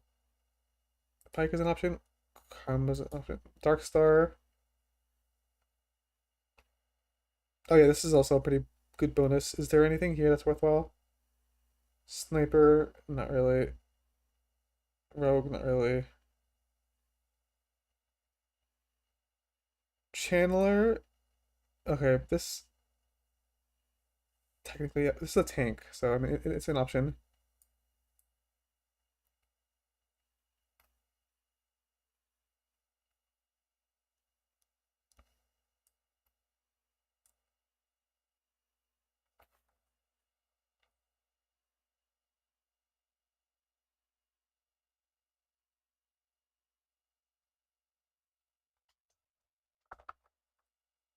We're already in game.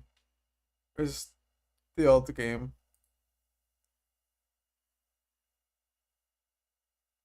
Most other lobbies, this should be enough to just straight out win Oh, the game. I'm just trolling? Okay. Very cool board here. With the 7 failure, the failure towers will have board-wide stuns when they do get taken down. Yeah, So this really is game 5. addition with the 7 failure you don't reach very often. Plus a Shyvana too as well, getting a lot of the extra HP here. I like the side. Well, okay, Ready Very cool, but still not being upgraded. And up you're here going pretty into good. Reddy's board. And so, well, the But they Mel 2 need now to, like, top actually 2. at play. I feel like this is just going to be another tail, but maybe Oboe is the best test. A lot of units being taken out quite early, but again, you need to focus the Atacon as much as possible, and it's not going to happen in time. It's all about HP preservation now. Oh wait, they have 10 maxes. Oh, wait, yeah, that's And especially almost in a lobby guaranteed like win. this, you have to be cognizant of when this is going to happen from stage 4, end of stage 4, that this is coming, to then play for less greed and play for more rolldowns. Saya just hit level 10. So Saya is hoping that maybe the level 10 is going to be good to at least secure a second place. That would guarantee his spot in the grand finals on Sunday. So that's what you're playing for right now. If you're Lead Sao, get as many points on the table as possible. You want to hit that 68-point threshold. That's where we expect the promotion point to be. But Lead Sao up against Oboe, maybe this is going to be a matchup you can win. See if the Volibear can sneak onto that Jinx once he does get his cast off. The Braum is holding on for as long as possible. Volibear is now targeted by the Jinx, so I think that's probably spell defeat here. We're seeing Lissandra now, the backline carry. The Shyvana still holding on, but the Jinx is starting to do so much damage, and there's so much more HP thanks to the hefty rolls on Lee Shao's side. He's scaling into the late game. Yeah, really good item build with the QSS there. He knows there's a failure player in your pool that stops the 7 Radiant item from stunning your units, allowing that faster charge up. And now I think AQ1H has run out of leeway here. It was Warlords full tempo. Ready's playing whack-a-mole now. Everyone's just trying to dodge Ready. Like, please let me not see the 2 swords next to his name coming into stage 6. Just one time, more dog. This is where you're like, you kind of wish that you could run away from the Tactician's damage. Oh, that used to be the case. You could delay it. Ah, I know. It was terrifying, to say the least. Okay, AQ1H gets the Rise unlocked. And we will also be able to check in on Saya, who is able to go that level 10. With the Shurima units in, he does actually get the Renekton, but he still has a bit to go before he can actually upgrade the rest of the board. It's one of the worst feelings when you hit your max cap board and then you see Ready in your pool. It's like, all that work for this. Well, at least you're guaranteeing yourself potentially a second place. Obo does have Ready in his board. Only 1 sword. It will be Lee Sao against Ready, so the one reroll player here. The Jinx, well, we talked about it, maybe a matchup that can favor the Jinx killing off the Otacon early if it spawns next to the Jinx. And it's kind of central. Timer's ticking, but the lock-on is way too late. There's still that Radiant Warboss. Oh, look at the Wukong.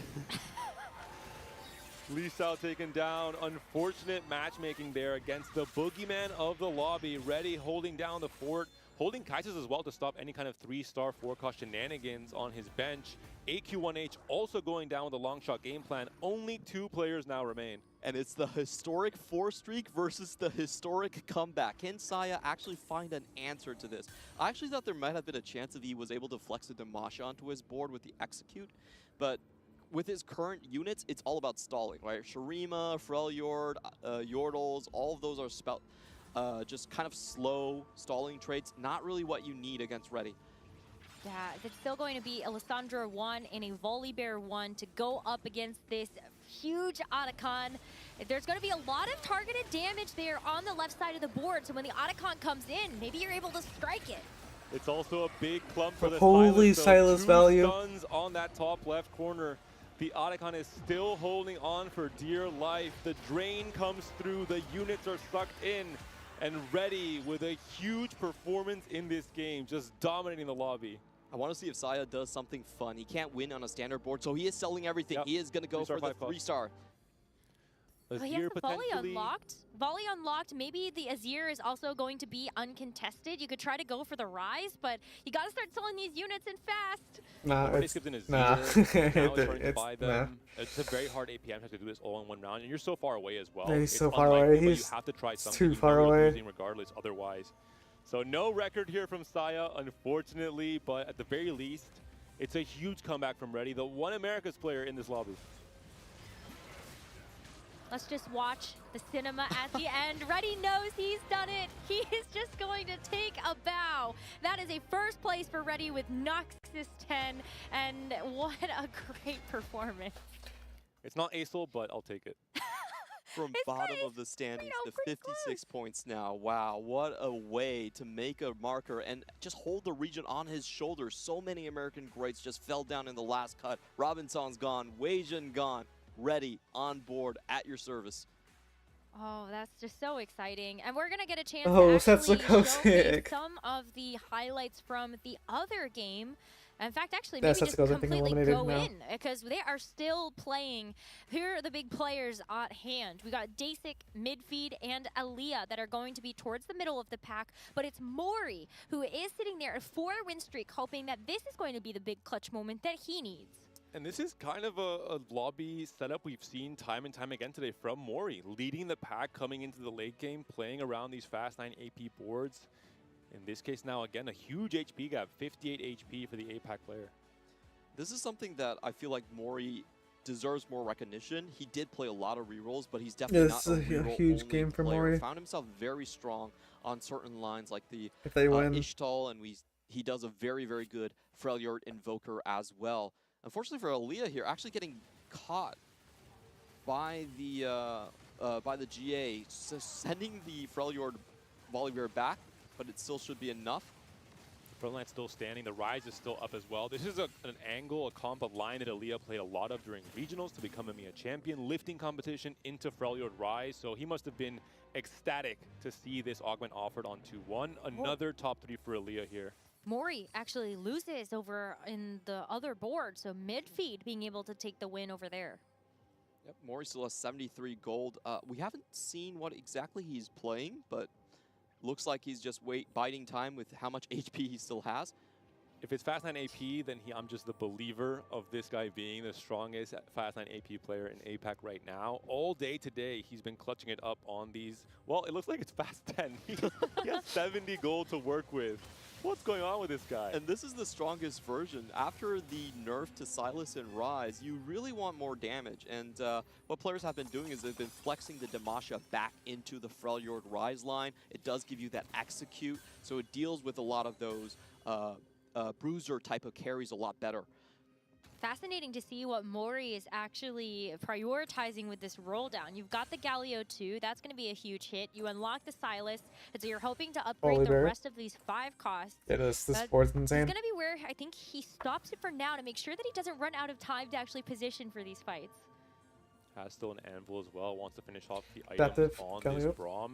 It is going to be their Freljord showdown, but I mean, both players are level 10. Aaliyah has Know Your Enemy, so maybe a bit of an edge going in his favor. I think his But augment he didn't pick, by the way. stats are still messed up because I think Defender's giving Galio armor, which is less good. Oh no, volley You need to remove the vow. vow. Oh my god, the perfect jump from the volley bear onto Also, the that back. jump was Lissandra kinda and crazy. Rise both taken down. A good win for Aaliyah to try and even out the HP in this lobby. Midfeed, though, takes a win against a ghost board, so this is quite close. About 30 There's a HP Baron. for Baron everybody. too. Everybody's level 10. And You get a level 10. They have your favorite augment, Necra, as well, the Golden Dragon, aka Dragon Armor. Listen, they do. I think the Mogul's mail is the armor, and it just is easier to say 2 words than You're absolutely right. It's much more intuitive. But regardless, wow, 2 Freljord Rise boards, 1 vertical void board with the Baron. Everything is upgraded on this void board essentially, so it's gonna be a pretty epic showdown. Volibear on the another left Galio item and move the vow to Fights are Braum. going to turn to 10. Let's see if, I believe it's Aaliyah on the top side here. Can get some executing power over here. It's really good against these high HP units. like the Baron, but he's trying his best. The Kaisa is also going to start ramping up there with the Rage Blade as the Baron is going to hopefully try to unleash a cast, but it can't. This Rise is just too This powerful. Rise unit. Not quite enough, though. I think the Baron has met his match here from midfeed. Let's see. I don't know. Maybe you're able to turn it around some way. I mean, you're holding on to these Garens, but for what? To unlock Silas to put on your board? You only have one less flex spot, right, with the Golden Dragon as well. Is one of the things. That's true. I wonder, do you ever actually take out the Mogul's mail to fit a 10th champion on your board? If you have a Reforger, yeah, it's sometimes the right play in the very, very late game. Yep. If you have like a 2-star 5 cost to fit that last slot in particular, and you want to just gamba your Reforger in the last few fights of stage 6. Well, now is not the right time, but midfeed is going up against another Rise. I do favor Mori here. I believe he has a higher captive board with the Demacia in. Sorry to misspoke about Aaliyah's state. And we do see the execute coming down from the Rise onto the front line, but wait a minute. Okay. It looks close, but the Rise is just pumping out damage, and midfeed will survive for one more fight. The hope is still there. Wow, Aaliyah, though, is on a tear. It's very difficult to tell these two boards apart since you're still playing around the Rise. But I guess that Galio is kind of a difference there. And both Mori and They do Aaliyah have not. the more impactful Whatever, last this is item fine. slot available on the Lissandra here. Shyvana, too, no items for midfeed, but really that's all you can itemize at this point. So a little bit further ahead after this carousel for the Freljord players. I do think Aaliyah actually has a slight advantage in the head-to-head matchup. He does have the Targon in, which does slow the damage down, makes his Volibear much harder to kill, and also grants him extra MR. That's kind of the difference between these two boards. One's Demacia and one has the Targon in. Wow, actually, we saw midfeed get a Silas. So there is, I guess, an opportunity there for you to put it in at some point, but you would actually have to just remove the Mogul's mail.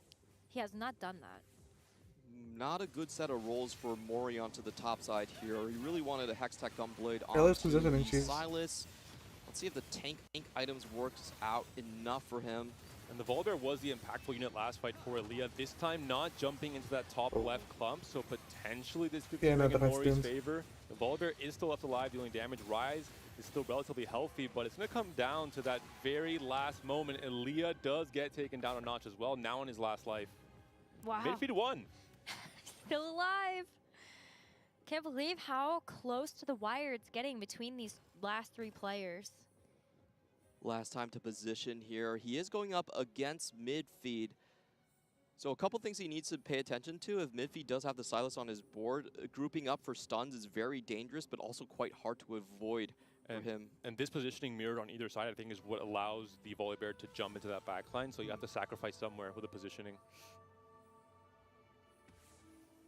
Is going to be Baron straight onto the front line. Let's see where the Baron goes. It is going to start on the weak side, chomping down a lot of those units. I believe this is favorable for Midfeed, what he wanted. Volibear is also very far away from the Kaisa, so she'll be able to scale slowly into that late game of the fight. The Baron has burrowed. He's now potentially in danger, but can also dish out a lot of damage onto the backline now. Kaisa is being targeted. The Baron's left alive. He's able to clutch it up here. Midfeed is going to win this fight, knock out Aaliyah.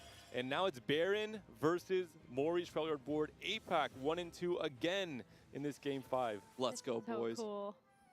Really good positioning by Midfeed there. You could see the difference between the last couple of fights. He does go onto the weak side first and then has the Baron stun into the big clump. Keeps his carries alive from Volibear, basically checking all the boxes that he needed to. But with Aaliyah eliminated, this opens up a couple of champions for Mori to pick from. The Volibear 2 now online. There's not really anything else that I think we can do here for Mori. And in fact, now I recognize it. Midfeed is holding Silas's so that Mori can't get a Silas 3. What? There's 5 copies of Silas on this guy's board. You can play the Silas. I think Silas is a good cap for the Void line as well because you have Kog'Maw to kind of link it over. But I'm not even sure Mori is thinking about Silas 3. Maybe he is though. But I think I would read that actually Mori is defending against Midfeed. You have some gold to work with, so you're right. Maybe you do not put that in, but Midfeed still has the Mogul's mail, so you are limited in the number of spots that you can actually fill on your board. You're still at the Wukong 1. I picked 0 3-star 5 cost on my pick'em, so hopefully no Silas 3 here, but... Does that even count, actually, as a 3-star 5 cost? Yeah, it does. What could be the final fight, though, here from Mori. If he's able to eliminate Midfeed now, he's able to win this fight. It's a 4-win streak for Mori. It's looking okay, but the Baron's still alive and healing. The final 1v1 is lost. Midfeed gets taken down, and Mori, little for the close. 3rd time today, at the very least, maybe more, wins a game with this Fast 9 AP Flex, this time with Rise. So cool. What a close fight. It came down to just a couple of HP on those units, but it is going to be Mori that ends up taking it. And yeah, what an amazing player. You talk about players that have kind of the weight of the world on their shoulders. Mori is the only Japanese player that is a part of this Tactician's Crown coalition, and it's cool to see Mori show up in this way. And he's keeping the Japanese lineage alive. They have been present in every single TAC round from the way down. Zeta's not here. Reject's not here. Another hometown hero steps up. Didn't have a very good TP. Okay, let's finish the checking. Back to board building. So, okay, this is a pair and this, what's the other psionic?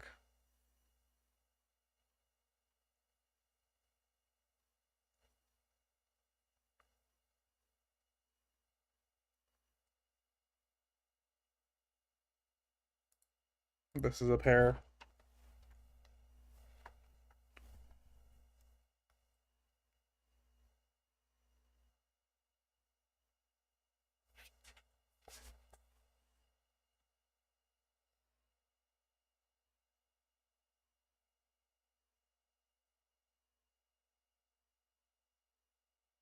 There's no more Marauder here.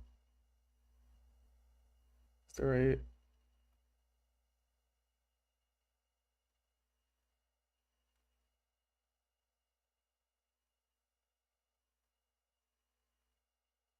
Dexter. No, there's no more Marauder. But like, those are just the two options.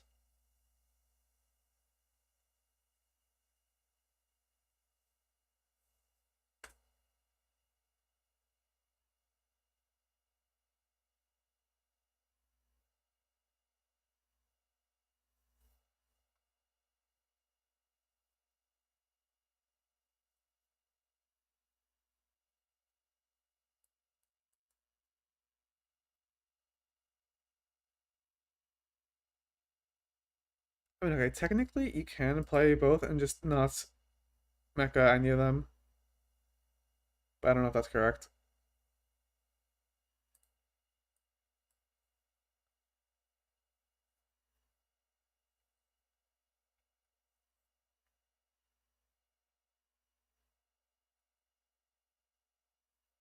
The biggest jump in Voyager is from 2 to 3.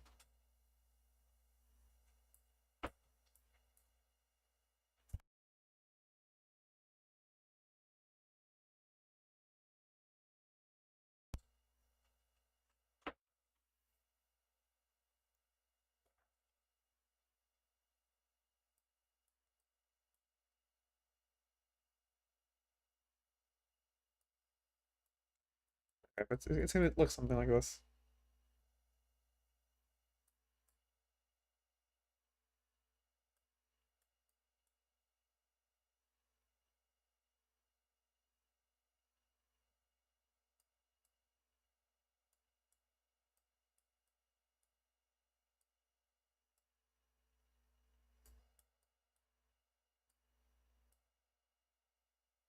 If this is laser, we probably do this positioning right.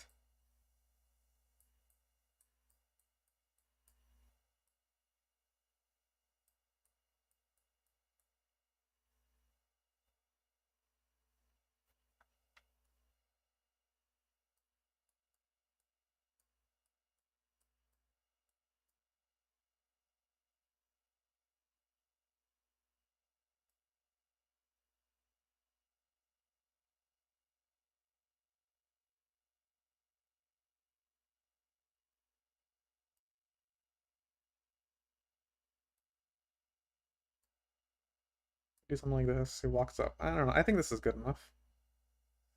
And then as for what this builds, okay, so your durability skill with armor, it's probably just gonna be like something like this. You don't have. I mean, you have some HP scaling. I think this Voyager is pretty fake though.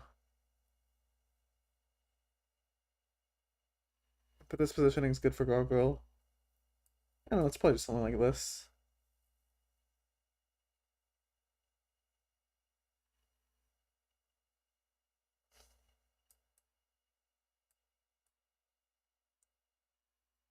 And then ASOL Channeler. Managing from all sources.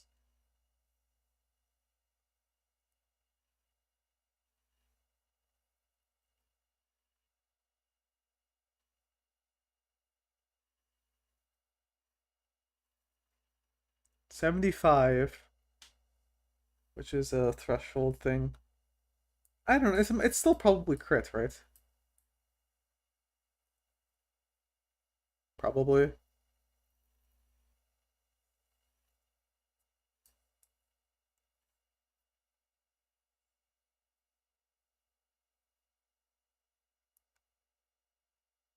I'd have to imagine.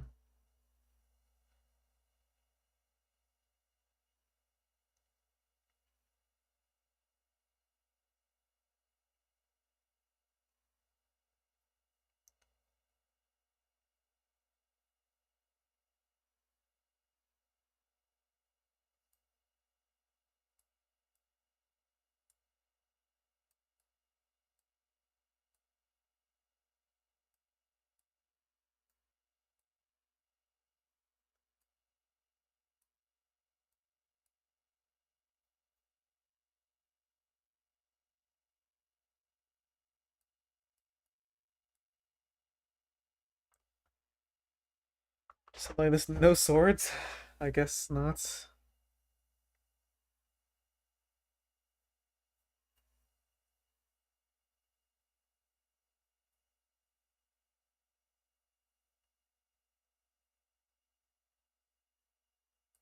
Okay, but let's do...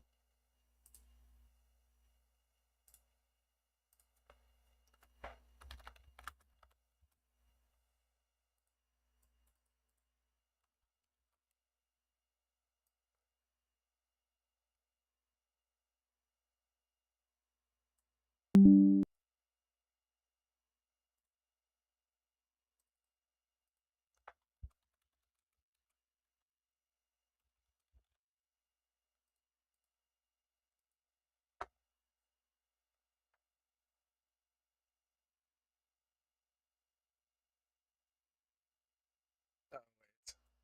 Let's...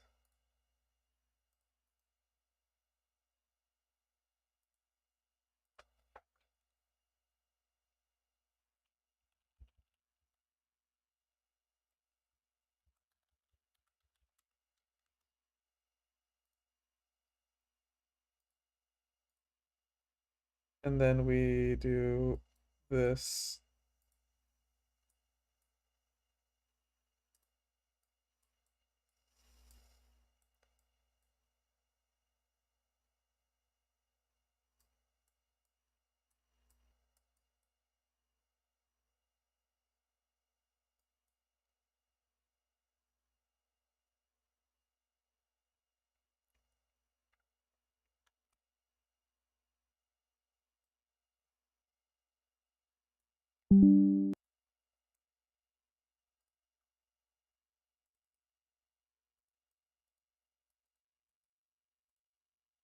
Like a dark star.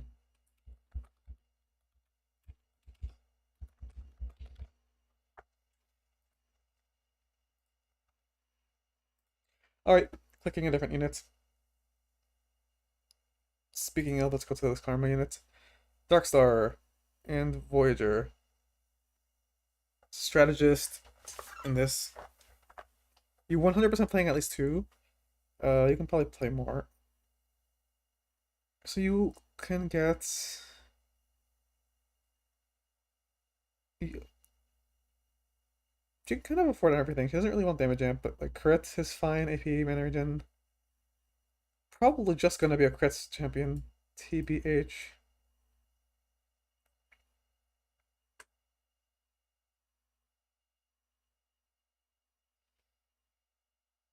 Because they kind of overtuned crit in the middle of the set. Let's just click all these red units.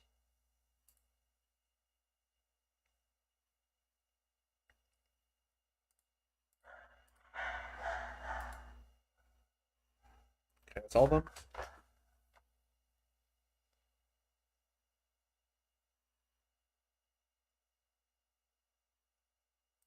This is not a Darkstar.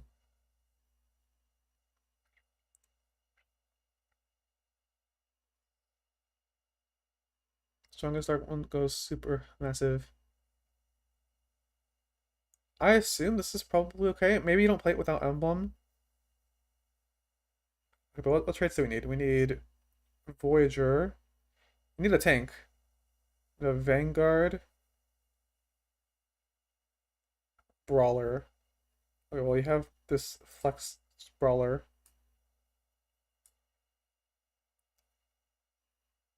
Also, Darkstar doesn't really benefit tanks, so it's fine to have like a random thing as a tank. Vanguard.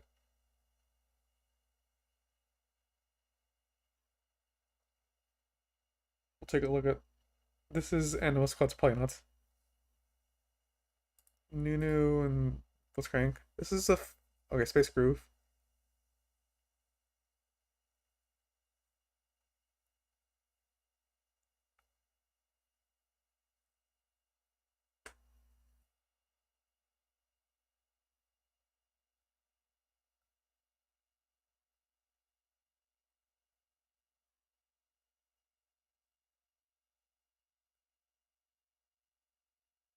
Okay, you don't need to put more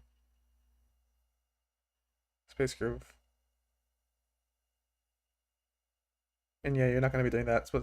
But the one as a flex is fine. Stargazer, what does Stargazer do? Okay, this is the... Okay, so if it's a good Stargazer... Okay, but how are you going to fit 3 or more? So if we drop that...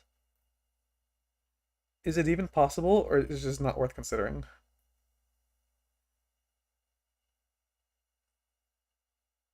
Rogue. I'll just put all those Stargazers.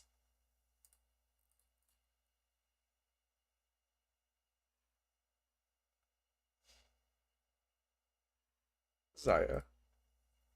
What did you... Sniper? Jin? Okay, so this is something.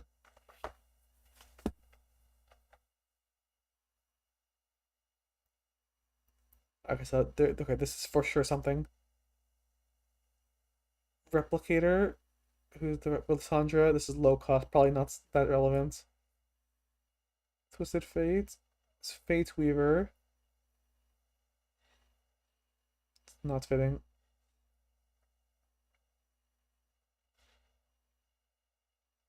I mean, okay, this is more like this is probably more of a Zaya board than it is a thing. But for a Karma board, so is it? This is a pair. This is a pair.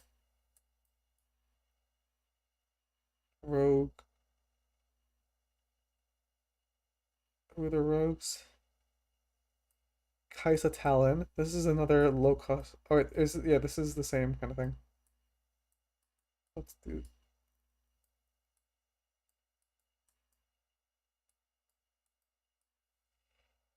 So yeah, probably not. But this is a nice square kind of thing. The Vanguard, Vanguard. So this is a pair. Brawler. Fate Weaver is alone, and then Jax's Bastion also doesn't connect well, so neither of these are going to be played in this Dark Star board.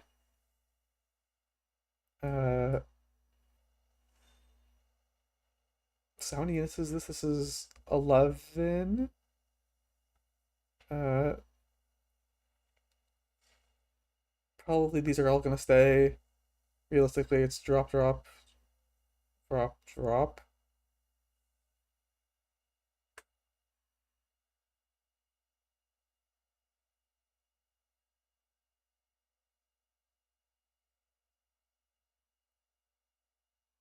Okay, it's drop, drop, play with emblem.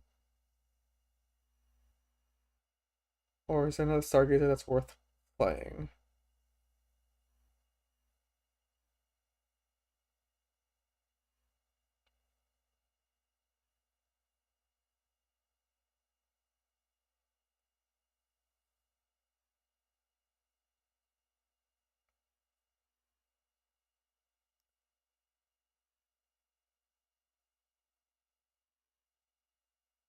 I mean, this is a brawler.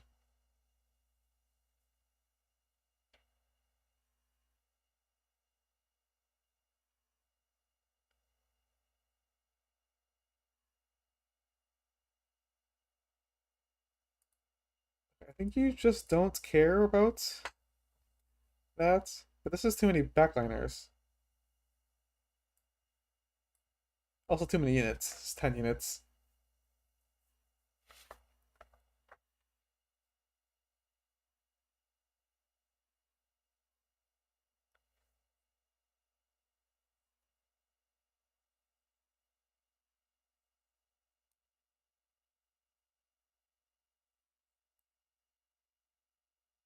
You also don't even have Channeler in.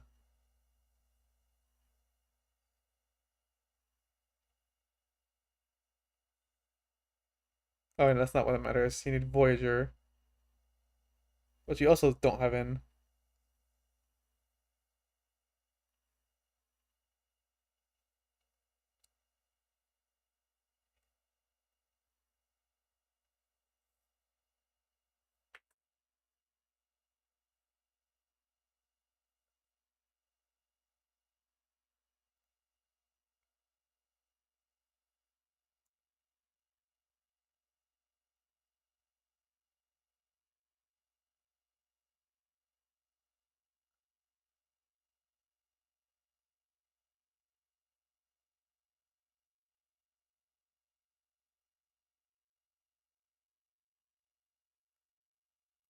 there a Flex Bastion?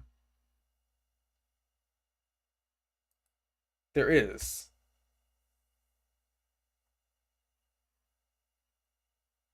I think that's more relevant to the Stargazer comp, though.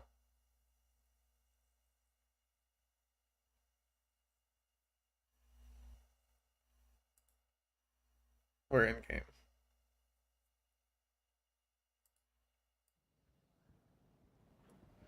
And Obo's quest will be for a full bench for 4 turns, so one of the easier ones to go for when you have the extra gold from your first augment. Oh, he didn't do it because he won the game. Okay, I'm walking off. Wait, this is the actual caster card. But every time I say this, the very obvious thing to get completed doesn't. It's because you faced a player who has no board, so there's not even enough HP to get there. That's what I mean. Yeah, you said you were gonna walk off. I don't care. All right. Well, enjoy the dual cast. I'll get some food, get some snacks. No, you can stay. You can stay. Thank you. Chill. Oh, the magic roll gives him 4 bows. What? I mean, you get your red buff. That's step 1 in a strong board in TFT. You have your final item for this Giga Chad Kiana 3 as well. All right, the key here is actually don't give that red buff to any of your units. You want the Kiana to get 3k damage. You don't want them to steal damage accidentally. Surely this time. I'm not going to say anything anymore. Surely I'm just going to be quiet. He will get the 3,000 damage in the fight. And Obo goes for the care package here, so we're going to get some extra items, extra components. Most likely, looks like he's going to be playing to the Demacia line. He's played already quite a few times today. Just needs, again, that stable performance. It's kind of like what we saw from YBY1 earlier, where you play the Ixtal, get the extra resources, you can guarantee you stabilize on Demacia if you hit your upgrades. Already using his bench quest to kind of hold on to some of those Demacia units. Full bench, yep. And Reddy continues to win streak. Wow, this is very interesting. If he does that enough, he can actually go for the Baron play. Does have 3 items on that Rek'Sai now. He's got that big grab bag, so he was able to itemize the Rek'Sai fully, as well as starting to put some tank items together.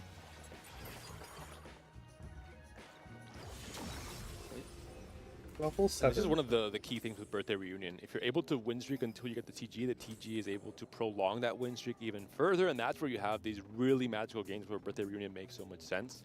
It's similar to Birthday Present in the path of Prismatic, where you need to have this tempo way that you stay ahead of the rest of the lobby. If you manage it, you're going to have a really good game, but if you falter a little bit even, it becomes a bit messy. This has been my favorite augment to play around with. And it's now, just so much value. all the 5 costs are pretty good, so yeah. there's not really any bad hits. Fiddle would like to war with you. No, I'm just kidding. You good. You're manifesting destiny. Be careful.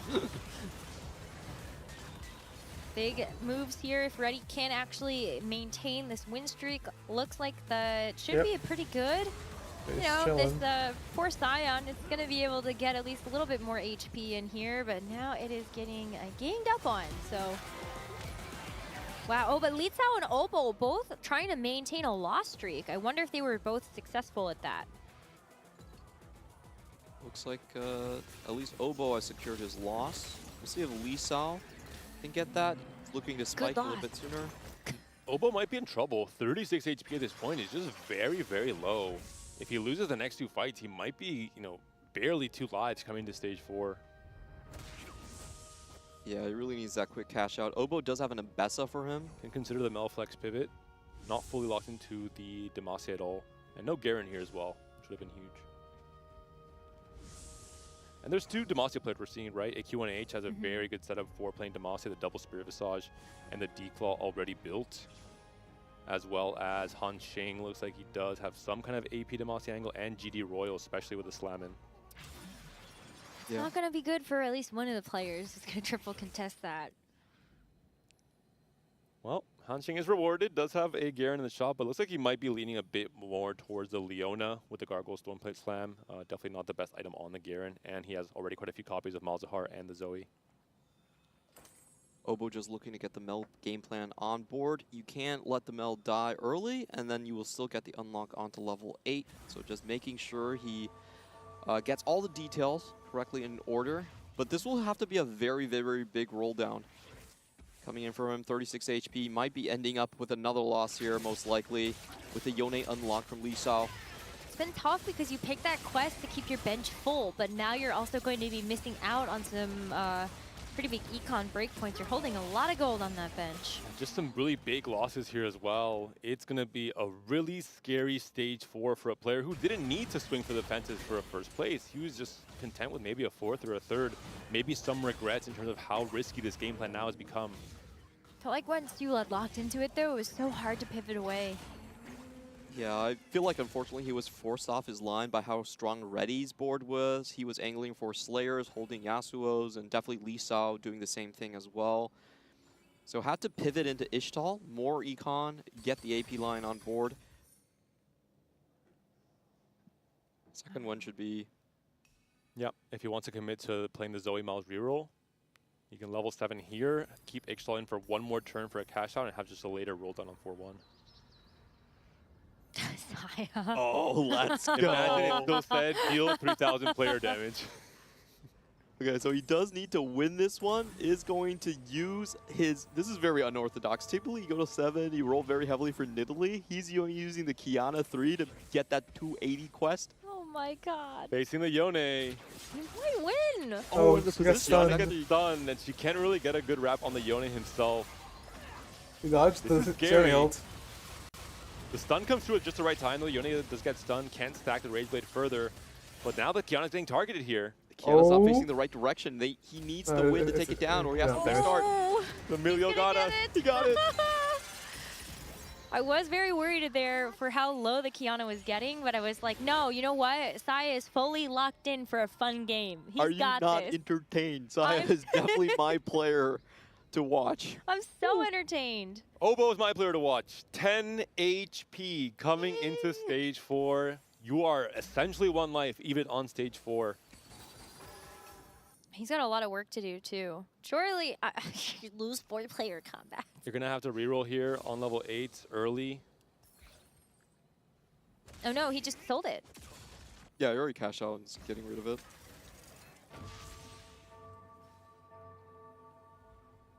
What is he looking for here? Going to go for the Mel.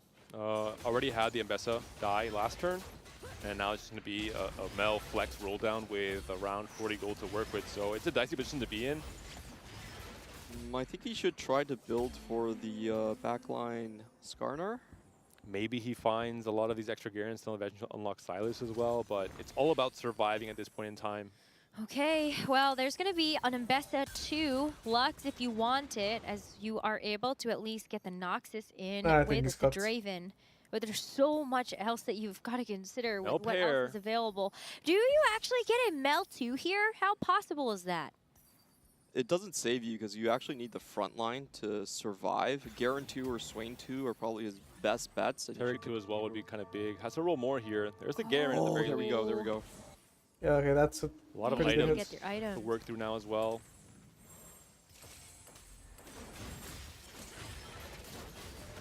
Let's see if he gets some reforges going down. Probably has too many swords Gargoyle, he can't the other use. thing.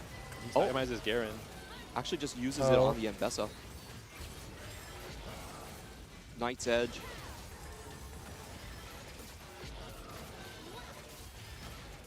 This is a fight win, so we'll wait to slam that last item. We'll see what his augment will be on 4-2, but Obo has an uphill battle throughout this stage 4. And the scary thing is you're 1 life, so if there's anyone that kind of Exodias into some strong setup, you're in trouble. We knew it was Prismatic with the Prismatic Finale, the encounter, so he's maybe playing around this condition. I'm just so excited. Oh, the call to chaos for Saya gives him so much gold. Does he have the quest for it? Lose 3-player combat. He's 70 HP. He's good to go. Yeah. Okay, he's going to get a massive cash out right there. If he has the 80 level EXP, it should shoot him way over 625. Saya guaranteed to just play first or 8th, so that if you get first, you deny other people the ability to get first. There's a Seraphine too as well. You have to sacrifice some of your pairs to get there. Probably not the hit that Obo was looking for. He needed more econ most likely. QNH got a golden egg. also got called to chaos, so got a nice big reward in the golden egg. Oh no! He has HP, Yeah, I believe. 70 HP to work with. Still.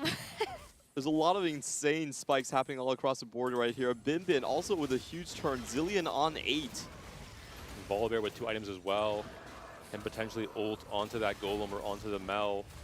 The Swain is not going to cast, it looks like. That's kind of bad news for Obo here. He is on 1 life, but the Volibear is being targeted early. Should be a strong enough board here from Obo to win this fight. This RNG Golem has hands. Very rapid hands. With AQ1H on the golden egg, you have to assume that he's going to spike incredibly hard in that round. So Obo doesn't want to face him. That's probably the player that you want to avoid the most. Saya is trying to make sure he loses these fights. He's like, damn, some of the boards in stage 4 are kind of weak. Can you guys try harder, please? I wonder at what point. Oh my gosh. Yeah, I was like, oh, wait. Can Reddy actually go? He did take Growth Mindset. He has the Void in play. He's going for Baron. The back-to-back Fast 10 game plan from the America's Giga Chad. No Acel, but I mean, good. I think the second best and third best options. 10 Noxus and now Baron coming online as well. Acel is for the finale. If he makes it to the grand finals, that's going to be. Got it. Yeah, the winning comp. That's the style. He has so much HP. He's going to get there regardless. It's just about what the other boards can cap with at this point. I feel like Saya, you have to give him like the best current position in the field. What a tournament from Reddy. Very impressive on his debut in really a tier 1 competition in terms of making it to regionals and making a big showing, and now TechCron as well. Playing so confidently around his game plans, not settling for just re-rolling every game, instead really pushing the envelope. Obo looking for another tank item. Lisa is going to take the belt away, so that's going to mean no wound for Obo. We'll check with Hanxing as well on the loss streak now starting, but he's playing around the AP reroll with Leona, Miles, and Zoe. We'll see how far away he is from hitting these spikes. He has hefty rolls, so can scale into the late game as he rolls more and more. Still very far away from Leona, and similar to Darius in Noxus reroll, that is really the important one to hit, because once Leona goes down, your entire board crumbles. He is finding some great hits over here. We can see he's still taking his time. He's still trying to filter the pool with some of the other units. He has 2 duplicators as well, so he's just waiting to find a few more natural copies. It's tough because Sai has 100 gold. Oh my word. He's just freestyling. This is great to watch. It's going up against him, and I mean, Saya needs to lose. Vanillia's in the back line, but she's not doing enough, thankfully. The Malzahar's healing. I was so worried. Okay, well, that's going to be a huge cash out for Saya. And we'll see a fun Brock come to the field in just a bit. Fun Brock for Saya. For everyone else, I think Maybe it's not going to be very fun. Well, I feel like Reddy could probably keep up with that. Especially not for Obo. We talked about Obo being the player that is on essentially 1 life in stage 4, definitely 1 life in stage 5, which means that if Saya gets a little bit too strong for him, even with Mel 2, that might not be enough to stay alive in this lobby. Nah, oh my god, enough. Brock survives 5-player combats would be crazy. He's just going to cash out here. He was really hoping for like a level up since he has so much gold. Yeah. Can he just like push 9 now? He's waiting to get 14 interest by holding 140 I see. Gold. I'm waiting to see the interest savings account. Oh, this is a great find as well, with the Radiant Hodge being selected. He probably thinks he's strong enough on this stage, so he's just gonna... he's trying to see if he gets the gold again next turn to try and get some more resources, which makes sense, I think. You wouldn't be able to do too much by just pushing 9 and adding an extra unit. You don't want to roll your gold here when you have still a lot of HP to work with. So really min-maxing this game to try and come out ahead, to try and break some records in this game 6. I see what you did there. He has a golden remover, but he didn't get it from that. But nice nod. Yeah. All right, does he get the right quest here? And no. Obo goes down. Oh, that's hard. An AQ1H with the golden egg, 6 loss streak, does not look like he's in a very good position. It typically takes 11 ticks on that golden egg. He would have liked to have won a round Rewarded. In stage. Gets the buy 80 XP quest, so some extra 80 extra Sun Shard cash out, awaiting Saya here on his huge level 9 roll down. Pure flex. Pure flex. 70-point flex on the rest of the lobby. I want to bring up that somebody else that is really hoping that this could be a game that is able to move them forward is AQ1H. Yep. 59 points, very, very low in the standings here for the HP. But Reddy's going to be doing the big roll down here for his board to stabilize. He still needs to find a Belva. He has one now. Okay, Yep. got it. Had to roll a bit on 9 before going 10 just to guarantee he has all the Void units in line. He does have a golden duplicator, so potentially that could be a much easier access to that Baron 2 once he does go 10. I fear for AQ1H right now. I fear for Hanqing as well. Only 6 copies of Leon has already used the duplicators on the back line. Oof. Rolls to 0 on Kaisa 1. Unfortunately denied by Reddy, I would assume. Not even the Vayne 2 is just... Oh, that's just disgusting luck, unfortunately. Yeah, it is. Was fighting to get promoted out of this tournament into the grand finals with 59 points. Going out in 7th here would only mean 61, probably just shy of the mathematical promotion range. And so very unfortunate roll there from the Call to Chaos to get the golden egg, where other people were able to get immediate value from their prismatic augment. Could be worse. He should still be through to that game 7, so has a second chance or a final game at least to try and make it to that final lobby. He's not out of he's not out of it. He's got the Kaisa. He has to roll past a Galio, though. Have you seen the rest of the boards in this stage 5? I am not hopeful. There's a Brock cash out. Come on. Reddy is going for Baron. He's level 10. Saya's level 10. Where's that Brock 2? That's all he's looking for. Oh my goodness. He's going for Nidalee 3, actually. Reddy and Saya just look at each other's boards and be like, yeah, a man of culture. The fast 10 game plans. Oh no, I think pretty big 07 to AQ1H. This could be one of the boards he could actually take down if he does get the lock onto the Yone. Yone walks back toward the middle of the board, and there goes the Kaisa. Kaisa is locked onto the Yone now as well, so potentially the Titans has already proc, so the Skarner cannot stun it. The Yone's down. The Yone's down? Yeah, AQ1H can do this. Okay, well, that is going to be a huge fight win for him. Probably Every point would matter. Like, if he's able to hold the line here with Li Zhao and Bin Bin going out before him. I think he needs at least one more win, I have to imagine. There's the Baron pair. The cell comes through. The duplicator comes through. Now we've reached full capacity for Reddy. The item swap over to the Baron. Another Grim Reaper has entered the fray. You have to feel so bad for the players, not Saya and Reddy in this lobby. Reddy's already smiling here. Hanqing, Bin Bin, His items at that are actually threshold pretty where good you because he are has trying healing to on said avoid that Baron and he elimination. has So AP Kai'Sa not here gonna feel because great. of his Royal as well at Zeus. 48 points. Really needed a big game out of this one, but already kind of back against the wall for the points. Yeah, Royal is still looking for the Silas and potentially the Zillion to cap his board, but he's going to be meeting up against one of these big bruisers, and without Zillion, you just don't have the strength. Oof. AQ1H going to get knocked down. 7th place. At the finish line, just barely not able to proc that golden egg. I think it is one of the risks you take picking Call to Chaos. It's not always that great result you're hoping for. And Someone got 40 gold, he got a golden egg, and the other one ended up getting a golem. Exactly. I mean, the risk is there. This is what the augment enables. If you want to open yourself up to that risk, that's on you. In this case, it didn't quite work out for AQ1H. Also just a really bad roll. Not even getting Vayne 2 on level 8. Rolling to He's 0. just playing Ionia. I'm getting word Revan went 8th in his lobby. Oh, he will no, be Lemon. unable to attain the record. Saya can still do Saya it. is already guaranteed to do it. So we're good. We're good. He's 73 right now. That's true. Yeah, the worst case scenario, he's 73. So we have a new record holder. Setsuko has to give him something. Okay, that's my no, rule. but I'm saying, but my point is that, like, is it going to be 73 or is it going to be 78 points? Let's go 78. Let's go, Saya. Push it to the limit.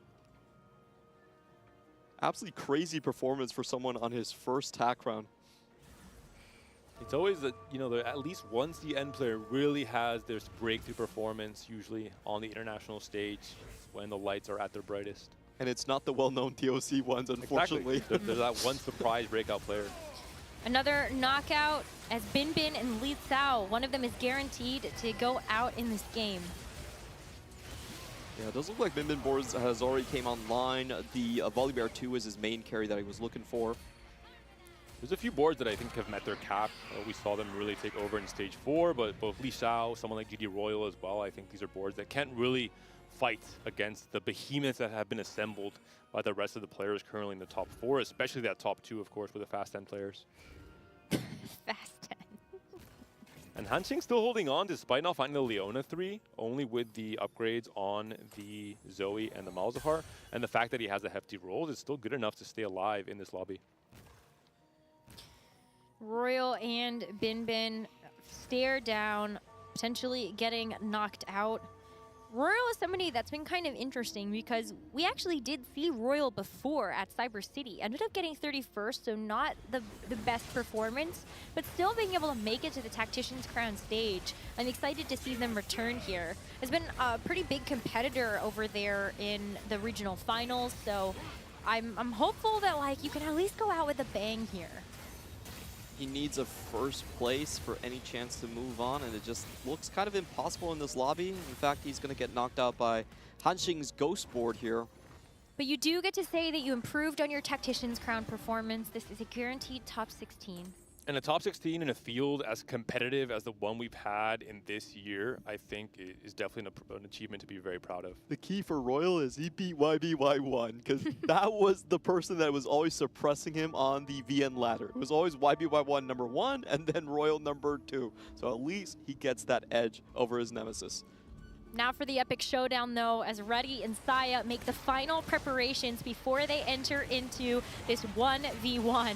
Reddy with the vertical void board, and Saya with the fun, most unique Ishtal board we have seen. He is going to unlock the Silas as well. Oh my goodness, the radiant items, he's the duplicators. He can do anything here. I think this is his game to take.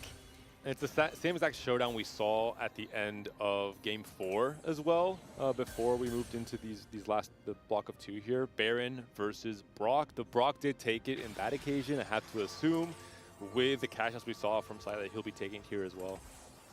Yeah, Radiant items is just way too much of a buff on big units like the Brock 2. He also has the dupe, as was mentioned. There is a chance for him to just go for the Nidalee 3 win-out condition if he wants to. However, a focus fire onto the Brock early. The Baron died. Never mind, Kaisa gets one shot. The Zillion 2 as well with a damage amp on level 10. You still have an open duplicator to work with. I mean, just a smashing win here. 20 HP taken down in just one fight by Saya with that Kiana 3 at the very start of stage 3. That was the big winner, in my opinion. He doesn't even smile. Business as usual here for Saya as he casually gets a first place in the most fun way and breaks a record at the Tactician's Crown. What's there to smile about? Job's not done. Nope, not Looking done. at the finals. Fair enough. And Reddy as well, we have to give him props. What a fantastic block of 2 games, both into those Fast 10. Let's hop into the final moments of the other lobby. It's Darth Nub versus Dasik, and another final 1v1 showdown. We do have this incredible board from Darth Nub with the Rise, but you do also have a level 9 board from Dasik. Very important for both players. For Dasik, there is a chance that he goes directly into the finals after this game. For Darth Nub, he's clawing for every single point he needs. Looks like a pretty big win from Darth up there. I'm not sure if anything can swing this matchup in Dasik's favor, considering we are now down to his last life. I was thinking maybe you're able to get some additional upgrades, but you're so low on your gold. I do think that it's just like a level 10 difference. And there's not any real big upside with positioning from this build comp as well. Maybe what Tom Kench is able to swallow in a fight could marginally affect the matchup, but there's no real melee carry going to the backline, for example, or wrapping in.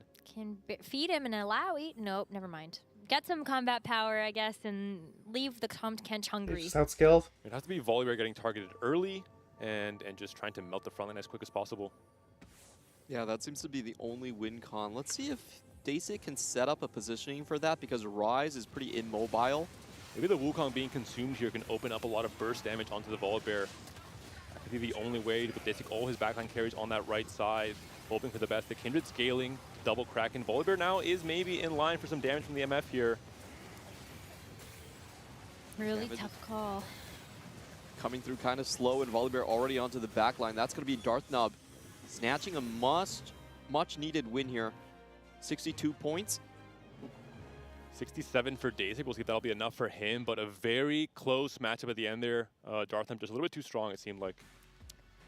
Chuckling at our analysts goofing off to the side after Not been ready. he has 67 points. Yeah, okay. Steely's saying Chad is probably doing it too. Well, you're right, because we said maybe the cutoff for promotion would be 68 points. So the standings being totaled will be very telling to see which of our players will be able to move forward to the grand finals tomorrow, and which four will have their dreams end here for the Tactician's crown for Lore and Legends. But I'm very curious to know exactly how we got to a point where Dasik and Darthnub were battling it out in that 1v1 scenario, and we will have to see where our points end up falling. So tell us, please. Oh, I would love to. And we'll start off with this. Makes, tell Yes. everyone, what's the name of this event? Yes, it is the Tactician's crown. Well, very good, because that's what every single one of our players got heading into Stage 5 from Loot Sub. And so that's why some of these boards were absolutely insane. Specifically, as you guys saw at the end of that game, Darthnub played from the beginning knowing that, hey, I need to send it for this first place. Calc loss into Freljord Rise, one of the highest caps we can see.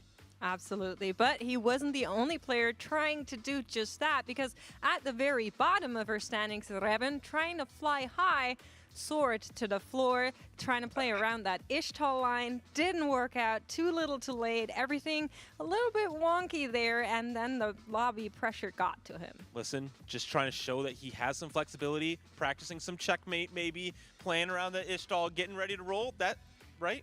Panda? He's getting the reps in for tomorrow. Yeah, it sounds good. We also had some re-rollers, and it may not have worked out exactly the way they would have liked, specifically Aaliyah and Double. Yeah, it was actually a bit awkward because both of them were holding hands early on, trying to decide between Targon and Noxus, having a Draven, having a Leona, having a Zoe. Both of them were kind of looking at each other going like, where are you going? Where can I go? How do we solve this? And I feel like it took them a little bit too long. Eventually, they found themselves in those respective lines, Double on the Targon and Aaliyah on the Noxus. But Aaliyah got a little bit contested too. Well, another player that sent it to try and win the game would be Setsuko. He took Warpath, which very high-risk augment. He wasn't even able to put a 5 streak together on Stage 2, and so not a great start for that augment, was able to figure it out.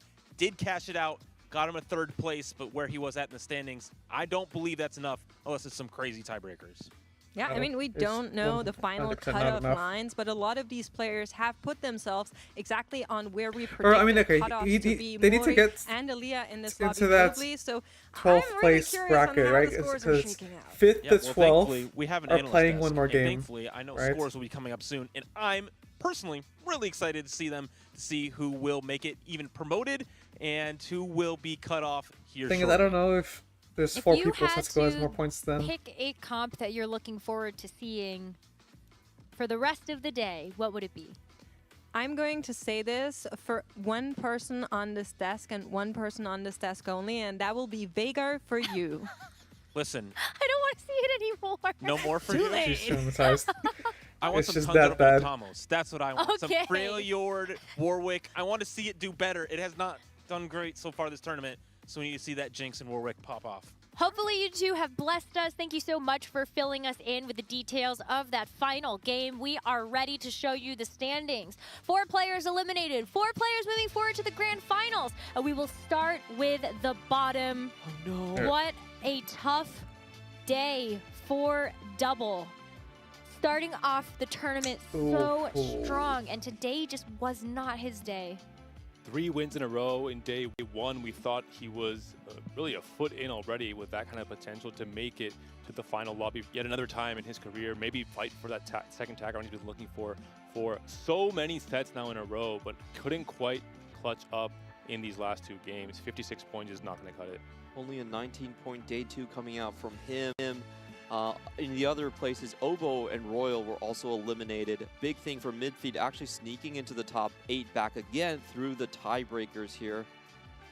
But it's going to be Saya, Revan, Litzao, and Dasik booking their ticket to the grand finals tomorrow. Congratulations. CN is going to have 2 competitors already locked in, and EMEA taking 2 spots as well. Great news for Dasik. Last time he was at TACrown, he made it to final lobby as well, ended up 6th. That was his goal for this tournament, has accomplished that for now. He's a player who's very good playing for top 4 oriented playstyle. We'll have to see how he pivots his game plan tomorrow in Checkmate.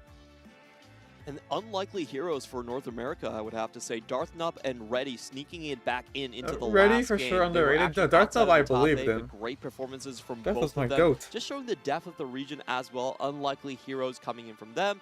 And I will say this, I think the hero that we all expected to do well from CN, Lee Sao. At least he's still holding down the fort. One of the coolest cats to play in the tournaments.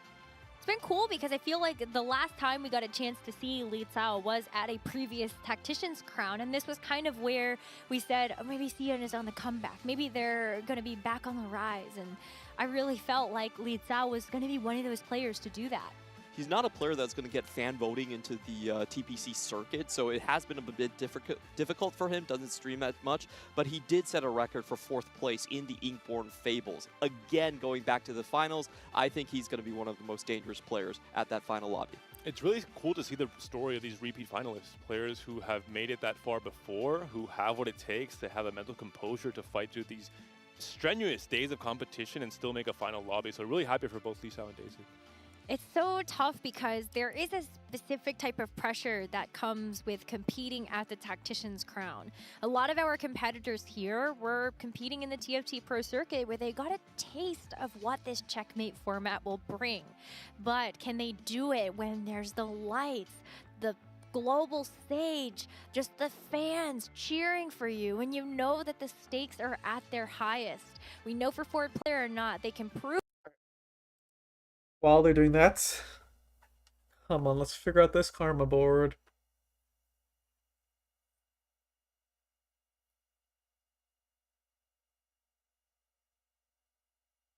I don't even have Voyager in.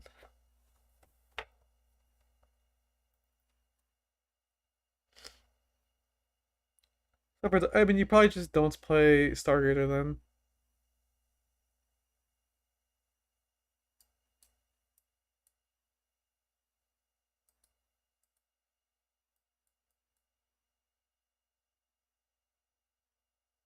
Vanguard, you can play Space Crew over this Nunu, and then Voyager.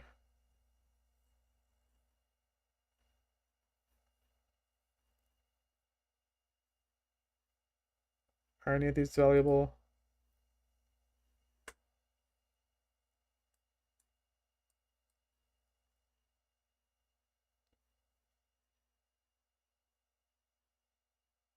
If you get a 3rd Voyager, who would it be? One of these two, right? And between the two, Pike is probably more appealing. Psionic. Is there any Psionics that are worth? Shepherd. Marauder, which doesn't matter here. What's this? Channeler? We don't really care about that. It's like not terrible. But this would be over Mighty Mech, which is like... And there's already too many slots. Yeah, that's not gonna happen.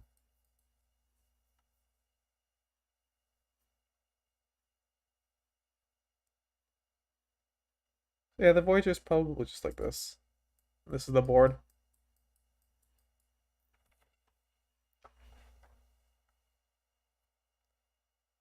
As for who's a better tank between these two,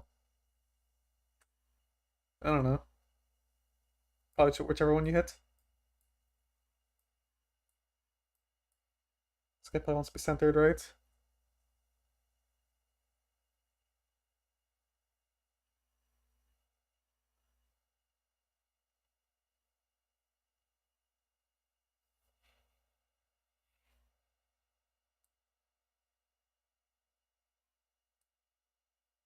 How does this work?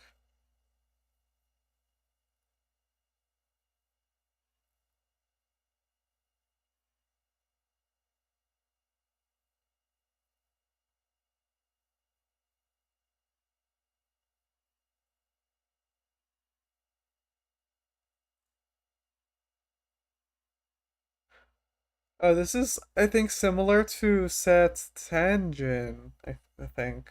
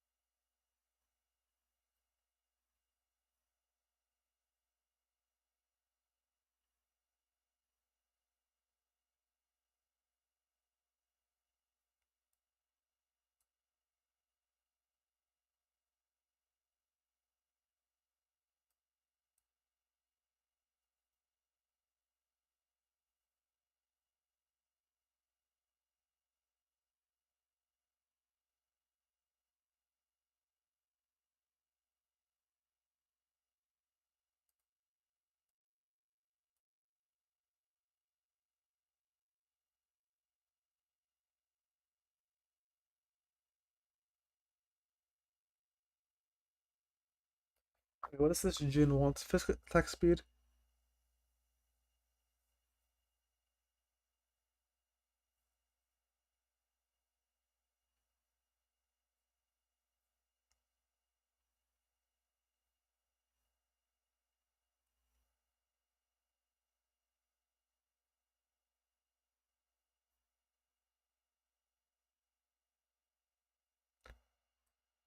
I don't know, it's probably something like that.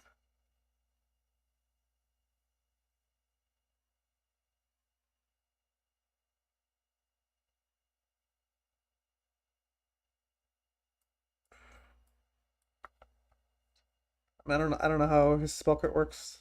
I can't make any assumptions.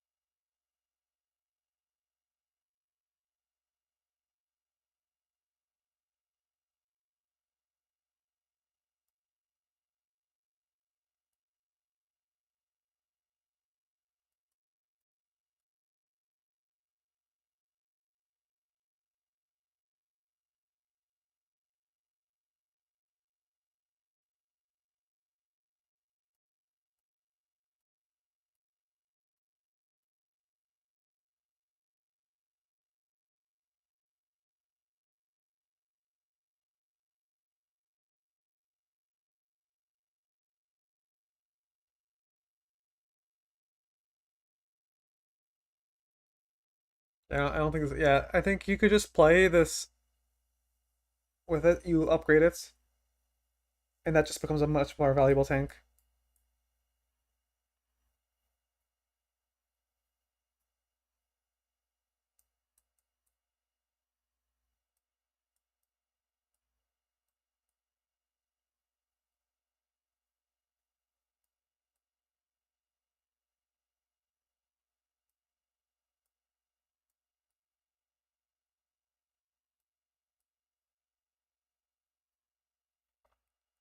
That would be my guess.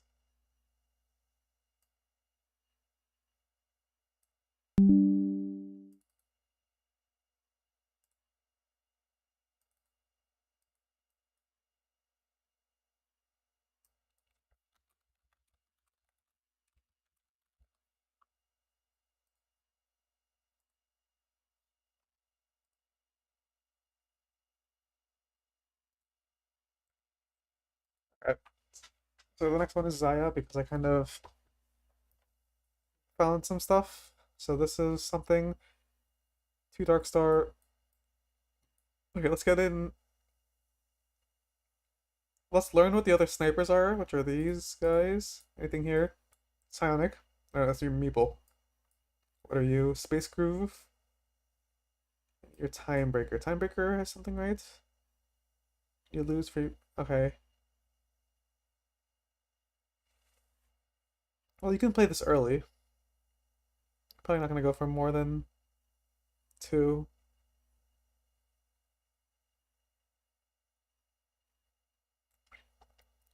But Stargazer. Let's get the other ones in.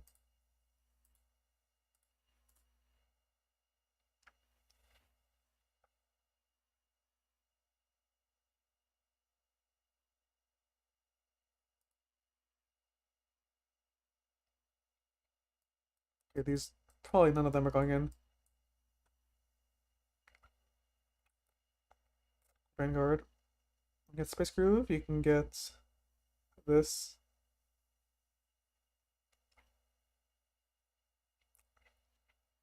You for sure play this Shen. Rogue, you're probably not gonna care about.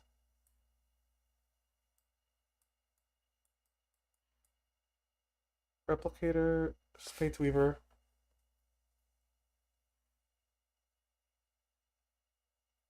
You don't really care about this either.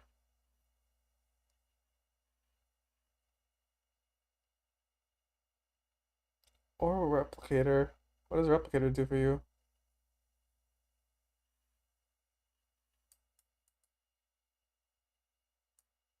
Yeah, you might just be 3 Stargazer.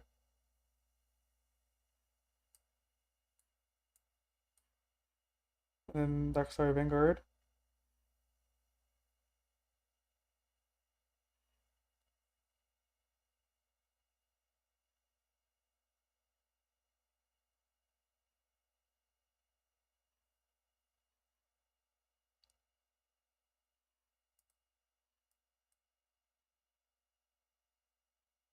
If you play this, Channeler.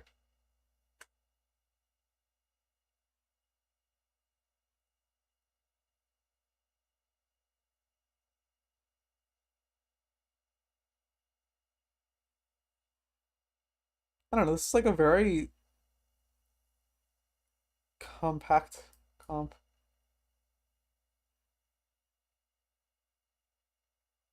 You don't need any of this stuff.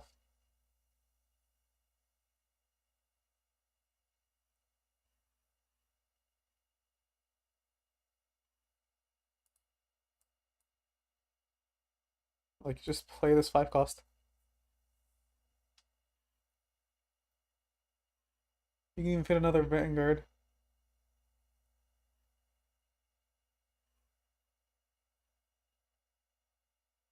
Arbiter, Space Groove.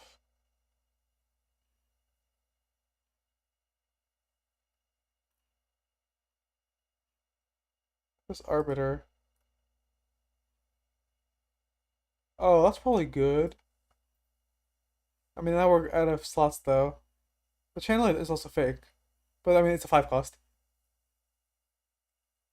But what Arbiter could I play? Challenger, Shepherd.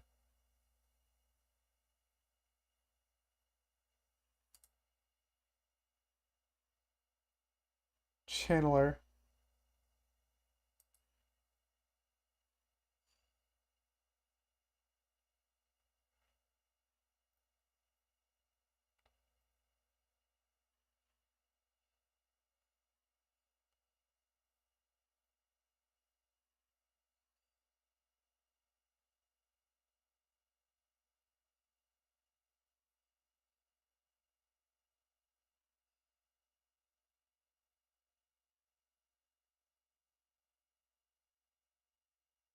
Hmm.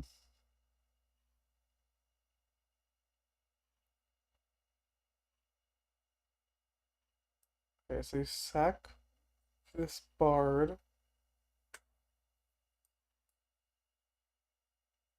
The Vanguard. Chandler's fake. Shepherd, you're not gonna play. Is this better in any way? I mean, this is 9 units. And you still have, like, pretty decent... Yeah, this might be better. Unless your Arbiter's shit.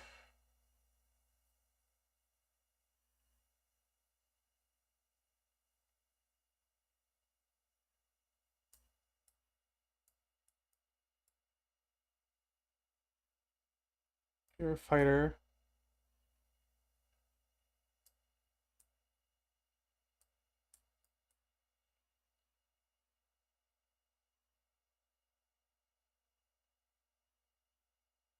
You probably want to be here. Yeah, something like this.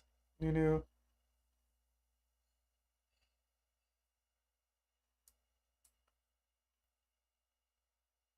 That seems pretty good. Wait, what does Zaya do? Attacks bounce? Gain attack speed. This is set 7 Zaya, I think. Maybe. I don't know, I'm just gonna assume you're gonna be one of these.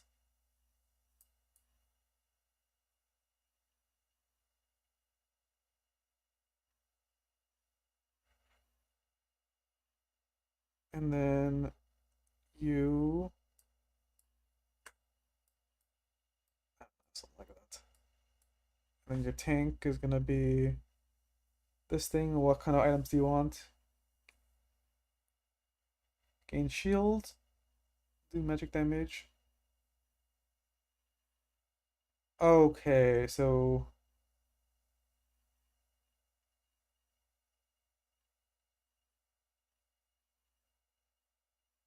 this is the stun unit.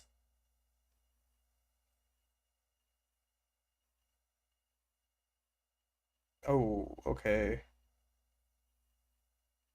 This is the stun unit. How? I mean, you have to play around the shield to some extent, but you're gonna be like this.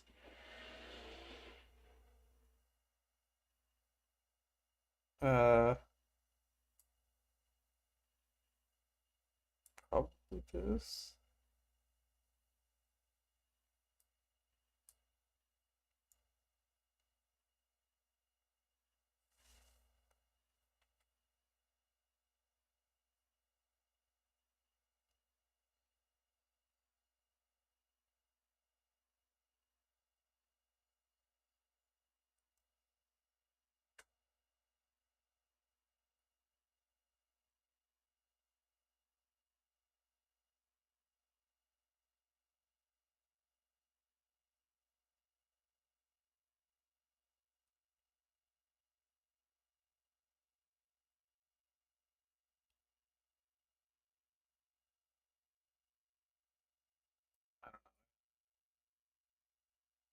Between these.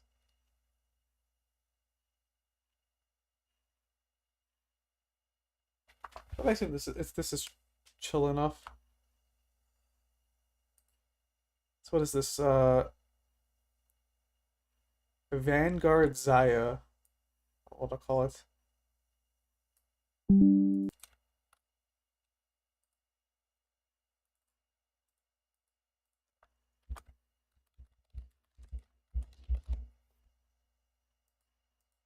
Okay. Next, I'll look at Arbiter.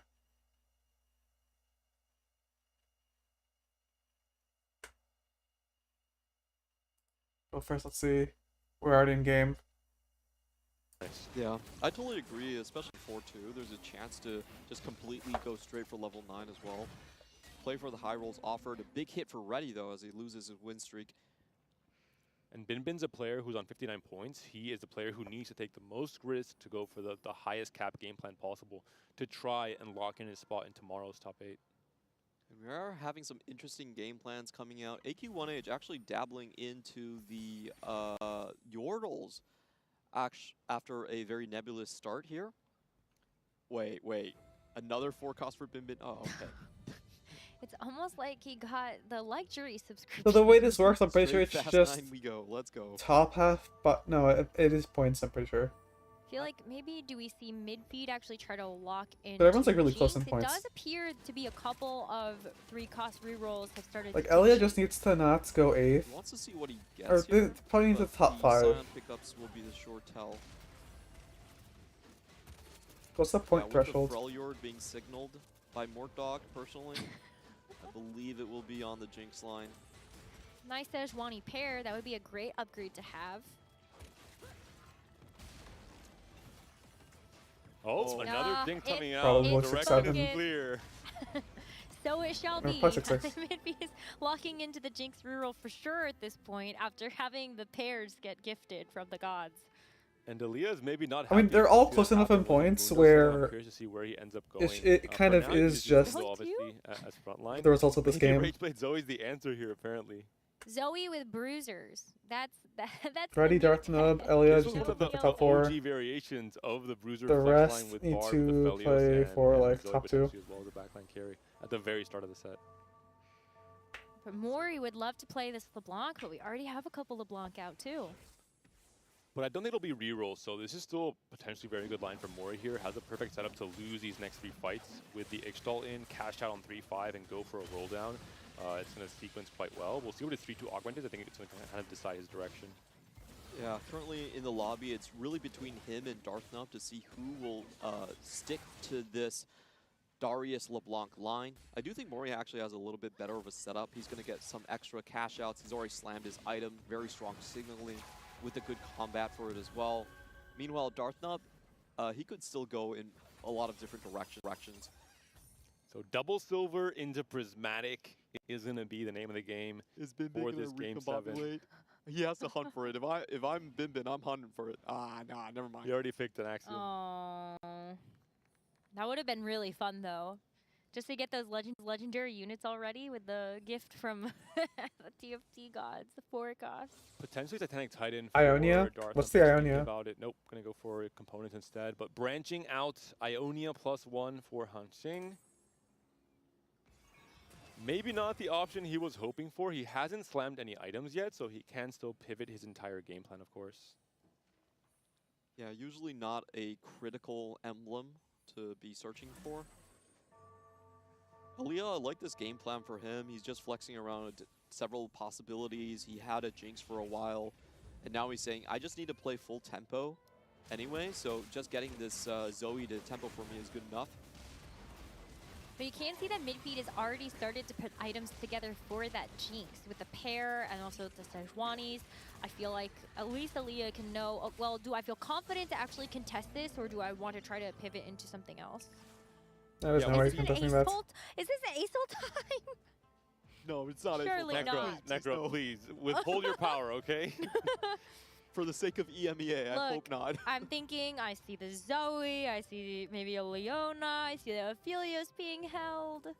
He's just holding all his possible outs. He did get Silver Destiny into on a roll, so maybe forced into more of an awkward line to try and get value from the augment. Can, of course, just ignore it altogether and not play into reroll at all.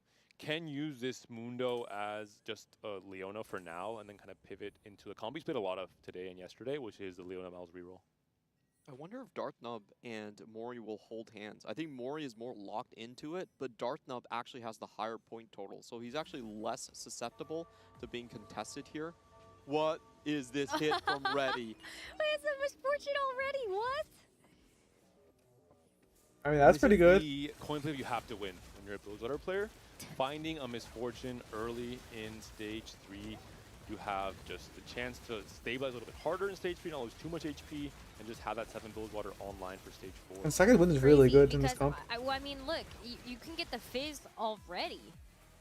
Like, what is stopping you from being able to just put 7 Bilgewater in and stacking up the Serpents now? It'll probably be next turn. Second win as well, I think a fairly good augment for Bilgewater, just buying time. You have a pretty beefy front line in the first place. Big carousel coming up, and Besta is up and offered for any player trying to consider the Melflex line. Lux as well to have some earlier chance to have the upgrade for Demacia boards. And maybe a Mundo for Aaliyah if he wants to go for the Mundo 3. The Jinx stolen from midfeed, unfortunately, here. The Ambessa is still available. Darthnub and Bin probably chasing it down. And Aaliyah, really good pickup actually. With the efficient shopper, picks up the Leona. I think this is going to probably seal the deal in terms of him trying to go for the Leona reroll with a Zoe 2 already. Does have the Rage Blade Slam. I think it's not the end of the world. It's just extra attack speed with the Shojin. There's the Fizz.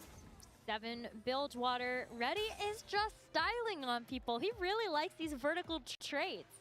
10 Noxus, Vertical Void, maybe even able to hit a Prismatic Augment that's going to actually allow you to get to like Bilge 10 or just like the Bilgewater max cap. I hope that augment does not exist is my only consideration. If he gets another Fast 10 game, that would be too much for these competitors to handle. Get all that. I'm so down. That's all I'm saying. Really rough situation Bilge for 10. AQ1H. Bleeding out tons of HP there. Does pick up a Seraphine onto the board, but it's still not clear where he's going at this moment. Some form of AP line on the docket for him. I feel like he has to get bailed out by his 4-2 Prismatic, and we'll probably see the direction afterwards. We see the Mbessa here already for Darthnub, so definitely he has a chance to play for Melflex if he wants it. She hasn't died yet, but there is a chance still in this next fight. Or you can just delay your roll down until 4-2 and play it out in a more natural game, considering Darthnub is very healthy right now. Yep, and AQ1H did have the chance to go for a potential Rod on the carousel, skip that, so we know he's judged that his tempo is too low to get stacks on the Vigar. Is just going to have to bank on the level 4 roll down, level 8 roll down, excuse me. Midfeed now trying to get his Jinxes online. Does get so. Kind of slow on the copies, to be honest, but does get there. No one's ever building Tristana too. Don't cheat yourself. He was thinking about it. But why would he No, hold the he was copies at not. all then? That's a gunslinger trait? That is stay flex. I suppose. Mori as well hasn't gone to 7 yet. He's a player that we're also thinking might be a reroll player. This is the point where Midfield has to win this round and the next one. Ideally, this is kind of the tempo plan you're prescribing to with this 3-cost reroll. Does end up doing so here. Taxing ready a tiny bit at the end of this stage 3. Yeah, absolutely critical to not let Bilgewater players run away. Ruddy has a really good setup because he has tank items from the 7 Bilgewater on his first one. That's typically the best result that you want for. Just enough time to scale up on the Senna and the Kindred later game. I really want to check on Mori. He's still level 6. He's on a 4-loss streak now. He's a player who is playing on H-stall. I think maybe he Getting must bullied have, off. yeah, pushed a little bit more with his H-stall quest. He's a player who played Fast 9 pretty much all day today. This is why he's in this position now to potentially qualify to day 3. I wonder if he ever says, I am not a reroller. I just want to push levels despite having perfect Darius items. There's a few LeBlancs out of the pool as well from Darthnub, and maybe just plays into the type of game plan he's more comfortable on, which is pushing for Fast 9, Fast 10.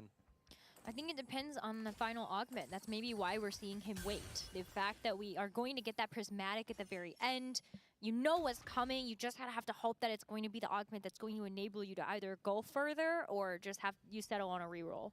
It's a stirring contest between him and Darthnub that we will only find out on 4-2. In the meantime, Aaliyah hunting for copies early here. Is a little bit light on the Malzahars. Efficient shopper from Aaliyah. If he finds one of these key 3 costs on the stage 4 carousel, it would be really good news for him as well. We have to remind our viewers, prismatic augments are coming up very soon, so players have to consider what kind of augments they can really pick up on 4-2 to transform their game plans. A lot of players that have low roll do need some good saves here as we see a good Loris push, taking Leonia out of the action, making sure that she doesn't get full value out of the Gargoyle Stoneploit. But Aaliyah's backline should still be plenty to deal with at this moment. Just the frequent casting of the Zoe is going to get him through, and here we go. Big prismatic, big Oh moments. yeah, because Zoe doesn't need that much damage because she's pretty likely to overkill. Down to this. No spell to overflow in this. Bronze for life. That is the big question. Soul Awakening already picked up by Hanqing. Radiance. Oh, Radiant Relic. Ooh. Radiant Void Stack is picked up. You already have the Gargoyle Shred from the Zoe, but probably. I think it's really the only option. Or the Stone Play potentially for the Leona as well. Okay, invested for Bin. Growth mindset for AQ1H. Darthnub did end up getting called to Chaos, and it's I mean, going to be the the Radiant lucky Stone Plate item was chest. probably The pretty high good. rolls, no low rolls. They all got taken out of the way in game 6. Mori also ended up taking call to RNG Chaos, and Golem. he got the RNG Golem for the front line. You would have maybe been happier with the backline considering you want Darius to be your Giga tank, but he is going to have some extra help in stage 5 to tank some more damage to get that heal coming through. Oh, this feels so Yeah, rough considering for how far they AQ1H. He has growth are mindset because off he needed the of instant Darius. roll down, but doesn't get the Azir, which I would think the have front been line's a fine. big save for him. Yeah. Aaliyah has Radiant's hit don't the play. Zoe 3. Oh. Also has the Seraphine to at least get the Disruptor enabled with They have Malzahar, Zoe but you 3, can see where though. he's starting to lack in that front And they line. weren't hit. AQ1H at level 8 has been able to But put LA really together needs, quite a like, to strong finish board the JG. with that Skarner. But maybe this Rage Blade will stack up enough that the Zoe can do it.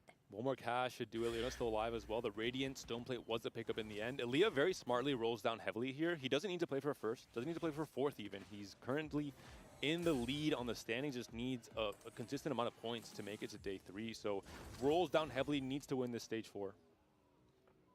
Tom Kench for ready. Ready is free falling. Yep, and he sees That's not that his good. front line is solid enough, goes for the backline black market item here. Cutthroat Cutlass, still a pretty good one, 35% enhanced damage. We're looking at the re-rollers and their positions. Actually only one off Jinx, so a decent position for mid-feed. One off both. Desperation roll down, trying to spike and continue the win streak here, but not quite able to hit the power upgrades that he needed. If he loses here, it would be kind of tragic considering he rolled down to 0 gold, was really counting on the win streak gold to keep him up and alive. It's going to be an unfortunate loss here for Darth Nub as midfeed just gets closer and closer to elimination. And remember, if you're eliminated in this game, you are not making it to the grand finals. Look at the tempo of the lobby. 5 players have rolled to 0 on this turn, trying to Ready win just these needs next the few top fights. 5. They don't want to fall into the dangerous territory. It's only Bin who's currently sitting on 80 gold, trying to push 9, really playing for that fast 9 CN strategy. Aaliyah, who's already hit a big power spike with the Zoe. Bin has to win. 30, and Mori as well, who's slowly trying to push levels. 2 forecasts in stage 2 will do that for you. So straight to fast 9. In the meantime, for AQ1H, he does pick up a Shyvana to round out a little bit more of his defenses into the front line.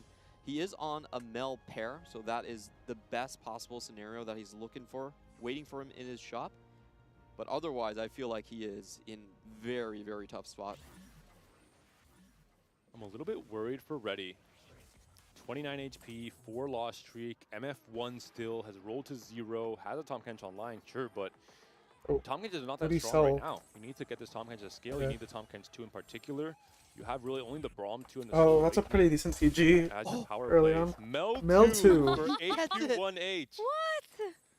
At 4-5. And he's contested by Darthnub as well, so a huge pickup for AQ1H. I did not expect that prediction to come true. Clement just throwing out his blessings. Too powerful of a Darth caster here on the Nub. deck. Oh, and Darth Nub has to see it. He's the first one across from the Mel 2. I mean, it might be okay. Now He has the Mel items Clomp. for it as well, still missing the crit, but this does mean he has a potential angle to come back a little bit faster in stage 5. I don't know, frontline it seems like still for AQ1H. Mel wasted her cast. It's gonna be close. Yeah, Mel wasted her cast because she only hit 1 unit. No, Darth Nub This wins. burst should take his backline out. He could be going down to No just way. 2 He's still HP. alive here. Oh. 2 HP and a dream. You know, for our AQ1H's APAC Mel, player. Currently all 4 APAC players. like in their the front line bottom wasn't dead, 4 of so the she wasted her HG cast tables. on like an almost dead frontliner. It's finally the Jinx 3-4 midfeed. There is a Jinx 3 or the Leona 3, sorry, for Aaliyah as Okay. well. So the 3 cost Aaliyah's are coming probably up guaranteed top into their 4. power spike a little bit early. Usually we Which have is all they you know, need. stage 5-1, 5-2 where they're mostly hit. Midfeed probably safe Mori as is the only one well. pretty much behind the curve when it comes to those re-rolls. Still not able to find his Darius, as there are 2 other Mel players that might be taking them out of the pool here. That's tough, but that's why you have to consider a secondary front line, and I think that's why you don't feel as bad being able to get another tank. But I think for Bin, this is just a kind of a tough draw. Bin, of course, at 59 points, really needs to have a third, maybe a second place in order to actually get into the grand finals with the 59 points. Expected loss here for Bin. He's obviously greeting the invested, so this is the one player that, you know, he doesn't care who he faces. He knows it should normally be a loss here in stage 4 still. Tough road ahead. Ready is at 16 HP, so also the next likely player to get eliminated. The 7 Bilgewater was online so quickly, but it's been a little bit slow going to be able to get everything else that you would want. Want to feed the Tom Kent, but you also want to have enough gold to actually roll and try to get these upgrades.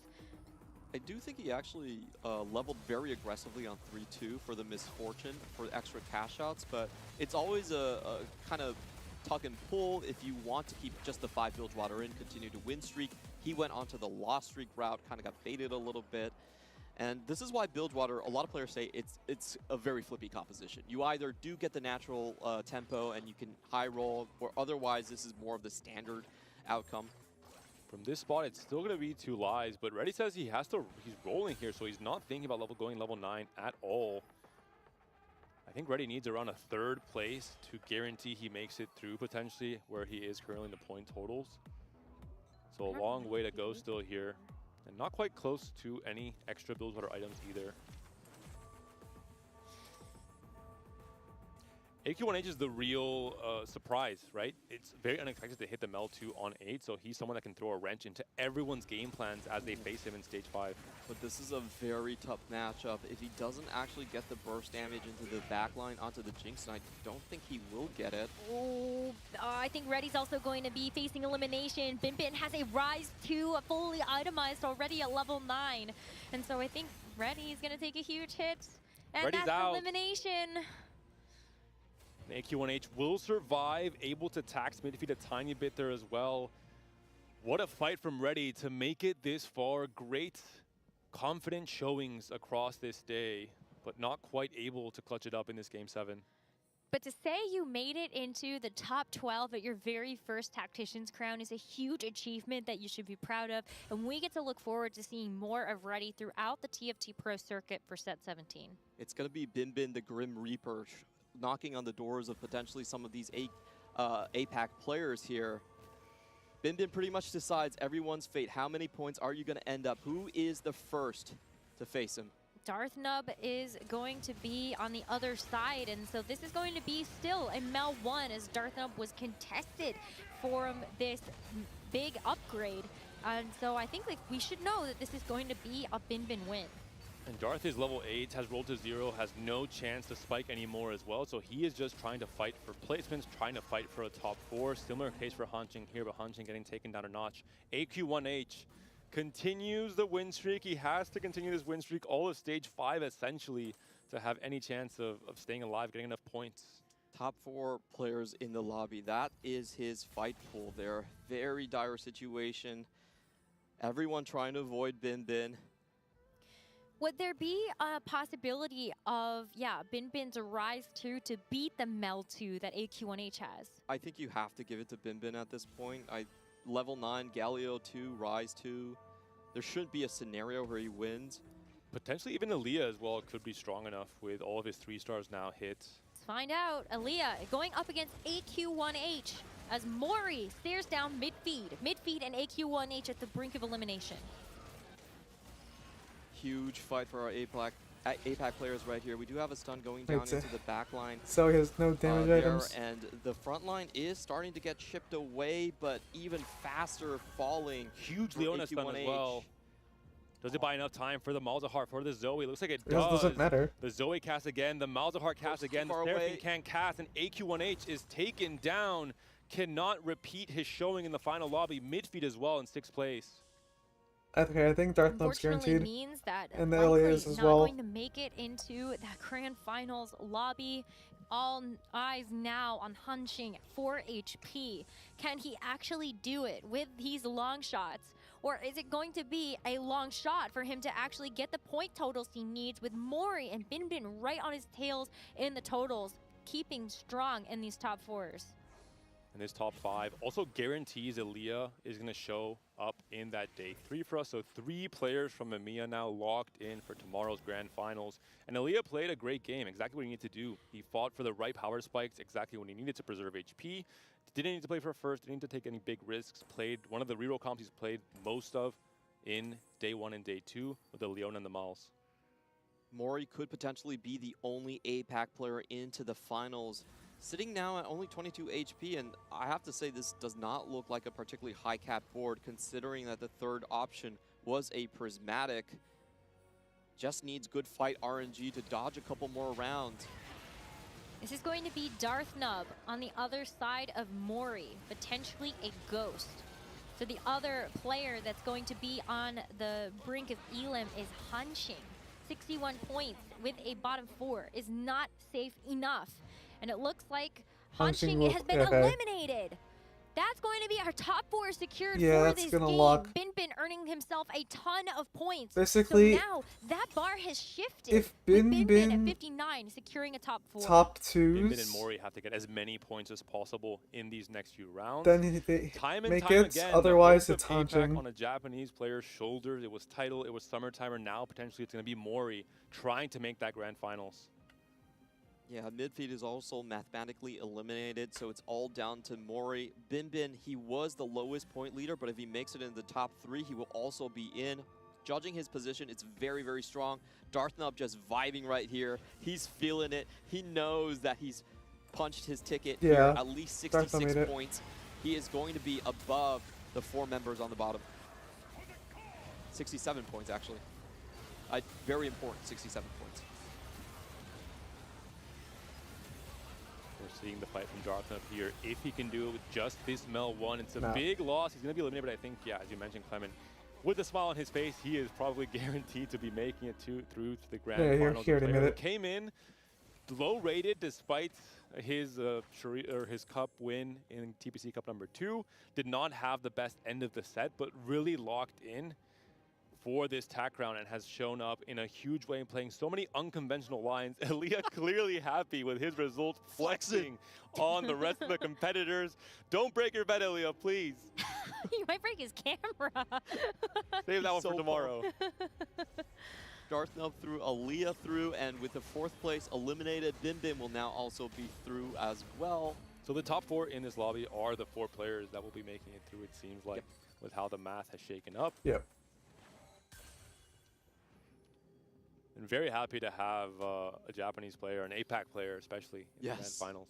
We all are now praying on Mori from 6 to 1. Last man standing. Bring it home. Same story, different tack round. Yep. Bin actually needs to get a 2nd place to avoid tiebreakers. But so his board, I think, I'm pretty confident he's going to accomplish it. 5 win streak, rise 2, volley 2. But, you know, Bin and Mori, those are going to be the 2 competitors that are actually facing each other right now. So that might determine his fate. If Bin is able to win this match versus Mori, this should guarantee him a 2nd place, bare minimum, which would be what he needs to avoid the tiebreakers. Let's see how it plays out. I'd be very surprised if that board actually loses to Aaliyah, but anything can happen. Mori here, the HP totals is going to be critical. Is it going to be 66 points total or 67? Aaliyah is knocked out in the end as well. 3rd place for Aaliyah. Bin on a 6 win streak, truly taking over. What a ballsy move to go for the invested, to skip stage 4, to play for as much econ as possible. Even from the very beginning, remember that level to 5 with Silver Spoon finding the early Wukong and Tarek to set up this fast 9 from Bin, and he has been rewarded for those risks. Beautiful line selection, doesn't get baited by the potential loggerheads with all the other Mel players here, and now he is just going to complete the impossible comeback. Lowest points before this game, making it to his first Tactician's Crown final, representative of the JOC, the only one there. And Mori as well, despite playing so much fast 9 AP today, he had the spot to reroll. He said, I'm going to play the best game of TFT that I can from this position, playing for the Darius reroll in the end. And a very good top 2 from his position as well. Finally eliminated, but Bin, what a showing in this Game 7 from the CN player. Impressive finish for somebody who needed that 1st place in order to qualify. Based on how those points shook out, even a 2nd place would have done it. But congratulations to our competitors that will be joining our top 4 from the standings from the last game in the grand finals tomorrow. What an exciting finish to our 2nd day of competition. This is what they've all been working towards. A lot of people coming into TACRON first try, they just put it as an afterthought of making it into the finals. Now they're approaching their dreams and the mentality changes, the adrenaline starts pumping. This is what players who are competitive and on the edge have been working towards their entire lives. So the final Also in lobby. a set, and I think a patch and a meta as good as this one, as complicated as this one with so many different lines, a very wide meta indeed, and kind of 3 very big overarching game plans you can settle into throughout a game, with the 3-cost reroll being strong, the 4-cost being strong, and of course Saya, the fast Revan, line. Li Xiao, I think Basic, it's Elia, especially, Darthnub, great for these Mori, players to make it Binman. here into that Grand Finals. And I think one of the strongest fields of players we've ever seen in a attack round stage. But we've learned a lot from watching. It is going to be tomorrow. Okay, I'm gonna take a break. I might be back for comp building. So yeah.